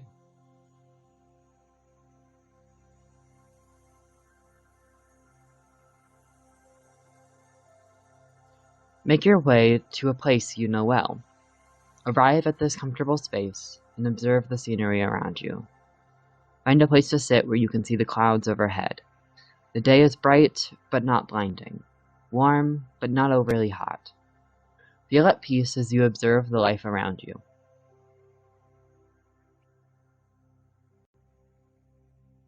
Turn your attention upward, to the sky.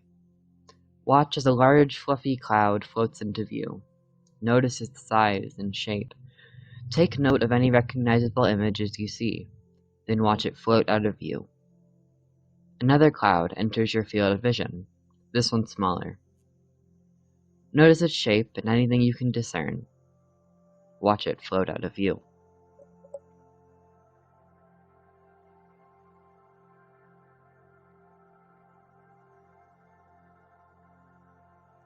Take your time watching the clouds float by above you. Feel the breeze that pushes them across the sky. Let yourself sit in the calm joy of this moment.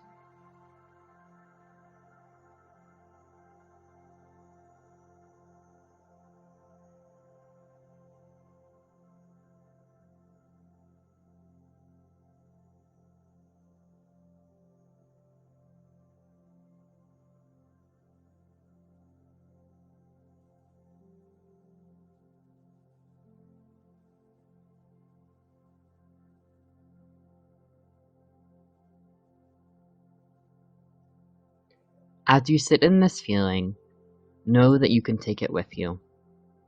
Begin to rise from your place in the grass, knowing that you can carry this peace with you, out of the park. When you are ready, begin to take the path back out of the park and into the present moment.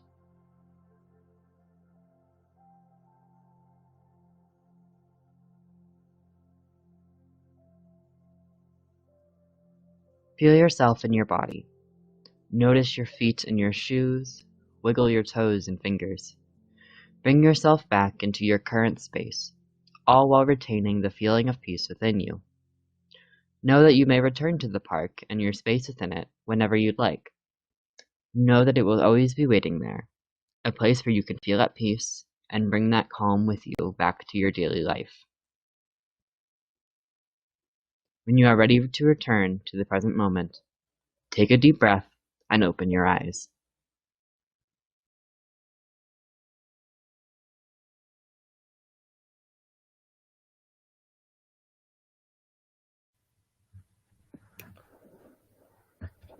Hello. Hello. So that was the meditation that we put together, and we would love to kind of debrief if anyone has any thoughts on the meditation and on how it affected them. And we'd also love to talk about our personal experiences with meditation and how it's helped us. I'm Trevor, and I'm Raina. I use she, her pronouns. And I use he, him. So let's just jump into it, why don't we? Sounds good. So I, my experience with meditation, I meditate a lot. It really helps me feel centered and grounded, which is something that I feel I struggle with sometimes. And meditation is one way that I found really helpful in finding that that peace and that calm and that centeredness. Yeah, I feel the same way. I often feel very anxious by everyday life and what I have to do. So I love to meditate to ground myself and to feel whole again. If I'm feeling very stressed, I will always go to meditation as a good coping skill. Yeah, I agree. I think meditation's a great coping skill. If you can make time for to like in your daily life or just whenever you can, if you can make time to sit and to meditate, it can really help with that anxiety and those like lingering thoughts. I think guided meditations are great for that too, because it puts some pressure off you. You don't have to just sit down and try and meditate, especially if you're just beginning to meditate and to start your own practice in meditation. It can be really helpful to find a guided meditation and just listen and let yourself calm down that way. Yeah, I agree. It's also not very hard just to take any amount of time out of your day to do a guided meditation. Guided meditations can last up from anywhere from like 5 minutes to maybe an hour if you really have that much time. Yeah, and if you liked the one that we played today, a video of this segment will be on the YCD YouTube channel, the Celebrate Diversity YouTube channel, in a couple days. So if this was one that you clicked with and that helped you, feel free to skip to that part of that video and use this meditation again. But there's also so many great ones just online, and it can be really helpful to start there. And I think starting with a shorter time is probably better, because I feel like it's hard for a lot of us to sit still for an hour. I know for me, when I first started meditating, I could not sit still that long. Yeah, me too. I really do not have a ton of patience.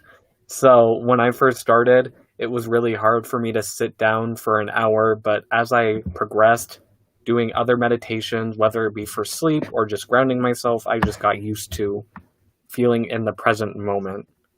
Yeah, I agree. And also, welcome.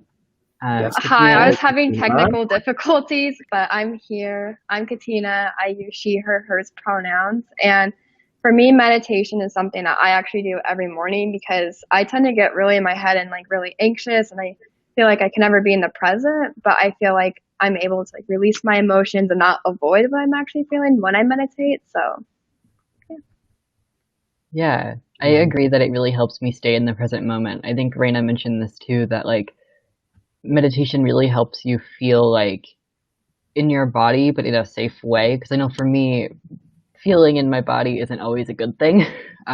Yes. With like dysphoria and things like that, it can be kind of hard to like notice those things. But I feel like meditation puts you in a headspace where those things become very helpful. And for some people, they're always very helpful, and that's awesome. And I think meditation's great for that. But if you're a little worried about that feeling of being in the present, and especially those feelings of being in your body, I'd say still give it a try, because I know it's helped me a lot, and I definitely have some of those same fears, or did when I started. But I think it's definitely not as scary as it seems. yeah, those fears are totally valid. I struggle a lot with body dysmorphia, and so I feel like a lot of the time where I'm like cringing when I'm in my body, like I'm just like, I don't want to be in here. I don't want to be in my head. I want an escape. And I feel like sometimes actually meditation helps me with that a little bit, to just like be one with myself instead of like feeling like I have to not be myself. Like I have to get out of my body because I just can't. I don't know it really well. I don't know if that makes sense, but yeah, I think so. I think so. I often have gender dysphoria, like Trevor mentioned. He has. It's very hard for me to deal with it. And once I found out about meditation and how it can help me stay in a great headspace to where I don't do anything that I would later regret. It just made it so much easier for me to go through day-to-day life, knowing that, well, if I really need to, I can go home and meditate for an hour. I can try and get in that proper headspace for tomorrow. Yeah, Yeah. I definitely agree that after a hard day, coming home and meditating is a great thing for me, especially like it's a huge part of my spiritual practice. I find meditation really helpful for connecting to myself and my higher self, and whatever your spiritual practice is, I think meditation can fit into it pretty well for a lot of people, and that could be something worth Yes. trying for sure. And I practice like yoga and stuff, which I feel like is a type of meditation where I'm really practicing like breathing and just like clearing my head, which also really helps because sometimes I feel like if I'm just meditating, I get really anxious just sitting down. I feel like I have to be doing something. So just being like light, gentle movements, I feel like also is helpful for meditation sometimes, for me at least. It's all really personal preference though. Yeah. Mm-hmm. I know walking meditations are great for me. I tend to either want to meditate like in total silence, sitting down, or with a guided meditation, like close my eyes and like meditate, or I want to like go on a walk. Like it's like there's no in between for me. I just want to like either be moving and feel my body in that way and feel present in that way. And so like if you're worried about, like I said, like the sitting down for a while and sitting still for a while, which can be very hard, maybe try going on a walk. It's actually a great idea. Yeah, I never thought about it like that, but that's a great way to meditate. Yeah, and yoga is a good one too. Oh, definitely. I know yoga has helped me in the past. Very helpful. A lot of the meditations that I do are sleep-based because I can't sleep often, so I really like to do meditations that help me fall gently into sleep. That's actually a really good idea. Agree. I know. I have a lot of I know for me, Go ahead, I have, I think it's on YouTube, but you can just like play this type of meditation video and it just like tells you like while you're sleeping, like before you get into your REM cycle, like that you're like, I mean, that you're powerful and that you're strong. And it just like, it's just continuous. And I find that really helpful for my sleep and for my self-esteem because I really struggle with self-esteem. And so it's just nice, like just like hearing those reminders and reassurances and just like being calm about it. So yeah, that's a good idea. Affirmation meditations are great, and I've never thought of trying one like while I'm asleep. I'll have to find something like that because that's a really cool idea. Definitely.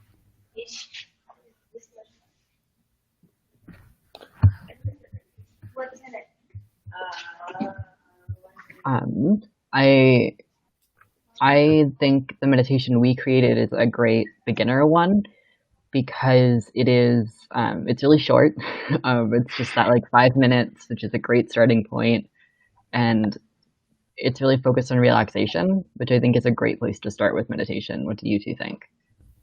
I agree. Oh, sorry, Raina, you can go. No, I was just going to say I agree. Yeah, even now, I've been meditating for about 2 years now. I think at most I only get to like 15 minutes because I can get really triggering for me and it can at one point get me to an unsafe headspace. So I like the shortened times, honestly. Yeah, that's a good point because meditation shouldn't feel unsafe. Like it should certainly, if you feel like at any point that it's getting you into an unsafe headspace or just getting you uncomfortable, then just like turn off the guided meditation, breathe, do what you know works for you. Exactly. And I feel like doing like a little bit of like self-care after a meditation is really important because it's a lot sometimes if you're processing a lot during meditation, and so to do like a simple self-care thing can be really helpful after meditating. Yeah, I agree. I think the self-care piece is a really good point because meditation can be self-care itself, and for some people that's very true. Like meditation is very good self-care. But I also think that like you said that it can be harder on some people, whether that's the sitting still or just the being in your own thoughts for that period of time, Yeah. or the body being in your body that presently, that can be triggering. And so I think it's good to like anticipate, like if you think something like that might be a problem for you, just know that that's okay, and that you can stop whenever you need to, and just have those self-care things lined up. Yeah, exactly. Yeah. Your mental health is important. I think a lot of us know that. Your mental health is one of the, if not the most important thing in your daily life, because you are constantly you. You are always in your mind. You are always with yourself. Whether or not you wear a mask around other people is a little irrelevant, seeing as how you know how you actually feel and when you need help. So doing these self-care things and implementing these things into your daily life will definitely make it easier for you. Yeah, definitely. Especially in these trying times. Yes, for sure. I think that, like you said, that like you're always in your own head.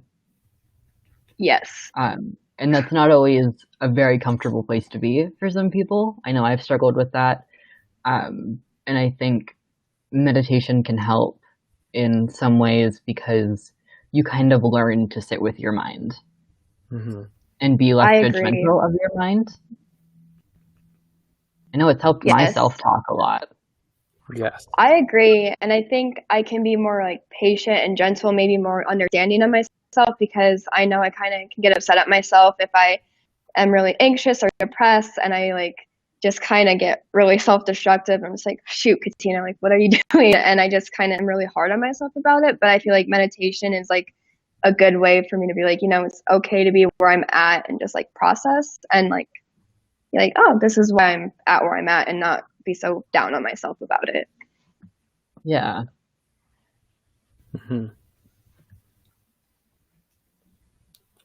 Finding this. How much time do we have for this? Sorry, I'm just asking where we are. I think we're good on time for another like 9 minutes, I believe. Okay. Hopefully my computer doesn't die.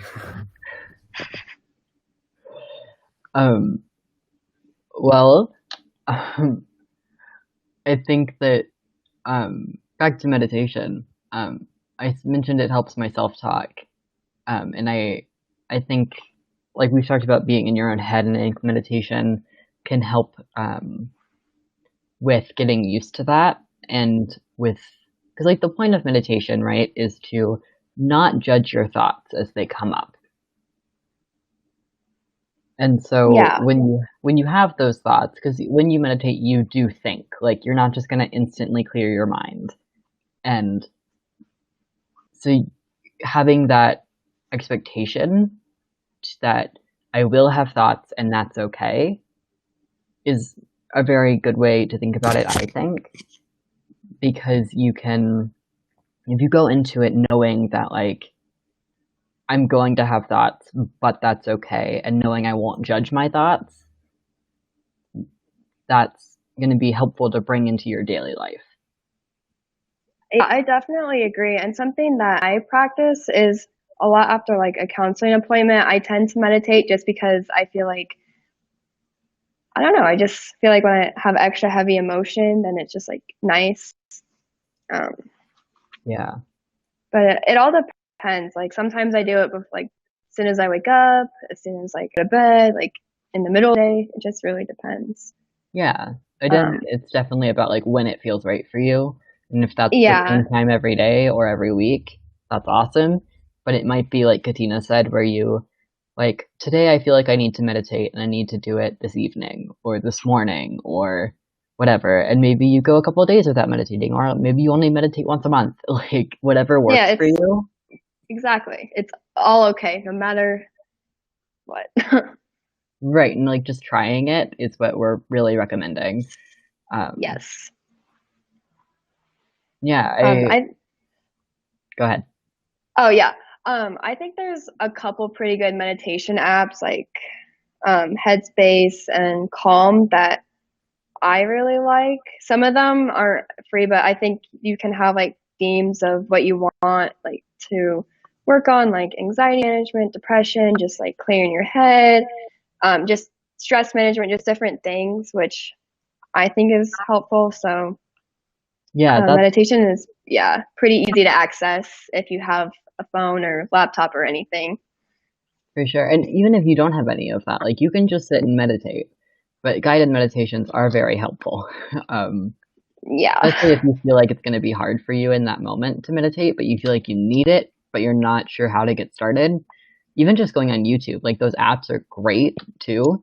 But like even just like a YouTube search for like a guided meditation and then like your theme that you're looking for can be really helpful. Yeah. And welcome back, Raina. Yeah, welcome back.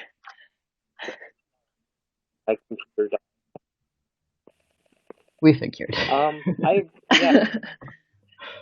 Is really easy to do. It's a really easy thing to help your mental health that you can just do at home. I know one of the apps I really like using is Insight Timer. It's almost completely free. There are a few meditations you have to pay for, which is dumb, but just don't do those. And yeah, it's a wide range of things that you can do. Yeah. 1 second. Yeah, or like having like kind of like a mental toolbox of like different like breathing techniques and different like breathing exercises or like things like the safe space.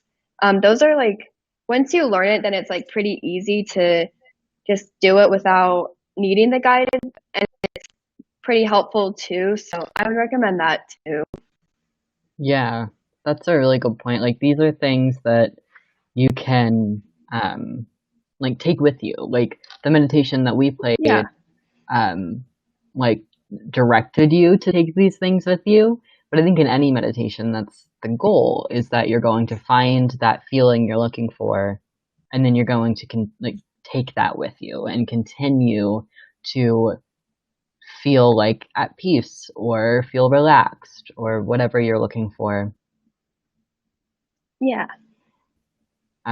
With that meditation, starting with relaxation is what I would recommend, because I think that's probably the easiest place to start. Yeah, I definitely agree with that.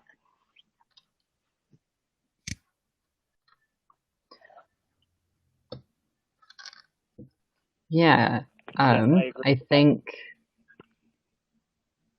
you're good. I understand the technical difficulties. Why extremely zoomed in? Is that the same for you guys? Like extremely zoomed in? No. You're good. Oh, okay. Well, I guess we're fine. Okay. I think we mentioned briefly like mixing meditation and spirituality, and I think that is can be a helpful angle for some people.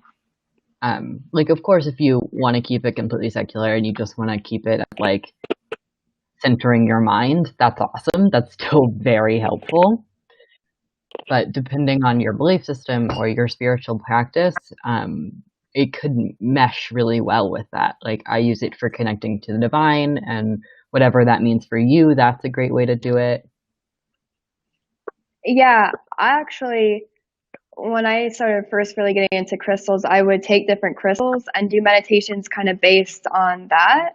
And so like I love that kind of thing, but also like if you're into like prayer and things like that, then I think meditation and that kind of thing can like really mix and be really helpful in both like mental well-being and spiritual well-being. Yeah, definitely. Yeah, like the crystal thing you mentioned is part of a technique called pathworking.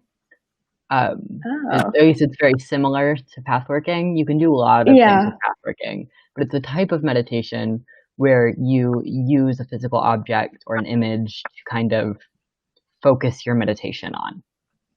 Like I'm a tarot reader, and so I pathwork my tarot cards that I'm having trouble with understanding and getting to know. I'll take a tarot card and I'll imagine walking into the scene in the tarot card.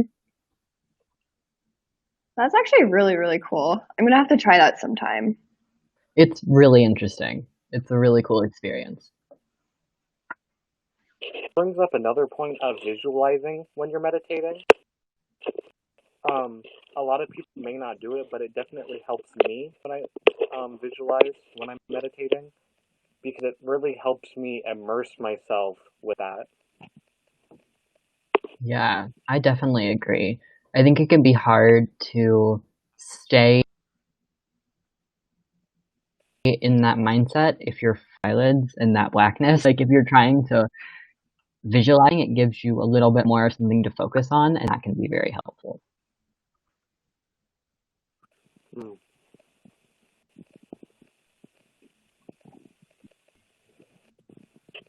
It's also important to know that even if you aren't spiritual, meditate, because I'm not very spiritual. Like, I'm not religious. I'm spiritual, but I'm not religious, if that makes sense. But you don't have to be religious at all. It's just a coping skill for anyone, really. Yeah, exactly. I think meditation can benefit anybody, no matter who they are. Yeah, it's just a matter of finding what works for you.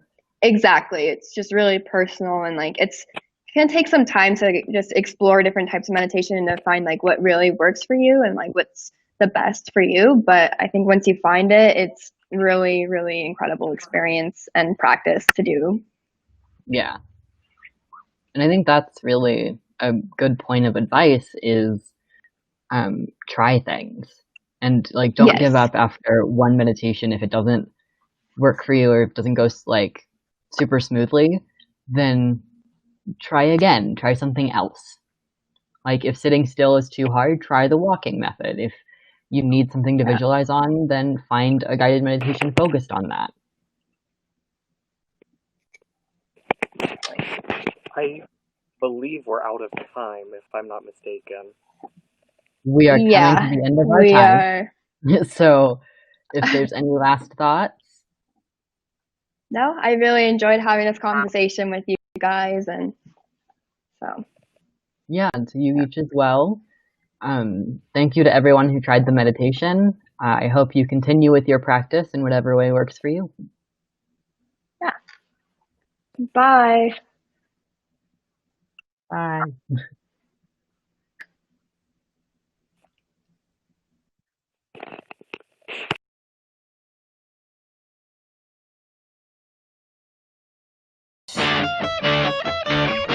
What's up? I'm SF1. Shout out to you for watching this set. Right now, no matter where you're at, whether you're at work or you're at home, we're gonna have a great time, alright? Now, real quick, you've got some lines in this song. I want you to say, whoa, whoa, try it with me.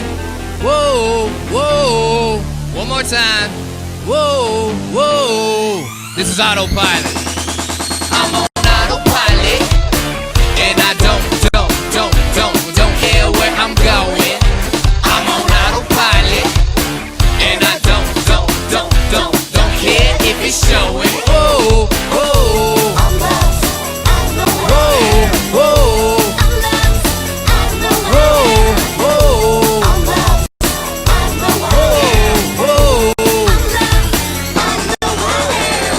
I'm lost, would you take me home?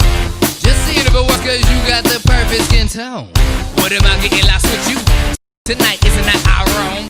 Twisted to the point I'm gone. And if your actions compliment my mood, then come along. I have no plans, cell phones dead, yeah, I'm still excited. Excuse my hands as you see they are on autopilot. No destination, so spontaneous. I'm about to break the mold. Let fate take where I roll. Out the gates and let's go. I'm on autopilot, and I don't care where I'm going.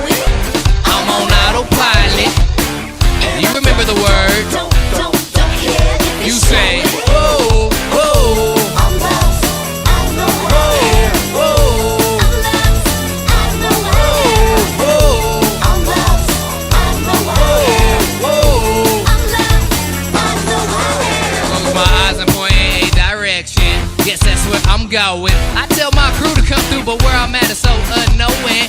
Dancing and smiling, her body language is cowling. So I said hello.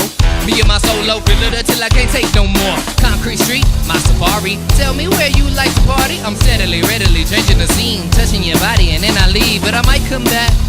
All depends upon this cruise control. Moving with a pivot, tell me if you with it, never the limit, but I far exceed. I'm on. No matter where you're at, make some noise. Don't care where I'm going.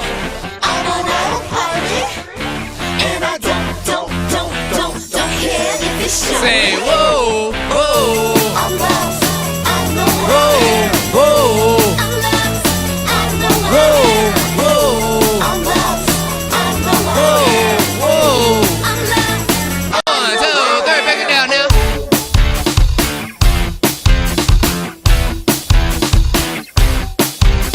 Yeah.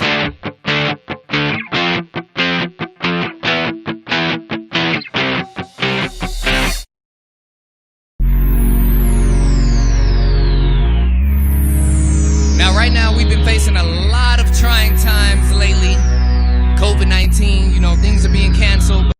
But I want you to remember, love isn't canceled. Compassion isn't canceled. Reaching out to your loved ones isn't canceled.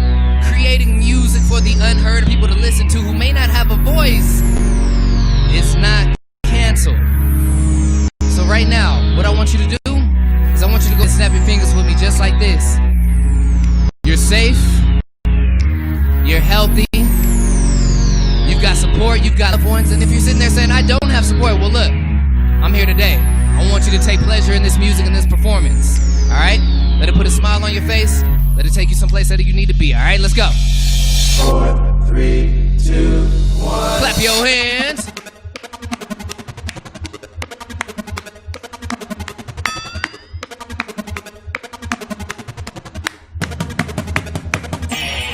Let's go! I'll save you. Here I am. I'll save you. Here I'll save you. Hey, I'll save you. Hey, I'll save you. Hey, I got a phone booth, check. You're in danger, check. Yo, Cohen, barricaded in mind, compressed. Hit the ground too much, drowning from all of the hassles lost. Ain't the savior, pull a hassle off like this right here is Baywatch. Been introduced to harm, reach out your arm. I stretch like Armstrong, I'll catch you. Distorted moments, F-God's erosion, poison. Drink this potion, frozen emotions have thawed. Get in your boat and row it. You're powerful, you're tough, unbroken. The baddest lying imitation, let me hear you roaring. This right here's when pigs fly, we got a blue moon, so rock it. Spread your wings like you're auditioning for Haley's Comet. Those last what? Laughter's assassin. Mad cause destiny didn't write the play the way they asked it. That's how you flip the script. Let your good, no power trip. Hey, if you're in danger, keep in mind that I will come and save the day. I'll save you. Here I am. I'll save you. Oh, yeah. Save you. Hey, yeah. Save you.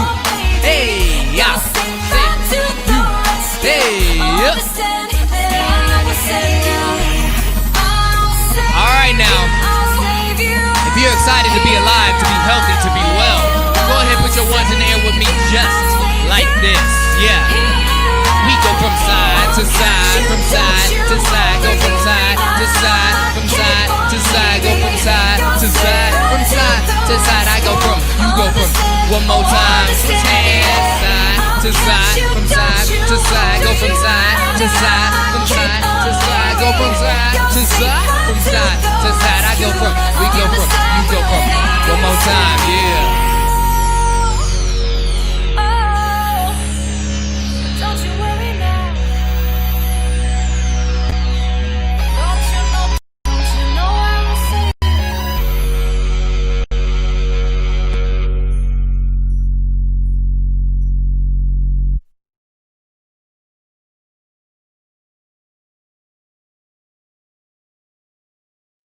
Five, 6, 7, 8.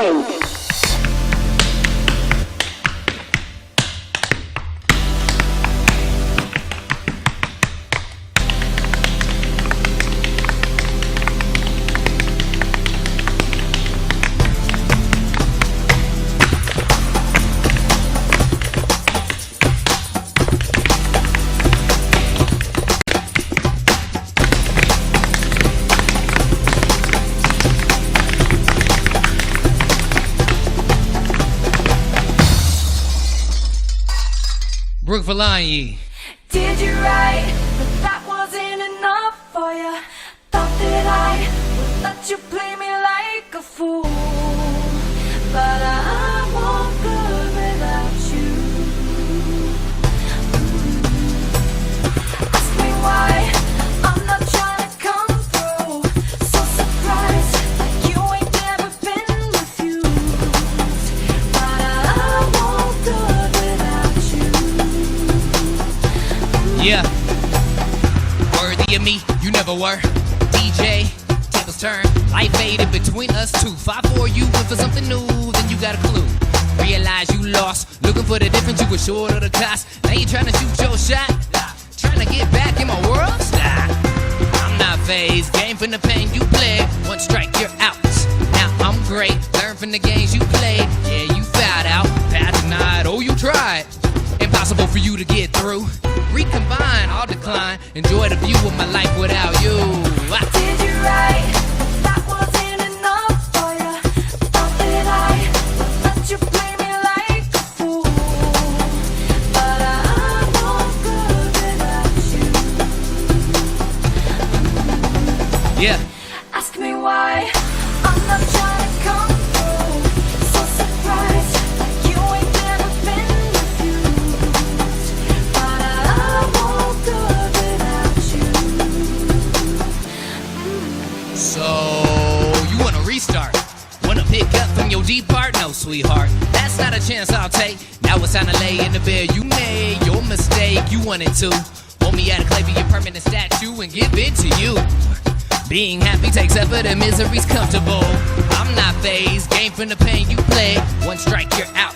Now I'm great, learn from the games you played. Yeah, you fouled out with me, had a full buffet, craved another taste, found out was nasty. You'll see that aftertaste won't wash away, get left without me. Ha. Did you write that wasn't enough for you?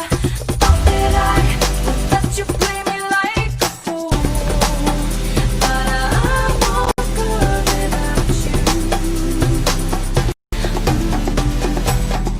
Ask me why I'm not trying to come through.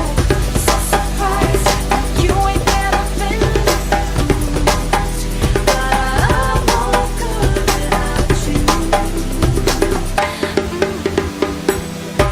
Did you write that wasn't enough for you? Thought that I would let you play me like a fool, but I won't good without you. Ask me why I'm not trying to come through. So surprised like you ain't never been refused, but I won't good without you.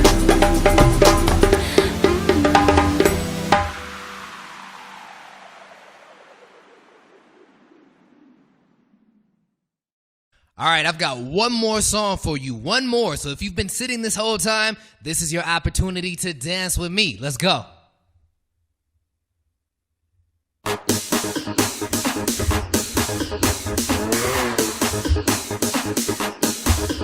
Clap.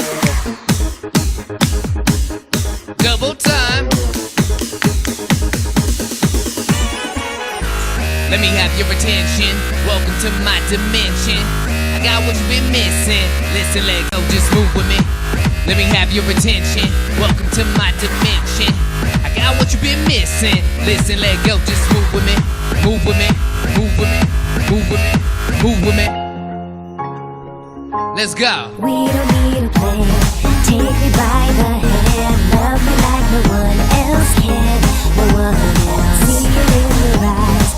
Take me by surprise. Make me come alive. Take me for a ride. Tonight we'll make the stars align.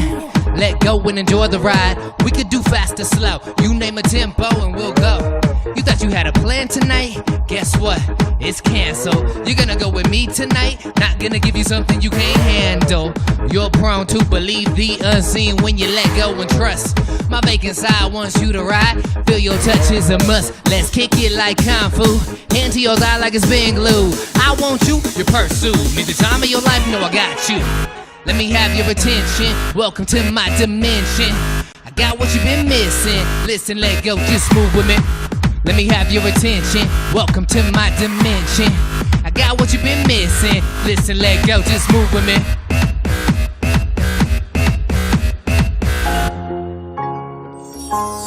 We don't need a plan. Take me by the hand. Love me like no one else can. No one else. See it in your eyes. Take me by surprise. Make me come alive. Take me by the hand. Love me like no one else can. No one else. See it in your eyes. Take me by surprise. Make me come alive. Take me for a ride. I'ma wake you up. Tell me you like it, tell me you love it, tell me you need it, tell me you can't get enough. If you a pretty young thing on the dance floor, let me see you work it. You been along for the ride, it was worth it, you perfect, reverse it. Like a lion's roar, I'ma wake you up. Tell me you like it, tell me you love it, tell me you need it, tell me you can't get enough. If you a pretty young thing on the dance floor, let me see you work it. I'll shoot in the orbit, I'll be the personal satellite for your body, now go. Let me have your attention, welcome to my dimension. Got what you've been missing, listen, let go, just move with me. Let me have your attention, welcome to my dimension. Got what you've been missing, listen, let go. Alright, this is what I want you to do with me. I want you to get low. All the way to the ground low. All the way to the earth's crust low. Now when this track comes back in, I want you to jump up and down with me and go ballistic. Here we go. 2, 1, 2, 3, jump. Take me by the hand, love me like no one else can. No one else. See it in your eyes. Take me by surprise. Hey, yeah. Come on, hey. I said take you for, take you for, take you for, take you for, take you for, take you for.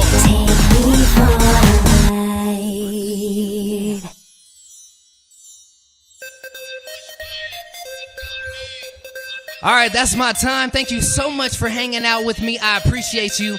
You could have watched anything else in the world, but you chose to watch this, and I appreciate you so much. Follow me online, every single social platform. Type in SF1, you'll find me. Facebook, Instagram, TikTok, Twitter. I'm there. Let's be friends, all right? Have an amazing, safe rest of your day, and I'll see you soon.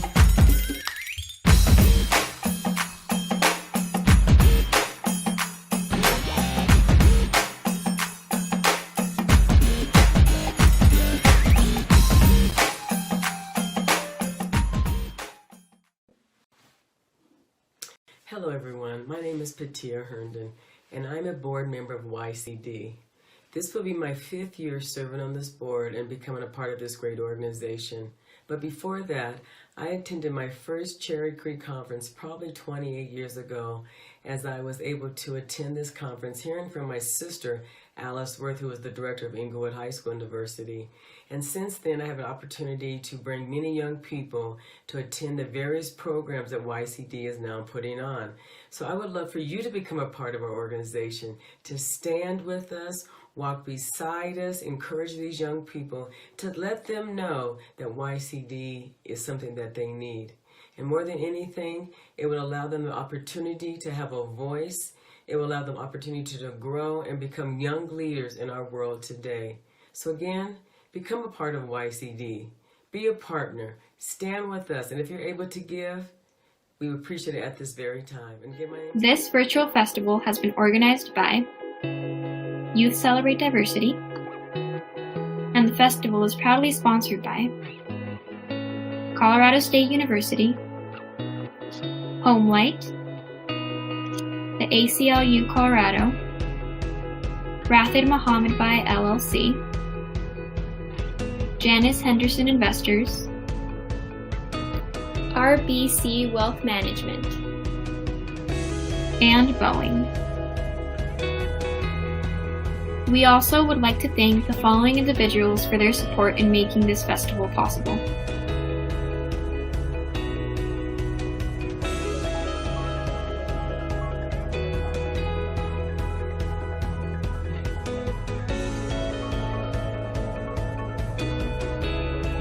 Thank you.